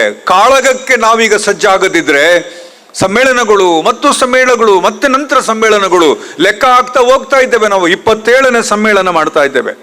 28ನೇ ಸಮ್ಮೇಳನ ಮಾಡುವಾಗ ಒಂದಷ್ಟು ಬದಲಾವಣೆಗಳಾಗಿದ್ದೇವೆ ಅನ್ನುವ ಒಂದು ಸಣ್ಣನಾದ ಸಿಂಹಾವಲೋಕನ ಮಾಡಿಕೊಳ್ಳೋದಿದ್ರೆ, ನಿನ್ನೆಯಿಂದ ಇಲ್ಲಿ ತನಕ ಏನಾಗಿದೆ ಅಂತ ಸಿಂಹಾವಲೋಕನ ಮಾಡಿಕೊಳ್ಳೋದಿದ್ರೆ ನಮಗೆ ಲಿಸ್ಟ್ ಸಿಗುವುದಿಲ್ಲ. ಸ್ಪೀಕರ್ ಅವರು ನಿಮ್ಮ ಹತ್ರ ಡೇಟಾ ಬೇಕು ಅಂತ ಹೇಳ್ತಾ ಇದ್ರು, ಅಂಕಿಅಂಶಗಳು ಬೇಕು ಅಂತ ಹೇಳ್ತಾ ಇದ್ರು. 27ರಿಂದ 28 ಆಗುವಾಗ ಆಗಿರುವ ಬದಲಾವಣೆಗಳು ಏನು ಅನ್ನುವ ಲೆಕ್ಕಾಚಾರ ನಮಗೆ ಸಿಗದಿದ್ರೆ ಬಹಳಷ್ಟು ನಾವು ಮತ್ತೆ ಸಮಸ್ಯೆಗಳನ್ನು ಎದುರಿಸಬೇಕಾಗುತ್ತೆ. ತಾವೆಲ್ಲ ಹಿರಿಯರಿದ್ದೀರಿ, ಮಾರ್ಗದರ್ಶಕರಿದ್ದೀರಿ. ತಮ್ಮ ಮಾರ್ಗದರ್ಶನದಿಂದಲೇ ಇದೆಲ್ಲ ಇಲ್ಲಿ ತನಕ ನಡೀತಾ ಇದೆ ಅನ್ನುವ ಮಾತುಗಳನ್ನು ಎಲ್ಲ ಹಿರಿಯರು ಹೇಳಿದ್ದಾರೆ. ಹಾಗಾಗಿ ಕನ್ನಡದ ಉಳಿವಿಗೆ ಹೊಸ ರೂಪುರೇಷೆಗಳನ್ನು ಹಾಕಿಕೊಳ್ಳದಿದ್ರೆ ನಾವು ಮತ್ತೆ ಇದೇ ಥರದ ಚಟುವಟಿಕೆಗಳಲ್ಲಿ ಮುಂದುವರಿತಾ ಇರ್ತೇವೆ ಅಂತ ಒಂದು ಸಣ್ಣ ಭಯ ಶುರುವಾಗಿದೆ. ಕನ್ನಡ ಉಳಿಸಿಕೊಳ್ಳುವುದರ ಜೊತೆಗೆ ನಮ್ಮ ಜವಾಬ್ದಾರಿಗಳನ್ನು ನಾವು ಮತ್ತೆ ಮರುನಿರೂಪಣೆ ಮಾಡಿಕೊಳ್ಬೇಕಾಗಿದೆ. ಅದರ ಒಂದು ಭಾಗವೇ ಅಧ್ಯಾಪಕ ಮಿತ್ರರನ್ನ ನಾವು ಇವತ್ತು ರಕ್ಷಣೆ ಮಾಡಬೇಕಾಗಿದ್ದು. ಅದು ವಿಸ್ತರಣೆಯಾಗಿ ಸರ್ಕಾರದಲ್ಲೂ ಕೂಡ ಈ ಪಾಲಿಸಿ ಬಹಳ ಗಂಭೀರವಾಗಿ ಆಗಬೇಕು. ಸರ್ಕಾರಿ ಶಾಲೆಯ ಈ ಧೋರಣೆ ಇದೆ ಅಲ್ಲ, ಪಬ್ಲಿಕ್ ಎಜುಕೇಶನ್ ಸಿಸ್ಟಮ್ದು ಧೋರಣೆ ಇದೆ ಅಲ್ಲ, ಈ ಧೋರಣೆ ಬದಲಾವಣೆ ಆಗದಿದ್ರೆ, ಅಧ್ಯಾಪಕ ಮಿತ್ರರು, ಕಾಂಟ್ರಾಕ್ಟ್ ಅಧ್ಯಾಪಕ ಮಿತ್ರರುಗಳ ಧೋರಣೆ ಬದಲಾವಣೆ ಆಗದಿದ್ರೆ ಸಾಹಿತ್ಯ ಪರಿಷತ್ತು ಈ ಮಾಡ್ತಾ ಇರುವ ಈ ಕೆಲಸಕ್ಕೆ ಅರ್ಥ ಬರುವುದಿಲ್ಲ ಅನ್ನುವ ಬಹಳ ಮಾರ್ಮಿಕವಾದ ಮಾತನ್ನ ಸರ್ಕಾರಕ್ಕೂ ತಿಳಿಸ್ತಾ ನನಗೆ ಅವಕಾಶ ಮಾಡಿಕೊಟ್ಟಂತ ಎಲ್ಲರಿಗೂ ನಾನು ಗೌರವಗಳನ್ನು ಹೇಳ್ತಾ, ಮಂಗಳೂರು ವಿಶ್ವವಿದ್ಯಾನಿಲಯ ಯಾವತ್ತೂ ಕನ್ನಡ ಸಾಹಿತ್ಯದ ಜೊತೆಗಿದೆ ಅಂತ ಹೇಳ್ತಾ ನನಗೆ ಅವಕಾಶ ಕೊಟ್ಟ ಇಡೀ ನಮ್ಮ ವಿಶ್ವವಿದ್ಯಾಲಯಕ್ಕೆ ಕೊಟ್ಟ ಈ ಗೌರವಕ್ಕೆ ಮತ್ತೊಮ್ಮೆ ನಾನು ಎಲ್ಲರಿಗೂ ಧನ್ಯವಾದಗಳನ್ನು ಹೇಳಿ ನನ್ನ ಮಾತುಗಳನ್ನು ಮುಗಿಸ್ತಾನೆ. ಎಲ್ಲರಿಗೂ ಒಳ್ಳೆಯದಾಗಲಿ. ಜೈ ಹಿಂದ್. ಜೊತೆಗೆ ಶಿಕ್ಷಕರ ಕುರಿತಾದ ಗೌರವಯುತ ಮಾತುಗಳನ್ನಾಡಿದ ಮಾನ್ಯ ಕುಲಪತಿಗಳಿಗೆ ಧನ್ಯ ನಮನಗಳನ್ನು ಸಲ್ಲಿಸುತ್ತಾ, ಬಂಧುಗಳೇ, ಕಳೆದ ಬಾರಿ ನಡೆದ 26ನೇಯ ಜಿಲ್ಲಾ ಕನ್ನಡ ಸಾಹಿತ್ಯ ಸಮ್ಮೇಳನದ ಸರ್ವಾಧ್ಯಕ್ಷೆಯಾಗಿ ಯಶಸ್ವಿಯಾಗಿ ಸಾಹಿತ್ಯ ಸಮ್ಮೇಳನವನ್ನು ಸಂಪನ್ನಗೊಳಿಸಿದ ನಗುಮೊಗದ ಹಿರಿಯ ಸಾಹಿತಿ, ಸಮ್ಮೇಳನದ ನಿಕಟಪೂರ್ವ ಅಧ್ಯಕ್ಷರಾದ ಶ್ರೀಮತಿ ಭುವನೇಶ್ವರಿ ಹೆಗಡೆಯವರ ಮಾತುಗಳು ಈಗ ನಮ್ಮ ಮುಂದೆ. ಶ್ರೀಮತಿ ಭುವನೇಶ್ವರಿ ಹೆಗಡೆಯವರ ಮಾತುಗಳನ್ನು ಕೇಳುವುದೇ ಒಂದು ಸೊಗಸು. ಮೇಡಮ್, ನಿಮ್ಮ ಮಾತುಗಳಿಗಾಗಿ ಈ ಮಾತಿನ ಕಟ್ಟೆ. ಸಹೋದ್ಯೋಗಿಗಳು ಆಗಿರುವ ಶಿಶಿಲಾ ಅವರೇ, ನಮ್ಮ ವಿಶ್ವವಿದ್ಯಾನಿಲಯ ಅನ್ನೋ ಒಂದು ದೊಡ್ಡ ಕೊಡೆಯಲ್ಲಿ ನಾವೆಲ್ಲ ಸೇರಿಕೊಂಡವರು, ಅದರ ಅಡಿಯಲ್ಲಿ, ಅದರ ನೆರಳಲ್ಲಿ ಅದನ್ನು ಮುನ್ನಡೆಸ್ತಾ ಇರುವ VC ಧರ್ಮ ಅವರೇ, ವೇದಿಕೆ ಮೇಲಿರುವ ಎಲ್ಲ ಗಣ್ಯರೇ, ಕಳೆದ ವರ್ಷ ಟೌನ್ ಹಾಲ್ನಲ್ಲಿ ಇದೆಲ್ಲರೂ ಇದ್ದರು. ಇವರೆಲ್ಲರ ಸಮ್ಮುಖದಲ್ಲಿ ಇವರೆಲ್ಲರ ಒಂದು ಪ್ರೀತಿಯ ಆದರಾತಿಥ್ಯದ ನಡುವೆ ನಾನು ಅಧ್ಯಕ್ಷ ಸ್ಥಾನದಿಂದ ನನ್ನ ಕರ್ತವ್ಯವನ್ನು ನಾನು ಮುಗಿಸಿದ್ದೆ. ಈಗ ಅದರ ಮುಂದುವರಿಕೆಯಾಗಿ ಶಿಶಿಲರು ಅರ್ಥಶಾಸ್ತ್ರದ ಪ್ರಾಧ್ಯಾಪಕರು, ನಾನು ಅರ್ಥಶಾಸ್ತ್ರದ ಪ್ರಾಧ್ಯಾಪಿಕೆ. ನಾವು ಅರ್ಥಶಾಸ್ತ್ರದ ಜೊತೆಗೆ ಸಾಹಿತ್ಯವನ್ನು ಅಂಟಿಸಿಕೊಂಡಿದ್ದರಿಂದ ಬಹುಶಃ ಈ ಗೌರವ ನಮಗೆ ಸಿಗೋದಕ್ಕೆ ಕಾರಣವಾಗಿದೆ ಅಂತ ನಾನು ಅಂದುಕೊಂಡಿದ್ದೇನೆ. ಕಳೆದ ವರ್ಷ ಹೇಗೆ ನಾನು ಸಂಭ್ರಮದಿಂದ ಪಾಲ್ಗೊಂಡಿದ್ದೇನೋ ಅದಕ್ಕಿಂತ ಹೆಚ್ಚಿನ ಸಂಭ್ರಮದಲ್ಲಿ ಇವತ್ತು ನಾನು ನನ್ನ ವಿಶ್ವವಿದ್ಯಾನಿಲಯ ಮಂಗಳೂರು ವಿಶ್ವವಿದ್ಯಾನಿಲಯದಲ್ಲಿ ನಡೀತಾ ಇರುವಂಥ ಈ ವಿದ್ಯಾ ಕೇಂದ್ರದಲ್ಲಿ ನಡೀತಾ ಇರುವಂಥ ಈ ಸಮ್ಮೇಳನದಲ್ಲಿ ತುಂಬ ಸಂತೋಷದಿಂದ ನಾನು ಪಾಲ್ಗೊಂಡಿದ್ದೇನೆ ಮತ್ತು ಅದರ ಮುಂದುವರಿಕೆಯಾಗಿ ಇನ್ನು ಹೆಚ್ಚಿನ ಒಳ್ಳೆಯ ರೀತಿಯಲ್ಲಿ 2 ದಿನದ ಸಮ್ಮೇಳನ ನಡೀಲಿ ಎನ್ನುವ ಹಾರೈಕೆಯೊಂದಿಗೆ ಪ್ರಭಾಕರ್ ಶಿಶಿಲ ಅವರಿಗೆ ಕಳೆದ ವರ್ಷದ ಜವಾಬ್ದಾರಿಯನ್ನು ಈ ವರ್ಷ ನಾನು ಅವರಿಗೆ ಹಸ್ತಾಂತರಿಸ್ತಾ ಇದ್ದೇನೆ. ನಾನು ಕಳೆದ ವರ್ಷ ಸಮ್ಮೇಳನ ಹೆಚ್ಚು ಭಾಷಣ ಮಾಡಲಿಕ್ಕೆ ಸಮಯ ಇಲ್ಲ ನನಗೆ ಗೊತ್ತು. ಆದರೂ ತುಳುನಾಡಿನ ಬಗ್ಗೆ ಅಭಿಮಾನ ಬಂದಾಗ ನಮ್ಮ ನಾಡು ಅನ್ನೋದನ್ನು ಖಾದರ್ ಅವರು ಹೇಗೆ ವ್ಯಕ್ತಪಡಿಸಿದರು ಅನ್ನೋದನ್ನು ನಾವು ನೋಡಿದ್ದೇವೆ. ಕಳೆದ ವರ್ಷ ನಾನು ಅಧ್ಯಕ್ಷರ ಭಾಷಣ ಬರೆಯುವಾಗ ಒಂದು ಲಿಸ್ಟ್ ಮಾಡಿಕೊಂಡೆ, ಯಾರೆಲ್ಲ ಆಗಿ ಹೋಗಿದ್ದಾರೆ, ಪೂರ್ವಸೂರಿಗಳು ಅಂತ ಹೇಳ್ತೇವಲ್ಲ, ಕರಾವಳಿಯಲ್ಲಿ ಆಗಿ ಹೋದಂತಹ ಮಹಾನ್ ಸಾಹಿತಿಗಳು, ಸಣ್ಣ ಸಾಹಿತಿಗಳು ಅನ್ನೋರೇ ಇಲ್ಲ. ಆ ಲಿಸ್ಟ್ ಹಾಕ್ಕೊಂಡಾಗ ಹೆಚ್ಚಿನ ಫೋಟೋಗಳು ನಮ್ಮ ವಿಶ್ವವಿದ್ಯಾನಿಲಯ ಕಾಲೇಜು ಅಂತ ಈಗೇನು ಕರ್ಕೋತೀವೋ ಸರ್ಕಾರಿ ಕಾಲೇಜ್ ಆಗಿತ್ತು ಅದು. ಆ ಕಾಲೇಜಿನ ಅಕಾಡೆಮಿ ಹಾಲ್ ಅಂತ ಇದೆ, ರವೀಂದ್ರ ಕಲಾಭವನ ಆಗಿದೆ ಅದು. ಅಲ್ಲಿದ್ದಾರೆ ಎಲ್ಲರೂ. ಮಂಜೇಶ್ವರ ಗೋವಿಂದ ಪೈ ಇದ್ದಾರೆ, ಕಮಲಾದೇವಿ ಚಟ್ಟೋಪಾಧ್ಯಾಯರ ಫೋಟೋ ಇದೆ. ಹೆಚ್ಚಿನ ಎಲ್ಲ ದಕ್ಷಿಣ ಈ ಕರಾವಳಿಯ ಹೆಸರಾಂತ ಸಾಹಿತಿಗಳ ಫೋಟೋ ಅಲ್ಲಿದೆ. ನನಗೆ ತುಂಬ ಸಂತೋಷ ಆಯಿತು. ಎಷ್ಟು ಒಳ್ಳೆಯ ಕಾಲೇಜಿಗೆ ಬಂದು ನಾನು ಉದ್ಯೋಗಾರ್ಥಿಯಾಗಿ ಸೇರಿಕೊಂಡಿದ್ದೇನೆ ಅನ್ನುವಂಥದ್ದು. ಪ್ರತಿ ಸಾಹಿತಿಯ ಬಗ್ಗೆ ಒಂದೊಂದು ಗ್ರಂಥ ಬರಿಬೋದು, ಸಣ್ಣ ಪುಸ್ತಕ ಅಲ್ಲ. ಪ್ರತಿ ಸಾಹಿತಿಯ ಬಗ್ಗೆ ಅಂಥ ಸಾಹಿತಿಗಳು ಇಲ್ಲಿ ಆಗಿ ಹೋಗಿದ್ದಾರೆ. ಅವರೆಲ್ಲ ಬಿಟ್ಟು ಹೋದಂಥ ಒಂದು ಒಳ್ಳೆಯ ಸುಸಂಸ್ಕೃತವಾದ ನೆನಪಿಟ್ಟುಕೊಳ್ಬೇಕಾದಂಥ ಒಂದು ಕಲ್ಚರ್ ದಕ್ಷಿಣ ಕನ್ನಡಕ್ಕಿದೆ.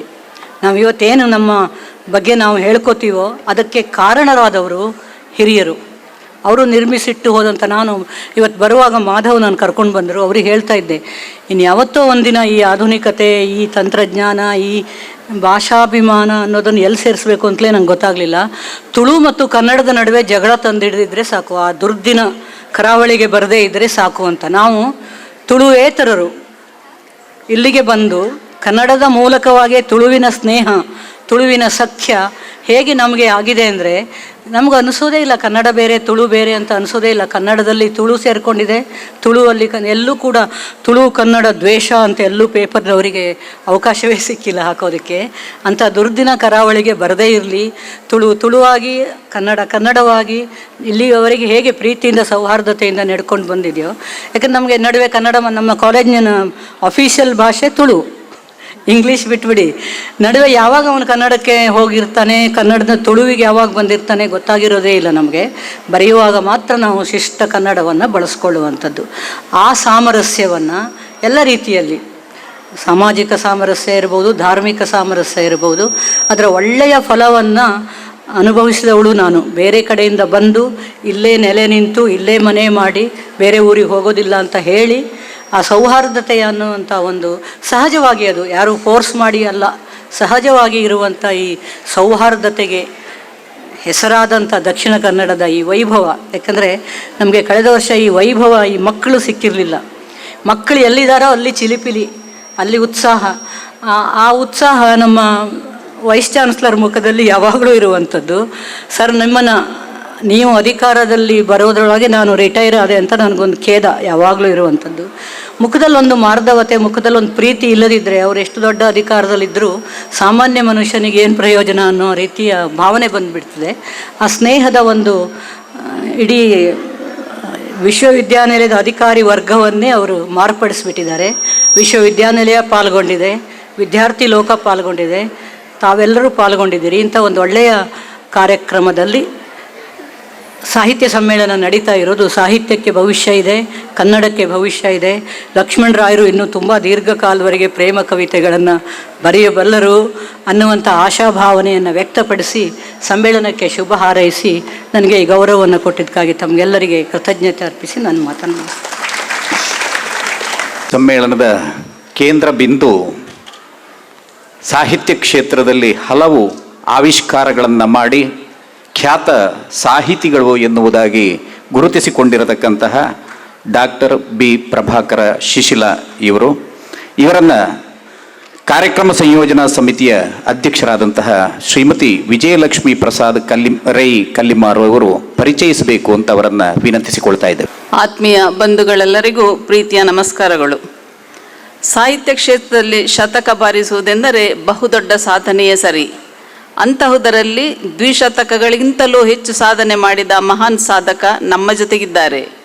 ಡಿಸೆಂಬರ್ 21, 1953ರಂದು ಸುಳ್ಯದ ಕೂತುಕುಂಜ ಗ್ರಾಮದ ಕಜೆ ಎಂಬಲ್ಲಿ ಜನ್ಮ ತಳೆದ ಕೆ ಕುರುಪ್ ಮತ್ತು ಸೀತಮ್ಮ ದಂಪತಿಗಳ ಕುಡಿ, ಸಾಹಿತ್ಯದ ಗಣಿ, ಕನ್ನಡಾಂಬೆಯ ಕಣ್ಮಣಿ ಡಾಕ್ಟರ್ ಬಿ ಪ್ರಭಾಕರ ಶಿಶಿಲ ಇವರು ನಮ್ಮ ದಕ್ಷಿಣ ಕನ್ನಡ ಸಾಹಿತ್ಯ ಪರಿಷತ್ತಿನ 27ನೇ ಜಿಲ್ಲಾ ಸಮ್ಮೇಳನದ ಸರ್ವಾಧ್ಯಕ್ಷರಾಗಿ ನಮ್ಮ ಜೊತೆಗಿರುವುದು ನಮ್ಮೆಲ್ಲರ ಅದೃಷ್ಟ.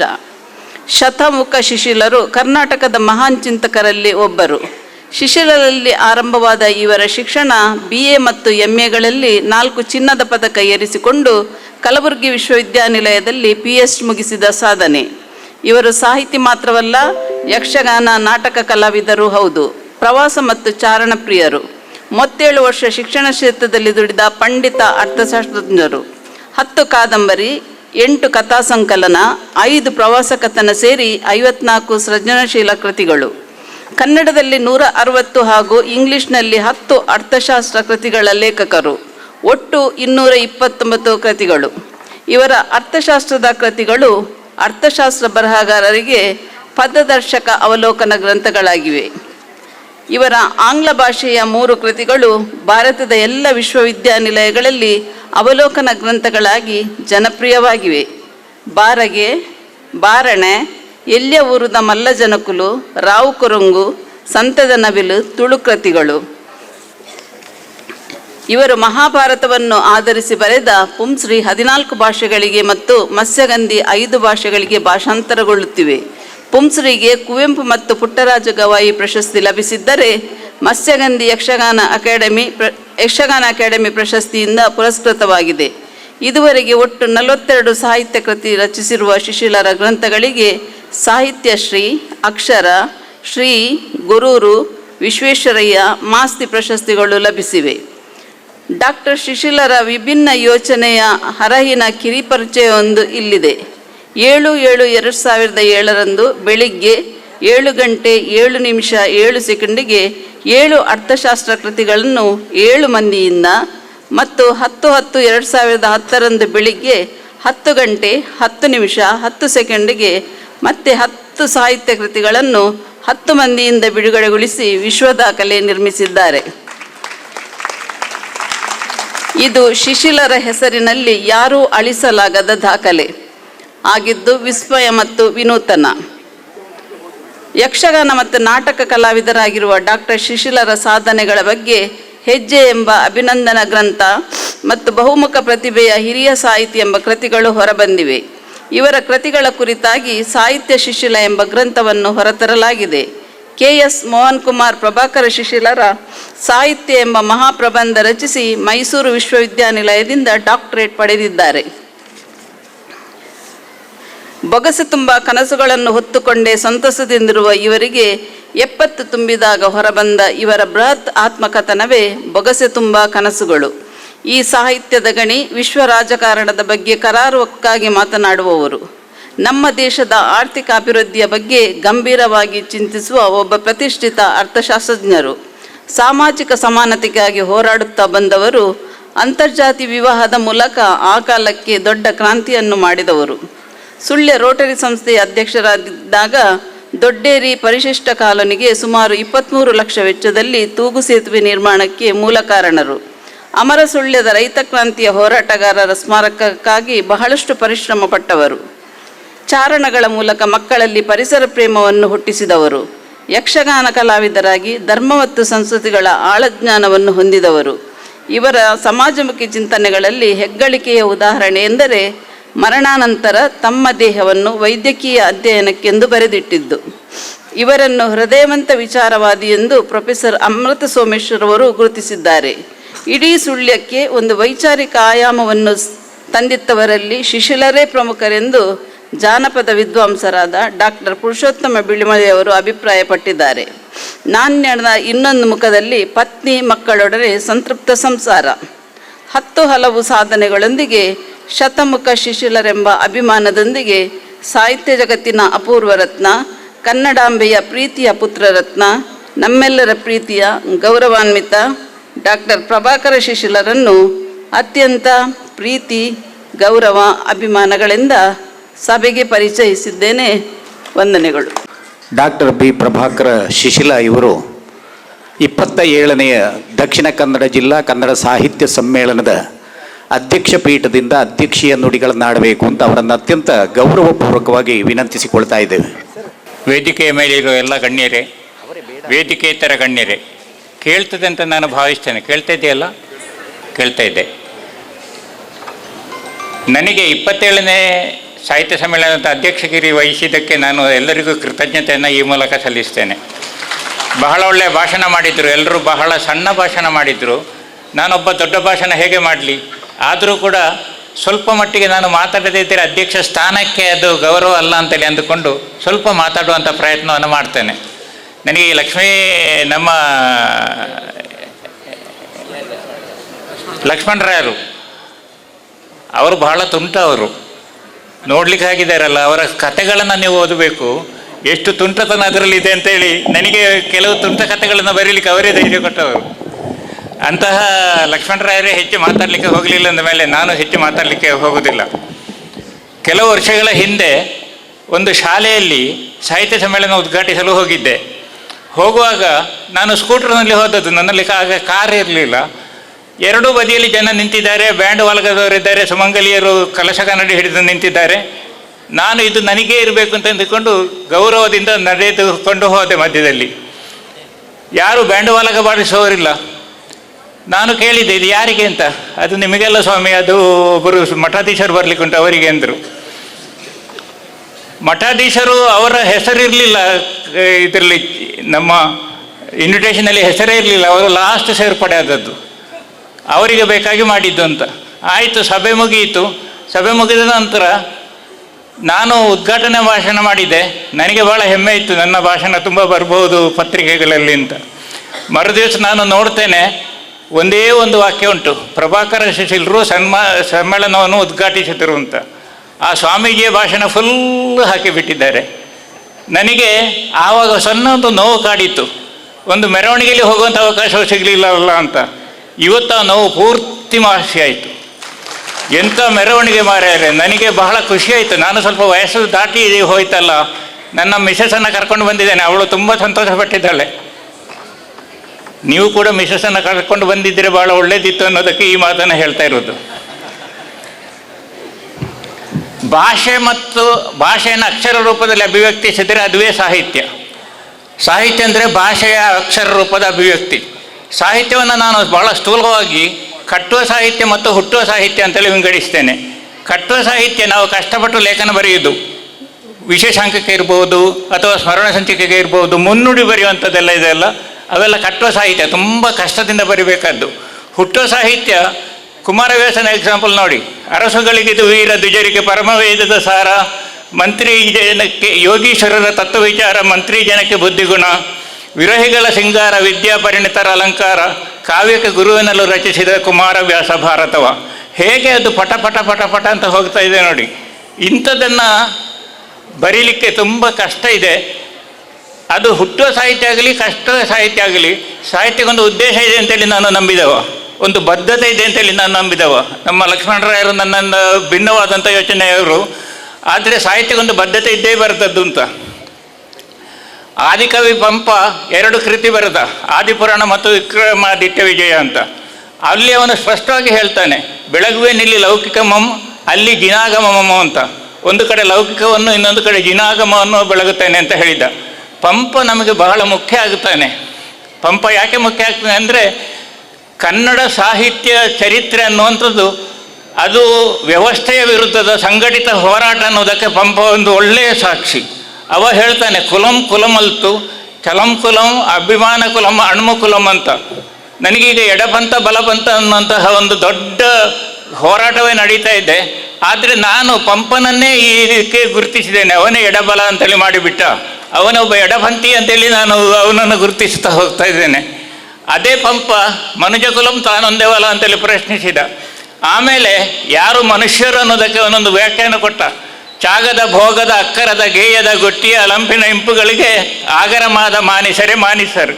ಅಂದರೆ ಕಲೆ, ಸಂಗೀತ, ಸಾಹಿತ್ಯದಲ್ಲಿ ಆಸಕ್ತಿ ಇಲ್ಲದವರು ಅವರು ಮನುಷ್ಯರಾಗಲಿಕ್ಕೆ ಸಾಧ್ಯವೇ ಇಲ್ಲ ಅಂತೇಳಿ ಪಂಪ ಹೇಳಿಕೆ ಕೊಟ್ಟುಬಿಟ್ಟ. ಆದ್ದರಿಂದ ನಮ್ಮ ಪುಸ್ತಕೋದ್ಯಮದ ಬಗ್ಗೆ ಅವರು ಮಾತಾಡಿದ್ರು. ನಿಮ್ಮಲ್ಲಿ ಎಷ್ಟು ಜನ ಪುಸ್ತಕವನ್ನು ತಗೊಂಡು ಓದ್ತೀರಿ ಅಂತೇಳಿ ಗೊತ್ತಿಲ್ಲ. ಸಾಹಿತ್ಯದ ಅಭಿರುಚಿ ಬೇರೆ, ಸಾಹಿತ್ಯ ಕೃತಿಗಳ ಅಭಿರುಚಿ ಬೇರೆ. ಸಾಹಿತ್ಯದ ಅಭಿರುಚಿ ಇರೋರು ಇಂಥ ಸಭೆ ಸಮಾರಂಭಗಳಿಗೆ ಬರ್ತಾರೆ, ಆದರೆ ಸಾಹಿತ್ಯದ ಕೃತಿಗಳ ಅಭಿರುಚಿ ಇರೋರು ಕೊಂಡು ಓದುತ್ತಾರೆ. ದಯವಿಟ್ಟು ಕೊಂಡು ಓದಿ ಅಂತೇಳಿ ನಿಮ್ಮಲ್ಲಿ ವಿನಂತಿಸ್ತಾ ಇದ್ದೇನೆ. ಪಂಪನ ಬಳಿಕ ಈ ವ್ಯವಸ್ಥೆಯನ್ನು ವಿರೋಧಿಸಿದ್ದು ಬಸವಣ್ಣನ ವಚನಕಾರರು. ಬಸವಣ್ಣ ಬಹಳ ಸ್ಪಷ್ಟವಾಗಿ ಅನುಭವ ಮಂಟಪವನ್ನು ಕಟ್ಟಿದ ಕಾಲದಲ್ಲಿ ಒಂದು ಮಾತು ಹೇಳಿದ. ವ್ಯಾಸ ಬೋಯಿತಿಯ ಮಗ, ಮಾರ್ಕಾಂಡೇಯ ಮಾತಂಗಿಯ ಮಗ, ಅಗಸ್ತ್ಯ ಕಬ್ಬಿಲ, ದುರ್ವಾಸ ಮಚ್ಚಿಗ, ಕಶ್ಯಪ ಕಮ್ಮಾರ, ವಾಲ್ಮೀಕಿ ಬೇಡ, ಆಮೇಲೆ ನಾನು ಹಾರುವನೆಂದರೆ ಕೂಡಲ ಸಂಗಮ ದೇವ ನಗುವನಯ್ಯ ಅಂತಲ್ಲಿ ಹೇಳ್ತಾನೆ. ಅಂದರೆ ಈ ಜಾತಿ ಅನ್ನೋದು ಬಹಳ ಕೆಟ್ಟದ್ದು, ಅದನ್ನು ದೂರೀಕರಿಸಬೇಕು ಅಂತೇಳಿ ಅವನು ಸ್ಪಷ್ಟವಾಗಿ ಸಂದೇಶವನ್ನು ಸಾರಿದ್ದ. ಅದಕ್ಕೆ ಬೇಕಾಗಿ ಅಂತರ್ವರ್ಣೀಯ ವಿವಾಹವನ್ನು ಮಾಡಿದ.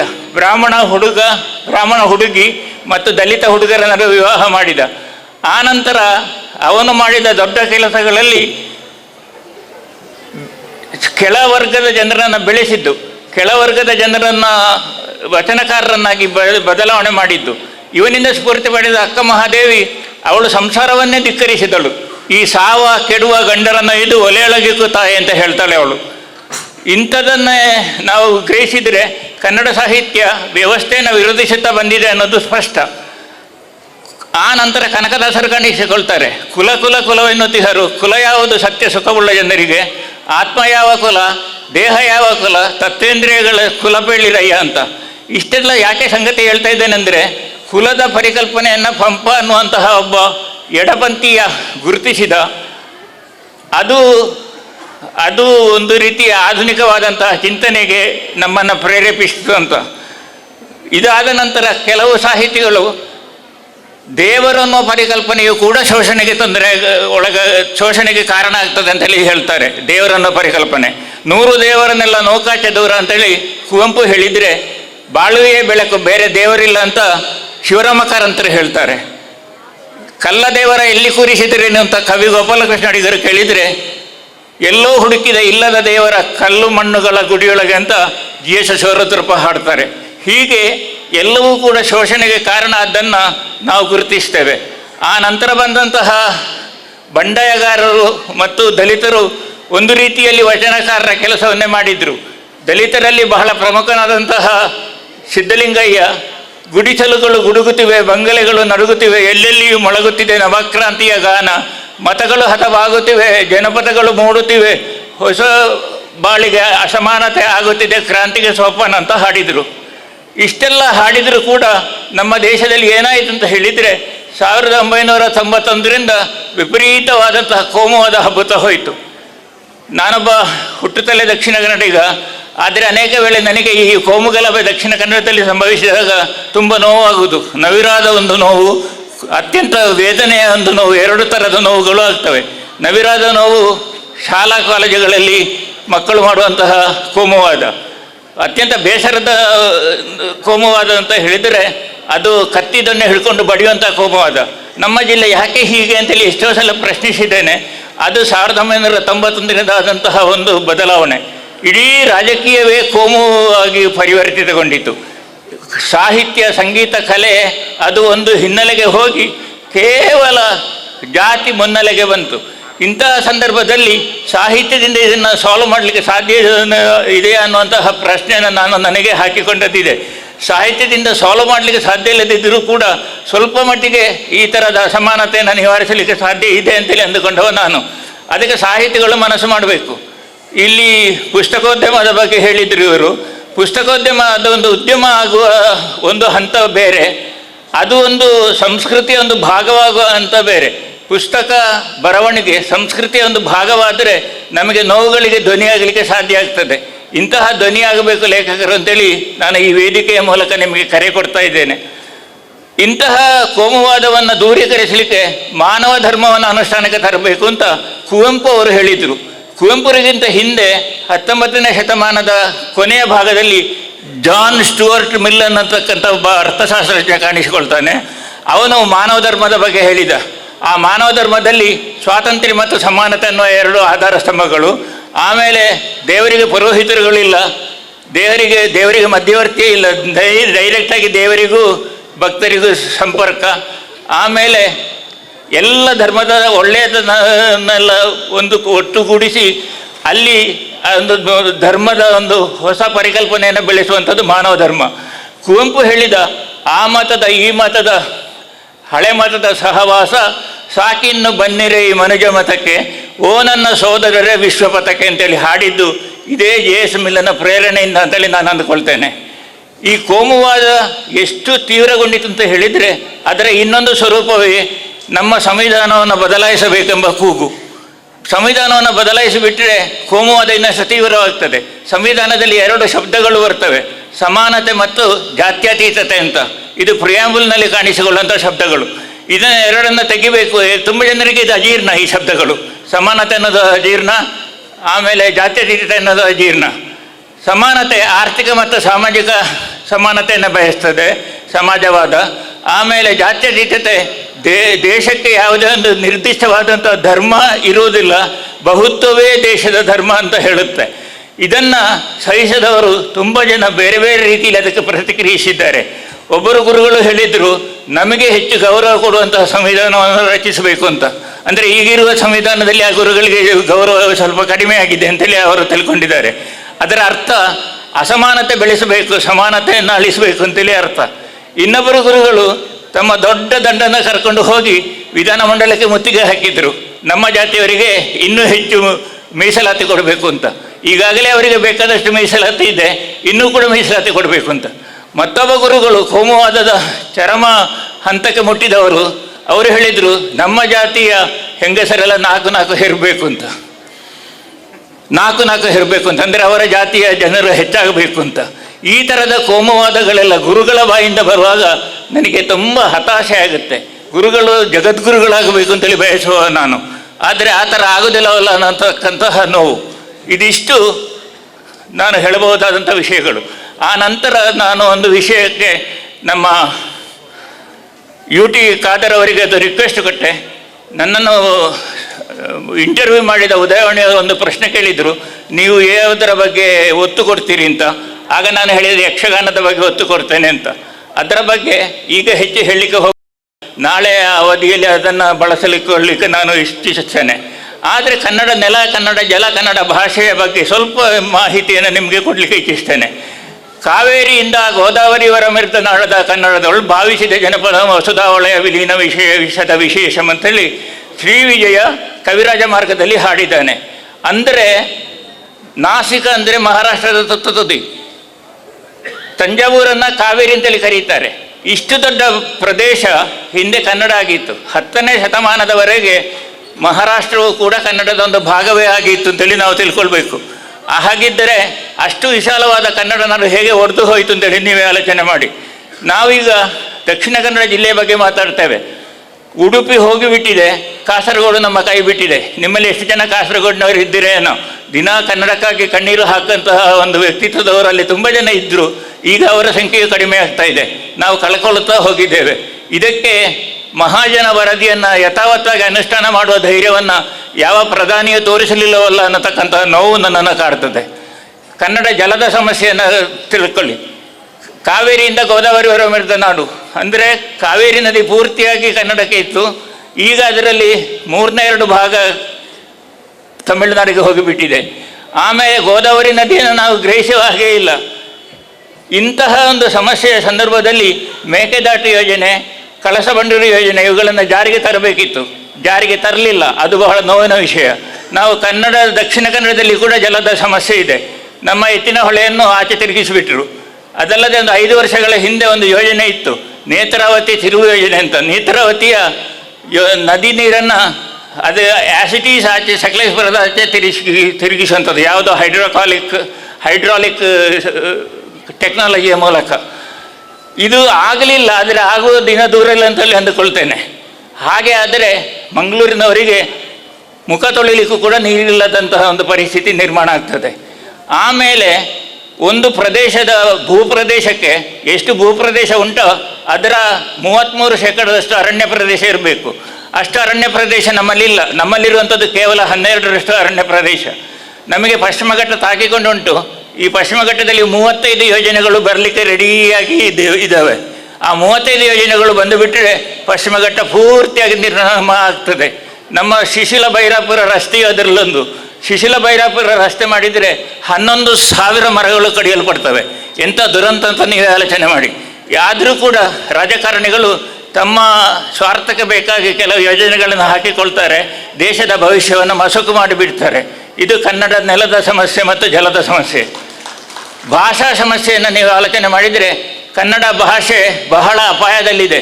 ಅದು ಕಾಲಕ್ರಮೇಣ ವಿನಾಶದತ್ತ ಹೋಗಲಿಕ್ಕಿದೆ ಅಂತೇಳಿ ಯುನೆಸ್ಕೋ ಭಾವಿಸ್ತದೆ.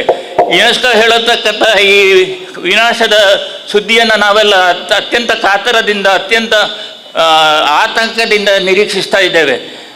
ಯಾಕೆ ಹೀಗೆ ವಿನಾಶದ ಕಡೆ ಹೋಗ್ತದೆ? ನಾನು ಫ್ರಾನ್ಸಿನ 12 ಮನೆಗಳಿಗೆ ವಿಸಿಟ್ ಕೊಟ್ಟಿದ್ದೆ 1.5 ತಿಂಗಳ ಅವಧಿಯಲ್ಲಿ. ಫ್ರಾನ್ಸಿಗೆ ನಾನು ರೋಟರಿ ರಾಯಭಾರಿಯಾಗಿ ಹೋಗಿದ್ದೆ. ಆವಾಗ ಅಲ್ಲಿ ಒಂದು ಮಾತನ್ನು ಹೇಳ್ತಾ ಇದ್ದರು, ನೀನು ಹೇಗೆ ಇಂಗ್ಲೀಷ್ ಮಾತಾಡ್ತೀನಿ ಅಂತ. ನಾನಾಗ ಹೇಳಿದೆ, PUC ಆದ ನಂತರ ನನಗೆ ಇಂಗ್ಲೀಷ್ ಮಾಧ್ಯಮ ಇತ್ತು, ಆದ್ದರಿಂದ ಇಂಗ್ಲೀಷ್ ಮಾತಾಡ್ತಾ ಇದ್ದೇನೆ ಅಂತ. ಅದ್ಯಾಕೆ ನಿಮ್ಮ ದೇಶದಲ್ಲಿ ಬೇರೆ ಭಾಷೆ ಇಲ್ಲೋ ಅಂತ ಕೇಳಿದರು ಅವರು. ಭಾಷೆ ಇದೆ ಮಾರಾಯರೆ, ಸುಮಾರು 1000ಕ್ಕಿಂತಲೂ ಜಾಸ್ತಿ ಭಾಷೆ ಇದೆ. ಅದರಲ್ಲಿ ಒಂದನ್ನು ನಿಮ್ಮ ಮಾಧ್ಯಮ ಮಾಡಲಿಕ್ಕಾಗಲಿಲ್ವೋ?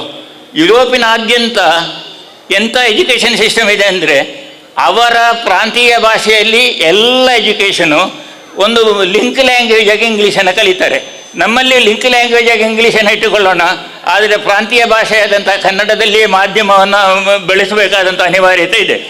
ಇದಕ್ಕೆ ನಾವು ಅದನ್ನು ಕಡ್ಡಾಯ ಮಾಡಿದರೆ ಕೋರ್ಟ್ ನಮ್ಮನ್ನು ಪ್ರಶ್ನಿಸತಕ್ಕಂತಹ ಸಂಭವ ಇದೆ. ಅದಕ್ಕೆ ಬೇಕಾಗಿ ಒಂದು ಸುಗ್ರೀವಾಜ್ಞೆಯನ್ನು ತಂದು 1ರಿಂದ 10ರವರೆಗಿನ ಶಿಕ್ಷಣವನ್ನು ಕಡ್ಡಾಯವಾಗಿ ಸರಕಾರವೇ ರಾಷ್ಟ್ರೀಕರಿಸಿ ಅಲ್ಲಿಯವರೆಗೆ ಕನ್ನಡ ಮಾಧ್ಯಮದಲ್ಲಿ ಶಿಕ್ಷಣವನ್ನು ಕೊಡುವ ವ್ಯವಸ್ಥೆ ಆಗಬೇಕು. ಅದಕ್ಕೆ ರಾಜ್ಯಪಾಲರು ದಸ್ಕತ್ತು ಹಾಕ್ಯಾರು ಅಂತೇಳಿ ನಾನು ನಂಬುತ್ತೇನೆ. ಅವರೊಮ್ಮೊಮ್ಮೆ ಸ್ವಲ್ಪ ಆಟ ಆಡಿಸೋದುಂಟು ದಸ್ಕತ್ತು ಹಾಕದೆ. ಅವರು ದಸ್ಕತ್ತು ಹಾಕ್ಯಾರು ಅಂತೇಳಿ ನಾನು ಭಾವಿಸ್ತೇನೆ. ಆದರೆ ಇಂಗ್ಲೀಷನ್ನು ಬಿಡಬೇಕು ಅಂತ ಹೇಳ್ತಾ ಇಲ್ಲ. ಇಂಗ್ಲೀಷನ್ನು 1ರಿಂದ 10ರವರೆಗೆ ಒಂದು ಲಿಂಕ್ ಲ್ಯಾಂಗ್ವೇಜ್ ಆಗಿ ಇಟ್ಟುಕೊಂಡು ಶಿಕ್ಷಣವನ್ನು ಕೊಡಬೇಕಾದಂಥ ಪರಿಸ್ಥಿತಿ ಇದೆ. ನಮ್ಮ ಇವತ್ತು ಸರಕಾರಿ ಮಾಧ್ಯಮದ ಕನ್ನಡ ಮಾಧ್ಯಮದ ಶಾಲೆಗಳ ದುಸ್ಥಿತಿ ನೋಡಿ. ಆ ಶಾಲೆಗಳೆಲ್ಲ ಶಿಥಿಲಾವಸ್ಥೆಯಲ್ಲಿ ಇರುವುದು ಒಂದು, ಆದರೆ ಅಧ್ಯಾಪಕರೇ ಇಲ್ಲದಿರೋದು ಇನ್ನೊಂದು ಕತೆ. 2 ವರ್ಷದ ಹಿಂದೆ 50,000 ಸರಕಾರಿ ಸರಕಾರಿ ನಿವೃತ್ತರಾದರು. 50,000. ಅವರ ಬದಲಿ ನೇಮಕಾತಿ ನಡೆಯಲೇ ಇಲ್ಲ. ಇನ್ನು 2026ರಲ್ಲಿ 38,000 ಸರಕಾರಿ ಅಧ್ಯಾಪಕರು ನಿವೃತ್ತರಾಗ್ತಾರೆ. ಅಲ್ಲಿಗೆ ಸರಕಾರಿ ಕನ್ನಡ ಶಾಲೆಗಳೆಲ್ಲ ಮುಚ್ಚಿ ಹೋಗುವ ಪರಿಸ್ಥಿತಿಗೆ ಬರ್ತದೆ. ಈಗ ಇರುವ ಶಾಲೆಗಳಲ್ಲಿ 7,000 ಶಾಲೆಗಳಲ್ಲಿ ಏಕೋಪಾಧ್ಯಾಯ ಶಾಲೆಗಳೇ. ಏಕೋಪಾಧ್ಯಾಯ ಶಾಲೆ ಮುಖ್ಯೋಪಾಧ್ಯಾಯ ಅಂತೇಳಿ ನಮ್ಮ ಕಡೆ ಒಂದು ದೊಡ್ಡ ಜೋಕು. ಅಂತಹ 7,000 ಶಾಲೆಗಳಿವೆ. ಇಂತಹ ಶಾಲೆಗಳಿಗೆ ಯಾರು ತಾನೇ ಮಕ್ಕಳನ್ನು ಕಳಿಸಲಿಕ್ಕೆ ಒಂದು ಆಲೋಚನೆ ಮಾಡ್ಯಾರು? ತಮ್ಮ ಮಕ್ಕಳ ಭವಿಷ್ಯದ ಬಗ್ಗೆ ಚಿಂತೆ ಇರುವವರೆಲ್ಲ ಖಂಡಿತ ಅಂಥ ಆಲೋಚನೆಯನ್ನು ಕೈ ಬಿಟ್ಟಾರು ಅಂತೇಳಿ ನಾನು ಭಾವಿಸ್ತೇನೆ. ಆದ್ದರಿಂದ ಸರ್ಕಾರ ಇದನ್ನು ಒಂದು ಸೀರಿಯಸ್ ಆದಂಥ ವಿಷಯ ಅಂತೇಳಿ ತಿಳ್ಕೊಳ್ಬೇಕಾಗಿದೆ. ನಮ್ಮ ಸಂವಿಧಾನದ ಪ್ರಕಾರ ರಾಷ್ಟ್ರೀಯ ಉತ್ಪನ್ನದ 6% ಭಾಗ ಶಿಕ್ಷಣಕ್ಕೆ ಮೀಸಲಾಗಿಡಬೇಕು ಕೇಂದ್ರ ಸರ್ಕಾರವು, ರಾಜ್ಯ ಸರ್ಕಾರವು. ಆದರೆ ದುರದೃಷ್ಟವಶಾತ್ ಕೇಂದ್ರ ಸರ್ಕಾರ 2% ಶಿಕ್ಷಣಕ್ಕೆ ಮೀಸಲಾಗಿಟ್ಟಿದೆ, ರಾಜ್ಯ ಸರ್ಕಾರವು 2% ಮೀಸಲಾಗಿಟ್ಟಿದೆ. ನಮ್ಮಲ್ಲಿ ಸಂಪತ್ತಿಲ್ವ ಅಂತ ಹೇಳಿದರೆ ಸಂಪತ್ತಿದೆ. ನಮ್ಮ ಎಲ್ಲ ಆರಾಧನಾ ಕೇಂದ್ರಗಳಲ್ಲಿ ಸಿಕ್ಕಾಪಟ್ಟೆ ಚಿನ್ನ ಇದೆ. ಅದರಲ್ಲಿ ಒಂದೊಂದನ್ನೇ ಪುರೋಹಿತ ಶಾಹಿಗಳು ರಟಿಸ್ತಾ ಇದ್ದಾರೆ. ಅದನ್ನು ಆ ಚಿನ್ನವನ್ನು ಬಳಸಿ ಶಿಕ್ಷಣ ಕೊಡಲಿಕ್ಕೆ, ಶಿಕ್ಷಣ ಕ್ಷೇತ್ರದ ಉನ್ನತಿಗೆ ಬಳಸಬಹುದು ಅಥವಾ ಅಭಿವೃದ್ಧಿಗೆ ಬಳಸಬಹುದು. ಇನ್ನೂ ಒಂದು ಸಂಗತಿ ಇದೆ, ನಮ್ಮೆಲ್ಲರ ಸಾಲವನ್ನು ನಿವಾರಿಸಲಿಕ್ಕೂ ಆ ಚಿನ್ನವನ್ನು ಬಳಸಬಹುದು. ಯಾಕಂದರೆ ನಮ್ಮ ದೇಶ 175 ಲಕ್ಷ ಕೋಟಿ ಸಾಲದಲ್ಲಿದೆ. ನಿಮ್ಮ ತಲೆಯ ಮೇಲೆ 1,60,000 ಸಾಲ ಇದೆ. ನಾವೆಲ್ಲ 1,60,000 ರೂಪಾಯಿ ಕೊಟ್ಟರೆ ಕೇಂದ್ರ ಸರ್ಕಾರದ ಸಾಲ ನಿವಾರಣೆ ಆಗ್ಬೋದು. ಇದೆಲ್ಲ ನಮ್ಮ ಅಭಿವೃದ್ಧಿಗೆ ಮೀಸಲಾಗಿದೆ ಅಂತ ದಯವಿಟ್ಟು ಭಾವಿಸಬೇಡಿ. ಕೇಂದ್ರ ಸರ್ಕಾರ ಅನೇಕ ವೇಳೆ ದೊಡ್ಡ ದೊಡ್ಡ ಇಂಡಸ್ಟ್ರಿಗಳು ಮುಳುಗಿ ಹೋಗುವಾಗ ಅವುಗಳನ್ನು ರಕ್ಷಿಸಲಿಕ್ಕೆಂದೇ ಹಣವನ್ನು ಟ್ರಾನ್ಸ್ಫರ್ ಮಾಡುವಂಥ ವಿಧಾನವನ್ನು ಅನುಸರಿಸಿಕೊಂಡು ಬಂದಿದೆ. ಆದ್ದರಿಂದ ಸುಮಾರು 17 ಲಕ್ಷ ಕೋಟಿ ರೂಪಾಯಿ ದೊಡ್ಡ ಇಂಡಸ್ಟ್ರಿಗಳ ಸಾಲ ಮನ್ನಾ ಮಾಡಲಿಕ್ಕೆ ಬಳಸಲ್ಪಟ್ಟಿದೆ. 17 ಲಕ್ಷ ಅಂತ ಹೇಳಿದರೆ ಅದು ಸಣ್ಣ ಮೊತ್ತ ಏನೂ ಅಲ್ಲ. 17 ಲಕ್ಷ ಕೋಟಿ ಅದು ಸಣ್ಣ ಮೊತ್ತವೇನಲ್ಲ. ಅದು ಕರ್ನಾಟಕ ರಾಜ್ಯದ 4 ವರ್ಷದ ಬಜೆಟ್ನಷ್ಟು 4 ವರ್ಷದ ಬಜೆಟ್ನಷ್ಟು ದೊಡ್ಡದಾದಂತಹ ಅಮೌಂಟ್ ಅದು. ಇಷ್ಟನ್ನು ಭರಿಸಲಿಕ್ಕೆ ಕೇಂದ್ರ ಸರ್ಕಾರವೇ ನಿರ್ಧಾರ ಮಾಡಿ ಸಾಲ ಮನ್ನಾ ಮಾಡಿಬಿಟ್ಟಿದೆ. ಅದರ ಬದಲು ಸಾಲವನ್ನು ಹೇಗಾದರೂ ಮರುಪಾವತಿ ಮಾಡಿಕೊಂಡು ಅವರೆಲ್ಲ ಇದ್ದಾರೆ ನೋಡಿ, ಹೊರದೇಶದಲ್ಲಿ ಮಲ್ಯ ಇದ್ದಾನೆ, ನೀರಜ್ ಮೋದಿ ಇದ್ದಾನೆ, ಅವರೆಲ್ಲ ತುಂಬ ಜನ ಇದ್ದಾರೆ ಅಂಥವರು. ಗುಜರಾತಿನ ತುಂಬ ಉದ್ಯಮಗಳು ನೆಲಕಚ್ಚಿಬಿಟ್ಟಿವೆ. ನಾವು ಮತ್ತು ಕೂಡ ಇಂಡಸ್ಟ್ರಿಯನ್ನೇ ಡೆವಲಪ್ ಮಾಡ್ತಾ ಹೋಗ್ತೇವೆ. ರೈತರಿಗೆ ಮುಖ್ಯವಾದಂತಹ ಯಾವುದೇ ವಸ್ತುವನ್ನು ನಾವು ಒದಗಿಸ್ತಾ ಇಲ್ಲ. ಆದ್ದರಿಂದ ರೈತರು ಬಹಳ ಚಿಂತಾಜನಕ ಸ್ಥಿತಿಯಲ್ಲಿದ್ದಾರೆ. ನಮ್ಮ ದೇಶದ ಸಂಪತ್ತಿನಲ್ಲಿ 98% ಸಂಪತ್ತು 1% ಶ್ರೀಮಂತರ ಕೈಯಲ್ಲಿದೆ. ನಮ್ಮ ದೇಶದ ಭೂಮಿಯಲ್ಲಿ 80% ಭೂಮಿ 20% ಜನರ ಕೈಯಲ್ಲಿದೆ. ಅಂದರೆ ಬಡವರಲ್ಲಿ ಸಂಪತ್ತೂ ಇಲ್ಲ, ಭೂಮಿಯೂ ಇಲ್ಲ. ಅವರು ಮುಂದಕ್ಕೆ ಬರುವಂತಹ ಯಾವ ದಾರಿಯೂ ಕೂಡ ಉಳಿದಿಲ್ಲದಂತಹ ಒಂದು ದುರ್ವಿಧಿ ನಮ್ಮನ್ನು ಕಾಡ್ತಾ ಇದೆ. ಇಂಥ ಸಂದರ್ಭದಲ್ಲಿ ಹಳ್ಳಿಗಳ ಕಡೆ ಹೆಚ್ಚು ಸಣ್ಣ ಇಂಡಸ್ಟ್ರಿಗಳನ್ನು, ಗುಡಿ ಕೈಗಾರಿಕೆಗಳನ್ನು, ಗೃಹ ಕೈಗಾರಿಕೆಗಳನ್ನು ಸ್ಥಾಪಿಸಿ ಗಾಂಧಿ ಮಾರ್ಗವನ್ನು ಅನುಷ್ಠಾನಕ್ಕೆ ತಂದರೆ ನಮ್ಮ ದೇಶದ ಗ್ರಾಮಗಳು ಬಲಿಷ್ಠವಾಗ್ತವೆ. ಆಮೇಲೆ ನಮ್ಮ ದೇಶವೂ ಕೂಡ ಬಲಿಷ್ಠವಾಗ್ತದೆ ಅಂತೇಳಿ ಒಬ್ಬ ಅರ್ಥಶಾಸ್ತ್ರದ ವಿದ್ಯಾರ್ಥಿಯಾಗಿ ನಾನು ಹೇಳ್ತಾ ಇದ್ದೇನೆ. ಇಷ್ಟು ಹೇಳುತ್ತಾ ಒಂದು ವಿಷಯವನ್ನು ಹೇಳಿ ನಾನು ಇಲ್ಲಿಗೆ ನಿಲ್ಲಿಸ್ತೇನೆ. ನಾನು ಮೂಲತಃ ಸುಳ್ಯ ತಾಲೂಕಿನ ಕೂತುಕುಂಜ ಗ್ರಾಮದ ಕಜೆ ಎಂಬಲ್ಲಿ ಹುಟ್ಟಿದವ. ಆದರೆ ಬೆಳೆದದೆಲ್ಲ ಶಿಶಿಲದಲ್ಲಿ. ಆದ್ದರಿಂದ ಶಿಶಿಲ ಅನ್ನುವಂತಹ ಹೆಸರು ನನ್ನ ಹೆಸರಿನೊಟ್ಟಿಗೆ ಮಿಳಿತಗೊಂಡಿದೆ. ಶಿಶಿಲ ಅಂತೇಳಿ ನೆನಪಿಸುವಾಗ ನನಗೆ ಬನವಾಸಿಯ ಬಗ್ಗೆ ಪಂಪ ಹೇಳಿದ ಕಂಜಕುಮದಂಗಳಿಲ್ಲದ ಸರಂಸರದಿಂದ ರಂಜಿಸದ ಸುಖಪೆಕಂಗಳಿಗೆ ಫಲಮಂಜರಿಯ ನಿಯದಿಹ ಮಾವುಗಳ ನಪ್ಪದ ಬಳ್ಳಿಗಳು ಮಂಜುಳ ಧ್ವನಿಗುಡದ ಪಳಮೆಗೆ ಸಂತಸಂ ಜನಿಸದಿರಲಲ ನವ ಪರಿಮಳಗಳಿಂದಂ ಜಡಿಯದ ಎಳೆಗಾಳಿ ಇಲ್ಲದ ಬನವಿಲ್ಲವ ನಾಡೋಳು. ಕಂಜ ಮತ್ತು ಕುಮುದ ಎರಡೂ ಇಲ್ಲ ಶಿಶಿಲದಲ್ಲಿ. ಕಂಜ ಅಂದರೆ ತಾವರೆ, ಕುಮುದ ಅಂದರೆ ನೈದಿಲೆ, ಅದು ಎರಡೂ ಇಲ್ಲ. ಆದರೆ ಪಂಪ ವರ್ಣಿಸಿದ ಉಳಿದೆಲ್ಲವೂ ಇದೆ. ಸುಳ್ಯದಲ್ಲಿ ಎಷ್ಟು ಸಾಹಿತಿಗಳಿದ್ದಾರೆ ಅಂತ ಹೇಳಿದರೆ, ಸುಳ್ಯದಲ್ಲಿ ನೀವು ಒಂದು ವೇಳೆ ರಾಜ್ಯ ಮಟ್ಟದ ಸಾಹಿತ್ಯ ಸಮ್ಮೇಳನ ನಡೆಸುವುದಾದರೆ ನೀವು ಹೊರಗಿಂದ ಒಬ್ಬರನ್ನು ಕೂಡ ಕರಿಬೇಕಾದ ಅಗತ್ಯ ಇಲ್ಲ. ಅಧ್ಯಕ್ಷಗಿರಿಗೆ ನಾನೇ ಇದ್ದೇನೆ. ಇಂಥ ಸುಳ್ಯದಿಂದ ತುಂಬ ಮಂದಿ ಬಂದಿದ್ದಾರೆ. ನನಗೆ ತುಂಬ ಸಂತೋಷ, ನೀವೆಲ್ಲ ನೈತಿಕ ಬೆಂಬಲ ಕೊಟ್ಟದ್ದಕ್ಕೆ. ಮಕ್ಕಳು ಬಂದದ್ದು ಬಹಳ ಸಂತೋಷ. ನಿಮಗೆಲ್ಲ ಒಳ್ಳೆಯದಾಗಲಿ. ಇವತ್ತು ಹೋಗುವಾಗ 10 ಪುಸ್ತಕ ಹಿಡ್ಕೊಂಡು ಹೋಗಬೇಕು. ನಾಳೆ ಪುನಃ ಬರಬೇಕು. ನಾಳೆ 10 ಪುಸ್ತಕ, 1-2 ಕೈಗಳಲ್ಲಿ ತುಂಬ ಪುಸ್ತಕ ಹಿಡ್ಕೊಂಡು ಹೋಗಿ ನಿಮ್ಮ ಮನೆಯಲ್ಲಿ ಒಂದು ಲೈಬ್ರರಿ ಮಾಡಿ. ನಾನು ಫ್ರಾನ್ಸ್ ಮಾತ್ರ ಅಲ್ಲ, ಯುರೋಪಿನ 7 ರಾಷ್ಟ್ರಗಳನ್ನು ಸುತ್ತಿ ಬಂದಿದ್ದೇನೆ. ಅವೆಲ್ಲ ತುಂಬ ಡೆವಲಪ್ಡ್ ರಾಷ್ಟ್ರಗಳು. ಆ ರಾಷ್ಟ್ರಗಳ ಮನೆಗಳವರೆಲ್ಲ ಪುಸ್ತಕದ ಕಪಾಟುಗಳನ್ನು 7-8 ಎಲ್ಲ ಇಟ್ಟಿರ್ತಾರೆ. ಆ ಪುಸ್ತಕದ ಕಪಾಟುಗಳನ್ನು 7-8 ಇಟ್ಟುಕೊಂಡು ತಮ್ಮ ಸಂಸ್ಕೃತಿಯ ಬಗ್ಗೆ, ತಮ್ಮ ಲೇಖಕರ ಬಗ್ಗೆ ಹೆಮ್ಮೆ ಪಡ್ತಾರೆ. ನಮ್ಮ ದುರಂತ ನೋಡಿ, ನಮಗೆ 8 ಜ್ಞಾನಪೀಠ ಅವಾರ್ಡ್ ಬಂದಿದೆ. ಆದರೆ ನಮ್ಮ ಮನೆಗಳಲ್ಲಿ ಆ 8 ಜ್ಞಾನಪೀಠ ಅವಾರ್ಡ್ಗಳ ಒಂದೇ ಒಂದು ಪುಸ್ತಕಗಳಿಲ್ಲ. ಇಂಥ ಪರಿಸ್ಥಿತಿಯಲ್ಲಿ ನಾವೇ ಇದ್ದೇವೆ. ಆದ್ದರಿಂದ ಪುಸ್ತಕ ಪ್ರೀತಿಯನ್ನು ಬೆಳೆಸಿಕೊಳ್ಳಿ, ಪುಸ್ತಕ ಸಂಸ್ಕೃತಿಯನ್ನು ಬೆಳೆಸಿಕೊಳ್ಳಿ. ನಾನು ಆಡಿದ ಮಾತನ್ನು ಏನು ತಪ್ಪು ತಿಳಿಯಬಾರದು ಅಂತೇಳಿ ವಿನಂತಿಸಿಕೊಳ್ಳುತ್ತಾ ಎಲ್ಲರಿಗೂ ವಂದಿಸಿ ನನ್ನ ಮಾತನ್ನು ಮುಗಿಸ್ತೇನೆ. ಜೈ ಹಿಂದ್. ಔಚಿತ್ಯಪೂರ್ಣ ಅಂಕಿಅಂಶಗಳ ಜೊತೆಗೆ ಸಾಮಾಜಿಕ ಕಳಕಳಿಯನ್ನ ಜೊತೆಗೆ ಸಾಹಿತ್ಯಿಕವಾದಂತಹ ವಿಚಾರಗಳನ್ನು ಹಂಚಿಕೊಂಡಿರುವಂತಹ ಡಾಕ್ಟರ್ ಬಿ ಪ್ರಭಾಕರ್ ಶಿಶಿಲ ಅವರಿಗೆ ವಂದನೆಗಳನ್ನು ಸಲ್ಲಿಸ್ತಾ ಇದ್ದೇವೆ. ಪೂರ್ಣವಾದಂತಹ ಮಾತುಗಳನ್ನು ಅಧ್ಯಕ್ಷೀಯ ಭಾಷಣದಲ್ಲಿ ಹಂಚಿಕೊಂಡಿರತಕ್ಕಂತಹ ಡಾಕ್ಟರ್ ಬಿ ಪ್ರಭಾಕರ್ ಶಿಶಿಲ ಅವರಿಗೆ ಎಲ್ಲರೂ ಗೌರವಪೂರ್ವಕವಾಗಿ ಕರಚಪ್ಪಾಳೆಯ ಮುಖಾಂತರವಾಗಿ ಅವರನ್ನು ಗೌರವಿಸಿ, ಎಲ್ಲರೂ ಪ್ರೇಕ್ಷಕ ವರ್ಗ ಸಮಸ್ತವೂ ಕೂಡ ಎದ್ದು ನಿಂತುಕೊಂಡು ಕರತಾಡನದ ಮುಖಾಂತರವಾಗಿ ಅವರನ್ನು ಗೌರವಿಸಬೇಕು. ಕೈಚಪ್ಪಾಳೆಯ ಈಗ ಕಾರ್ಯಕ್ರಮದ ಯಶಸ್ಸಿಗೆ ಸಹಕರಿಸಿದ ಇಬ್ಬರು ಕೊಡುಗೈದಾನಿಗಳನ್ನು ಸನ್ಮಾನಿಸುವಂತಹ, ಗೌರವಿಸುವಂತಹ ಹೊತ್ತು. ಈ ಸಮ್ಮೇಳನದ ಯಶಸ್ಸಿಗೆ ಸಹಕರಿಸಿದರ್ತಕ್ಕಂಥವರು ಕರ್ನಾಟಕ ಗೇರು ಅಭಿವೃದ್ಧಿ ನಿಗಮದ ಅಧ್ಯಕ್ಷರಾಗಿರತಕ್ಕಂತಹ ಶ್ರೀಮತಿ ಮಮತಾ DS ಗಟ್ಟಿಯವರು ಅವರನ್ನು ಸಂಯೋಜನಾ ಸಮಿತಿಯ ಪರವಾಗಿ ಗೌರವಿಸಬೇಕು ಅಂತ ವಿನಂತಿಸಿಕೊಳ್ತಾ ಇದ್ದೇವೆ. ಸನ್ಮಾನದ ಸಮ್ಮೇಳನದ ಅಧ್ಯಕ್ಷರು ಹಾಗೂ ಜಿಲ್ಲಾಧ್ಯಕ್ಷರಾದಂತಹ ಡಾಕ್ಟರ್ MP ಶ್ರೀನಾಥ್ ಅವರ ಸಮ್ಮುಖದಲ್ಲಿ ಎಲ್ಲ ಗಣ್ಯಮಾನ್ಯರ ಜೊತೆಗೆ ಅವರನ್ನು ಗೌರವಿಸ್ತಾ ಇದ್ದಾರೆ.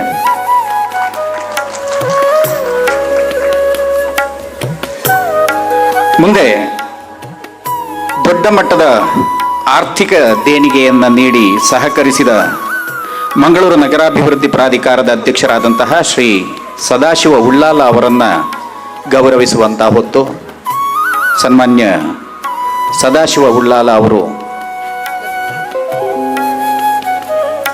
ಈ ಗೌರವವನ್ನು ಸ್ವೀಕರಿಸಬೇಕು ಅಂತಲೇ ವಿನಂತಿಸಿಕೊಳ್ತಾ ಇದ್ದೇವೆ. ಸಮ್ಮೇಳನಾಧ್ಯಕ್ಷರು, ಮಾನ್ಯ ಕುಲಪತಿಗಳು ಹಾಗೂ ದಕ್ಷಿಣ ಕನ್ನಡ ಜಿಲ್ಲಾ ಕನ್ನಡ ಸಾಹಿತ್ಯ ಪರಿಷತ್ತಿನ ಅಧ್ಯಕ್ಷರ ಸಮ್ಮುಖದಲ್ಲಿ ಎಲ್ಲ ಗಣ್ಯಮಾನ್ಯರ ಸಮಕ್ಷಮ ಅವರಿಗೆ ಈ ಗೌರವ ನಡೆಯುತ್ತಾ ಇದೆ.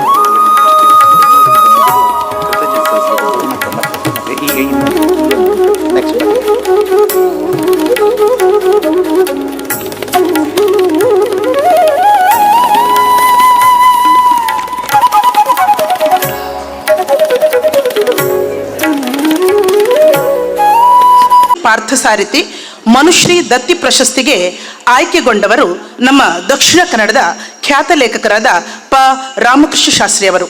ತಮ್ಮ ವಯೋಸಹಜತೆಯಿಂದ ದೂರದ ಬೆಂಗಳೂರಿಗೆ ಹೋಗಿ ಪ್ರಶಸ್ತಿ ಪ್ರದಾನ ಸಮಾರಂಭದಲ್ಲಿ ಭಾಗವಹಿಸಲಾಗದ ಕಾರಣ ಸಂಘಟಕರ ಆಶಯದಂತೆ ಇದೀಗ 27ನೆಯ ಜಿಲ್ಲಾ ಮಟ್ಟದ ಕನ್ನಡ ಸಾಹಿತ್ಯ ಸಮ್ಮೇಳನದ ಈ ಘನ ವೇದಿಕೆಯಲ್ಲಿ ಶ್ರೀಮತಿ ಮನೋಹರಿ ಪಾರ್ಥಸಾರಥಿ ಮನುಶ್ರೀ ಪ್ರಶಸ್ತಿಯನ್ನು ರಾಮಕೃಷ್ಣ ಶಾಸ್ತ್ರಿಯವರಿಗೆ ಕೊಡಮಾಡುವ ಹೊತ್ತು ಡಾಕ್ಟರ್ MP ಶ್ರೀನಾಥ್ ಅಧ್ಯಕ್ಷರು, ದಕ್ಷಿಣ ಕನ್ನಡ ಜಿಲ್ಲಾ ಕನ್ನಡ ಸಾಹಿತ್ಯ ಪರಿಷತ್ತು ಇವರು ಈ ಪ್ರಶಸ್ತಿಯನ್ನು ಪ್ರದಾನ ಮಾಡಬೇಕೆಂದು ಕೇಳಿಕೊಳ್ಳುತ್ತಿದ್ದೇನೆ. ಕಾಲಿಕೆಗಳಲ್ಲಿ ಸದಾ ಇವರ ಲೇಖನಗಳನ್ನು ಓದಿದ್ದ ನೆನಪಿರಬಹುದು ನಿಮಗೆಲ್ಲ. ರಾಮಕೃಷ್ಣ ಶಾಸ್ತ್ರಿ ಅಸಂಖ್ಯಾತ ಲೇಖನಗಳನ್ನು ನಾಡಿನಾದ್ಯಂತ ಪತ್ರಿಕೆಗಳಲ್ಲಿ ನೀಡಿದವರು. ಇತ್ತೀಚೆಗೆ ಸಿಕ್ಕಿದಂತಹ ಪ್ರಶಸ್ತಿ ಮನೋಹರಿ ಪಾರ್ಥಸಾರಥಿ ಮನುಶ್ರೀ ದತ್ತಿ ಪ್ರಶಸ್ತಿ. ಅದನ್ನು ಈ ಘನ ವೇದಿಕೆಯಲ್ಲಿ ಪಡೆದುಕೊಳ್ಳುವಂತಹ ಸೌಭಾಗ್ಯ. 10,000 ಮೊತ್ತದೊಂದಿಗೆ ಗೌರವ ಪ್ರಶಸ್ತಿ.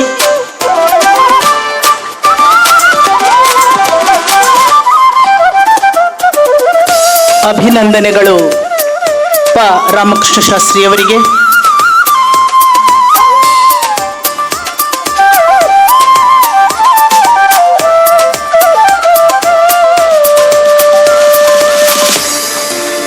ಇನ್ನಷ್ಟು ಪ್ರಶಸ್ತಿಗಳು ತಮ್ಮ ಮುಡಿಗೇರಲಿ ಎನ್ನುವ ಆಶಯದೊಂದಿಗೆ ಸಮ್ಮೇಳನದ ಲಾಂಛನವನ್ನು ರಚಿಸಿದವರು ಶ್ರೀಮತಿ ಜಯಶ್ರೀ ಶರ್ಮಾ, ಶಿವಬಾಗ್ ಕದ್ರಿ, ಮಂಗಳೂರು. ಇವರು ಗೌರವ ಕಾಣಿಕೆಯನ್ನು ಸ್ವೀಕರಿಸಲಿದ್ದಾರೆ. ನಿಮ್ಮೆಲ್ಲರ ಚಪ್ಪಾಳೆಯ ಮೂಲಕ ಅವರನ್ನು ಗೌರವಿಸೋಣ. ಶ್ರೀಮತಿ ಜಯಶ್ರೀ ಶರ್ಮಾ, ಶಿವಬಾಗ್ ಕದ್ರಿ. ಇಂದು ಪ್ರಾರ್ಥನೆಯಲ್ಲಿ ನಾಡಗೀತೆಯನ್ನು, ಉದ್ಘಾಟನಾ ಸಮಾರಂಭದಲ್ಲಿ ಹಚ್ಚೀವು ಕನ್ನಡದ ದೀಪ ಹಾಡನ್ನು ಹಾಡಿದಂತಹ ಕೊಳಲು ಸಂಗೀತ ವಿದ್ಯಾಲಯ, ಇಲ್ಲಿಯ ಸಂಗೀತ ನಿರ್ದೇಶಕರ ನಿರ್ದೇಶನದಲ್ಲಿ ಈ ವಿದ್ಯಾರ್ಥಿಗಳು ಅಚ್ಚುಕಟ್ಟಾದ ಹಾಡನ್ನು ಇಲ್ಲಿ ಪ್ರಸ್ತುತಪಡಿಸಿದರು. ನಾಡಗೀತೆಯೊಂದಿಗೆ ಕಾರ್ಯಕ್ರಮವನ್ನು ಆರಂಭಿಸಿದರು. ಇಲ್ಲಿಯ ಸಂಗೀತ ಶಿಕ್ಷಕಿ ಶ್ರೀಮತಿ ಮಂಜುಳಾ ರಾವ್ ಇರ ವೇದಿಕೆಗೆ ಬಂದು ಗೌರವ ಕಾಣಿಕೆಯನ್ನು ಪಡೆಯಬೇಕು ಅಂತ ಕೇಳಿಕೊಳ್ತಾ ಇದ್ದೇನೆ. ಶ್ರೀಮತಿ ಮಂಜುಳಾ ರಾವ್ ಇರ ಸಂಗೀತ ಶಿಕ್ಷಕಿ.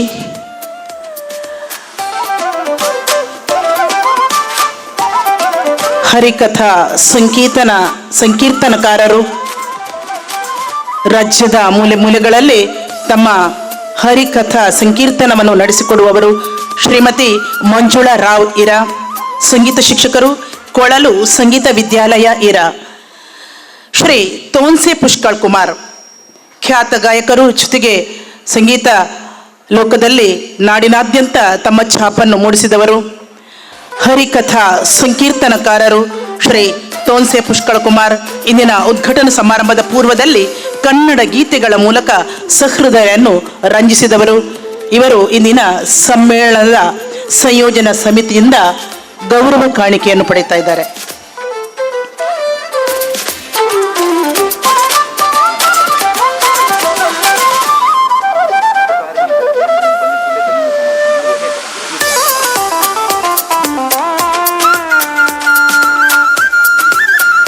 ಆತ್ಮೀಯರೇ,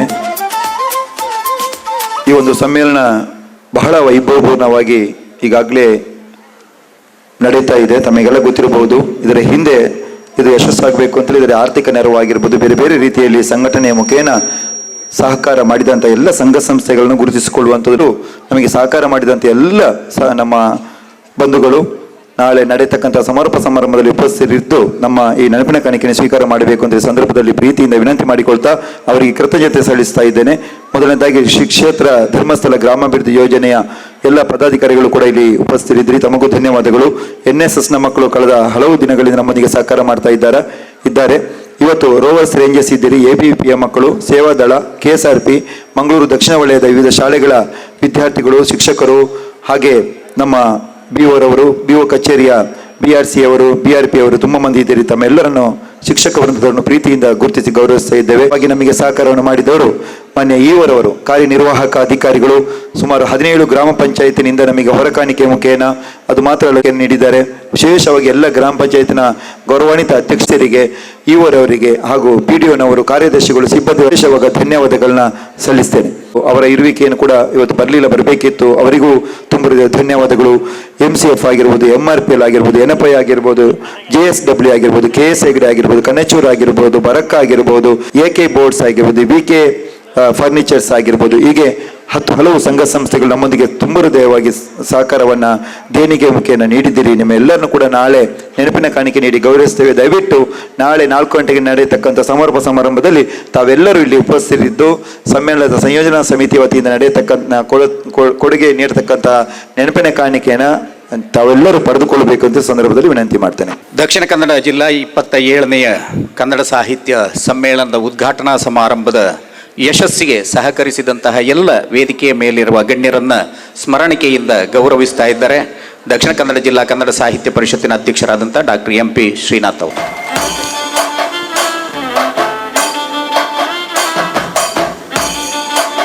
ಎಲ್ಲರನ್ನ ವಂದಿಸಿ ಗೌರವಿಸುವಂತಹ ಸಮಯ ಇದು. ಧನ್ಯವಾದ ಸಮರ್ಪಣೆಯನ್ನು ಸಲ್ಲಿಸುವುದಕ್ಕಾಗಿ ಕನ್ನಡ ಸಾಹಿತ್ಯ ಪರಿಷತ್ತು ದಕ್ಷಿಣ ಕನ್ನಡ ಜಿಲ್ಲೆಯ ಪ್ರಧಾನ ಕಾರ್ಯದರ್ಶಿ ಶ್ರೀಮತಿ ರಾಜೇಶ್ವರಿ ಅವರನ್ನು ವಿನಂತಿಸಿಕೊಳ್ತಾ ಇದ್ದೇನೆ. ಎಲ್ಲರಿಗೂ ನಮಸ್ಕಾರ. ಸಾಹಿತ್ಯದ ಮನೆ ಬಹುತ್ವಕ್ಕೆ ಮನ್ನಣೆ ಎಂಬ ಆಶಯದಡಿ ಸಾಹಿತ್ಯ ಸಾಧಿಸಬೇಕಾದ ಔನ್ನತ್ಯ, ಮುಕ್ತತೆ, ವೈಶಾಲ್ಯಗಳಿಗೆ ಅದ್ಭುತ ಪ್ರಾಕೃತಿಕ ಸಂಕೇತವಾಗಿರುವ ಕೊಣಾಜೆಯ ಚಂದದ ಪರಿಸರ ಮಂಗಳ ಗಂಗೋತ್ರಿಯ ರಾಜಗಾಂಭೀರ್ಯದ ಮಂಗಳ ಸಭಾಂಗಣದಲ್ಲಿ ನಡೆಯುತ್ತಿರುವ 27ನೇ ದಕ್ಷಿಣ ಕನ್ನಡ ಜಿಲ್ಲಾ ಕನ್ನಡ ಸಾಹಿತ್ಯ ಸಮ್ಮೇಳನದ ಉದ್ಘಾಟನಾ ಸಮಾರಂಭ ಇಲ್ಲಿಗೆ ಸಂಪನ್ನವಾಯಿತು.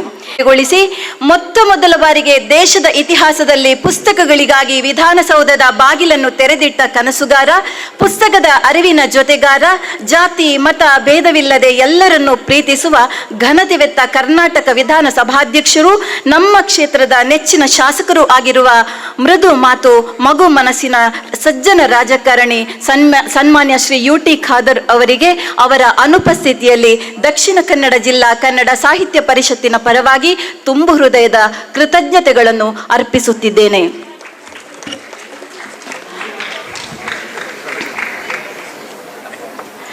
ಅರ್ಥಶಾಸ್ತ್ರದ ಬಗ್ಗೆ 10 ಹಲವು ಕೃತಿಗಳನ್ನು ಬರೆದರೂ ಭಾವುಕ ಬದುಕನ್ನು ತೆರೆದಿಡಲು ಸಾಹಿತ್ಯ, ಯೋಗ, ಯಕ್ಷಗಾನ, ಚಾರಣ, ಸಮಾಜ ಸೇವೆ ಹೀಗೆ ಸಮೃದ್ಧ ಬದುಕಿನ ಹಲವು ಮಜಲುಗಳನ್ನು ದರ್ಶಿಸಿ ಕೃತಿಗಳ ಮೂಲಕ ಕಟ್ಟಿಕೊಟ್ಟವರು ಮಾತ್ರವಲ್ಲ, ಮತನಿರಪೇಕ್ಷ ಸಿದ್ಧಾಂತವನ್ನು ಬದುಕಿನಲ್ಲೂ ಸಾಧಿಸಿ ತೋರಿಸಿದವರು ಗೌರವಾನ್ವಿತ ಸಮ್ಮೇಳನಾಧ್ಯಕ್ಷರು ಡಾಕ್ಟರ್ ಪ್ರಭಾಕರ ಶಿಶಿಲ ಅವರಿಗೆ ಪ್ರೀತಿಪೂರ್ವಕ ಕೃತಜ್ಞತೆಗಳು. ವಿಶ್ವವಿದ್ಯಾನಿಲಯದಲ್ಲಿ ಈ ಸಮ್ಮೇಳನವನ್ನು ನಡೆಸುವುದಕ್ಕೆ ಅನುವು ಮಾಡಿಕೊಟ್ಟದ್ದಲ್ಲದೆ ಪ್ರತಿಯೊಂದು ಹಂತದಲ್ಲಿಯೂ ತಮ್ಮ ದೂರದರ್ಶಿತ್ವ ಮತ್ತು ಕನ್ನಡದ ಮೇಲಿನ ಪ್ರೀತಿಯಿಂದ ಸಾಹಿತ್ಯ ಧರ್ಮವೇ ಮುಖ್ಯ ಎಂಬಂತೆ ನಮಗೆ ಮಾರ್ಗದರ್ಶನ ಮಾಡಿದ ಪುಸ್ತಕ ಮತ್ತು ಇತರ ಮಳಿಗೆಗಳನ್ನು ಉದ್ಘಾಟಿಸಿದ ಮಂಗಳೂರು ವಿಶ್ವವಿದ್ಯಾನಿಲಯದ ಮಾನ್ಯ ಕುಲಪತಿಗಳಾದ ಪ್ರೊಫೆಸರ್ PL ಧರ್ಮ ಅವರಿಗೆ ಆಭಾರಿಯಾಗಿದ್ದೇವೆ. ಈ ಕಾರ್ಯಕ್ರಮವನ್ನು ಉದ್ಘಾಟಿಸಿದ ವೃತ್ತಿಪರ ಛಾಯಾಗ್ರಾಹಕರು ಆಗಿದ್ದುಕೊಂಡು ಅಂತಚಕ್ಷುವಿನ ಮೂಲಕ ಸಾಹಿತ್ಯ ಪ್ರಪಂಚದ ಆಗುಹೋಗುಗಳನ್ನು ಸೆರೆ ಹಿಡಿದ ಅಮ್ಮನ ಎದೆಯಾಳದ ಗಾಳಕ್ಕೆ ಸಿಕ್ಕ ಮೀನು ಮತ್ತು ಜಾಲಿಬಾರಿನಲ್ಲಿ ಕೂತ ಪೋಲಿ ಗೆಳೆಯರ ಬಗ್ಗೆ ಬರೆದ ತುಂಟಕವಿ ಎಂದೇ ಪ್ರಸಿದ್ಧರಾದ ಶ್ರೀ BR ಲಕ್ಷ್ಮಣರಾವ್ ಅವರಿಗೆ ಕೃತಜ್ಞತೆಗಳು. ದಕ್ಷಿಣ ಕನ್ನಡ ಜಿಲ್ಲಾ ಕನ್ನಡ ಸಾಹಿತ್ಯ ಸಮ್ಮೇಳನದ ನಿಕಟಪೂರ್ವ ಸಮ್ಮೇಳನಾಧ್ಯಕ್ಷರಾದ ಶ್ರೀಮತಿ ಭುವನೇಶ್ವರಿ ಹೆಗಡೆ ಅವರಿಗೆ ಧನ್ಯವಾದಗಳು. ಕಾರ್ಯಕ್ರಮಕ್ಕೆ ಬೆನ್ನೆಲುಬಾಗಿ ನಿಂತ ಕರ್ನಾಟಕ ಗೇರು ನಿಗಮದ ಅಧ್ಯಕ್ಷರಾದ ಶ್ರೀಮತಿ ಮಮತಾ ಗಟ್ಟಿ ಮತ್ತು ಮಂಗಳೂರು ನಗರಾಭಿವೃದ್ಧಿ ಪ್ರಾಧಿಕಾರದ ಅಧ್ಯಕ್ಷರಾದ ಶ್ರೀ ಸದಾಶಿವ ಉಳ್ಳಾಲ ಅವರಿಗೆ ಧನ್ಯವಾದಗಳು. ವೇದಿಕೆಯಲ್ಲಿ ಉಪಸ್ಥಿತ ಮಂಗಳೂರು ವಿಶ್ವವಿದ್ಯಾನಿಲಯದ ಕುಲಸಚಿವರಾದ ಶ್ರೀ ರಾಜು ಮೊಗವೀರ, ಹಿರಿಯ KAS ಅಧಿಕಾರಿ ಅವರಿಗೆ ಧನ್ಯವಾದಗಳು. ಕನ್ನಡ ಸಾಹಿತ್ಯ ಪರಿಷತ್ತಿನ ಮಾಜಿ ಅಧ್ಯಕ್ಷರಾದ ಶ್ರೀ ಹರಿಕೃಷ್ಣ ಪುನರೂರು, ದಕ್ಷಿಣ ಕನ್ನಡ ಜಿಲ್ಲಾ ಕನ್ನಡ ಸಾಹಿತ್ಯ ಪರಿಷತ್ತಿನ ನಿಕಟಪೂರ್ವ ಅಧ್ಯಕ್ಷರಾದ ಶ್ರೀ ಪ್ರದೀಪ ಕುಮಾರ ಕಲ್ಕೂರ, ಕನ್ನಡ ಮತ್ತು ಸಂಸ್ಕೃತಿ ಇಲಾಖೆಯ ಸಹಾಯಕ ನಿರ್ದೇಶಕರಾಗಿರುವ ಶ್ರೀ ರಾಜೇಶ್ ಜಿ, ಶಿಶು ಯೋಜನಾಧಿಕಾರಿಗಳಾದ ಶೈಲಾ ಕೆ ಖಾರ್ವಿ, ಜಿಲ್ಲಾ ಕೌಶಲ್ಯಾಭಿವೃದ್ಧಿ ಅಧಿಕಾರಿ ಪ್ರದೀಪ್ ಡಿಸೋಜಾ, ಕೇರಳ ಗಡಿನಾಡ ಘಟಕದ ಕನ್ನಡ ಸಾಹಿತ್ಯ ಪರಿಷತ್ತಿನ ಅಧ್ಯಕ್ಷರಾದ ಡಾಕ್ಟರ್ ಜಯಪ್ರಕಾಶ್ ತೊಟ್ಟೆತೋಡಿ, ಉಡುಪಿ ಕನ್ನಡ ಸಾಹಿತ್ಯ ಪರಿಷತ್ತಿನ ಅಧ್ಯಕ್ಷರಾದ ಶ್ರೀ ನೀಲಾವರ ಸುರೇಂದ್ರ ಅಡಿಗ ಇವರಿಗೆ ಪ್ರೀತಿಯ ಕೃತಜ್ಞತೆಗಳು. ಈ ದಿನ ಪೂರ್ವಾಹ್ನದ ಮೆರವಣಿಗೆಯನ್ನು ಉದ್ಘಾಟಿಸಿದ ಅಕ್ಷರ ಸಂತ ಹರೇಕಳ ಹಾಜಬ್ಬ, ಭುವನೇಶ್ವರಿಗೆ ಪುಷ್ಪಾರ್ಚನೆ ಮಾಡಿದ ಉಳ್ಳಾಲ ತಾಲೂಕು ಪಂಚಾಯತಿನ ಕಾರ್ಯನಿರ್ವಹಣಾಧಿಕಾರಿ ಶ್ರೀ ಗುರುದತ್ MN, ರಾಷ್ಟ್ರಧ್ವಜಾರೋಹಣ ಮಾಡಿದ ಶ್ರೀಮತಿ ಗೀತಾ ದಾಮೋದರ, ಅಧ್ಯಕ್ಷರು ಗ್ರಾಮ ಪಂಚಾಯತ್ ಕೊಣಾಜೆ, ಸಮ್ಮೇಳನದ ಧ್ವಜಾರೋಹಣ ಮಾಡಿದ ಶ್ರೀ K ಪುಟ್ಟರಾಜು, ತಹಶೀಲ್ದಾರ್ ಉಳ್ಳಾಲ ತಾಲೂಕು ಇವರಿಗೆ ಪ್ರೀತಿಯ ವಂದನೆಗಳು. ಈ ಕಾರ್ಯಕ್ರಮದ ಆಶಯ ನುಡಿಗಳನ್ನಾಡಿದ ಕನ್ನಡ ಸಾಹಿತ್ಯ ಪರಿಷತ್ತಿನ ಜಿಲ್ಲಾಧ್ಯಕ್ಷರಾದ ಡಾಕ್ಟರ್ MP ಶ್ರೀನಾಥ ಅವರಿಗೆ ಮತ್ತು ಸಮ್ಮೇಳನ ಸಂಯೋಜನಾ ಸಮಿತಿಯ ಕಾರ್ಯದರ್ಶಿ ಮತ್ತು ಉಳ್ಳಾಲ ತಾಲೂಕು ಕನ್ನಡ ಸಾಹಿತ್ಯ ಪರಿಷತ್ತಿನ ಅಧ್ಯಕ್ಷರಾದ ನಮ್ಮೆಲ್ಲರ ಪ್ರೀತಿಯ ಡಾಕ್ಟರ್ ಧನಂಜಯ ಕುಂಬ್ಳೆ ಅವರಿಗೆ ಪ್ರೀತಿಪೂರ್ವಕ ಕೃತಜ್ಞತೆಗಳು.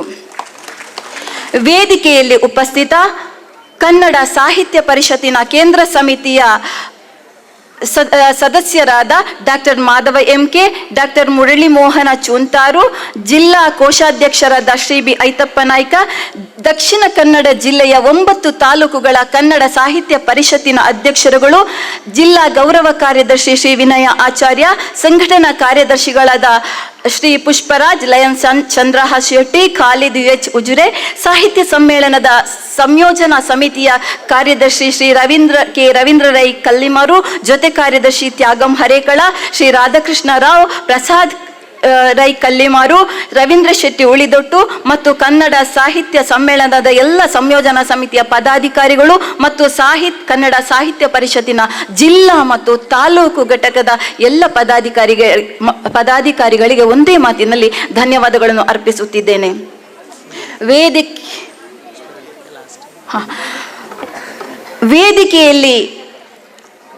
ವೇದಿಕೆಯ ಮುಂಭಾಗದಲ್ಲಿ ಉಪಸ್ಥಿತ ಎಲ್ಲ ಗಣ್ಯ ಕನ್ನಡದ ಸನ್ಮನಸ್ಸುಗಳಿಗೆ ವಂದನೆಗಳು.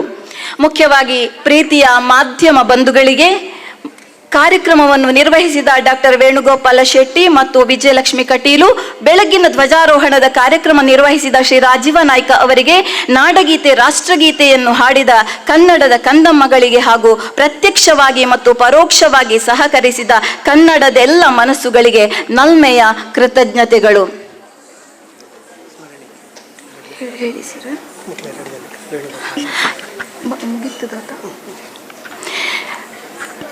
ಎಲ್ಲರಿಗೂ ಕೂಡ ಮತ್ತೊಮ್ಮೆ ನಮಸ್ಕಾರಗಳನ್ನು ಹೇಳುತ್ತಾ, ನಿನ್ನ ನಾಡೊಂದಾಗಿ ನಿನ್ನ ನುಡಿ ಮೇಲಾಗಿ ಮನೆ ಮಕ್ಕಳೆಲ್ಲ ಪೇರೊಕ್ಕಲಾಗಿ ಪಾಡುವರು ಸಿರಿಗನ್ನಡಂ ಗೆಲ್ಗೆ ಸಿರಿಗನ್ನಡಂ ಬಾಳ್ಗೆ. ಈಗ ಈ ಕಾರ್ಯಕ್ರಮವನ್ನು ನಿರೂಪಿಸಿದ ಶ್ರೀ ವೇಣುಗೋಪಾಲ ಶೆಟ್ಟಿ ಮತ್ತು ಶ್ರೀಮತಿ ವಿಜಯಲಕ್ಷ್ಮಿ ಕಟೀಲು ಇವರಿಗೆ ಸ್ಮರಣಿಕೆಯನ್ನು ನೀಡಿ ಗೌರವಿಸಬೇಕು ಅಂತ ಕೇಳಿಕೊಳ್ತಾ ಇದ್ದೇನೆ.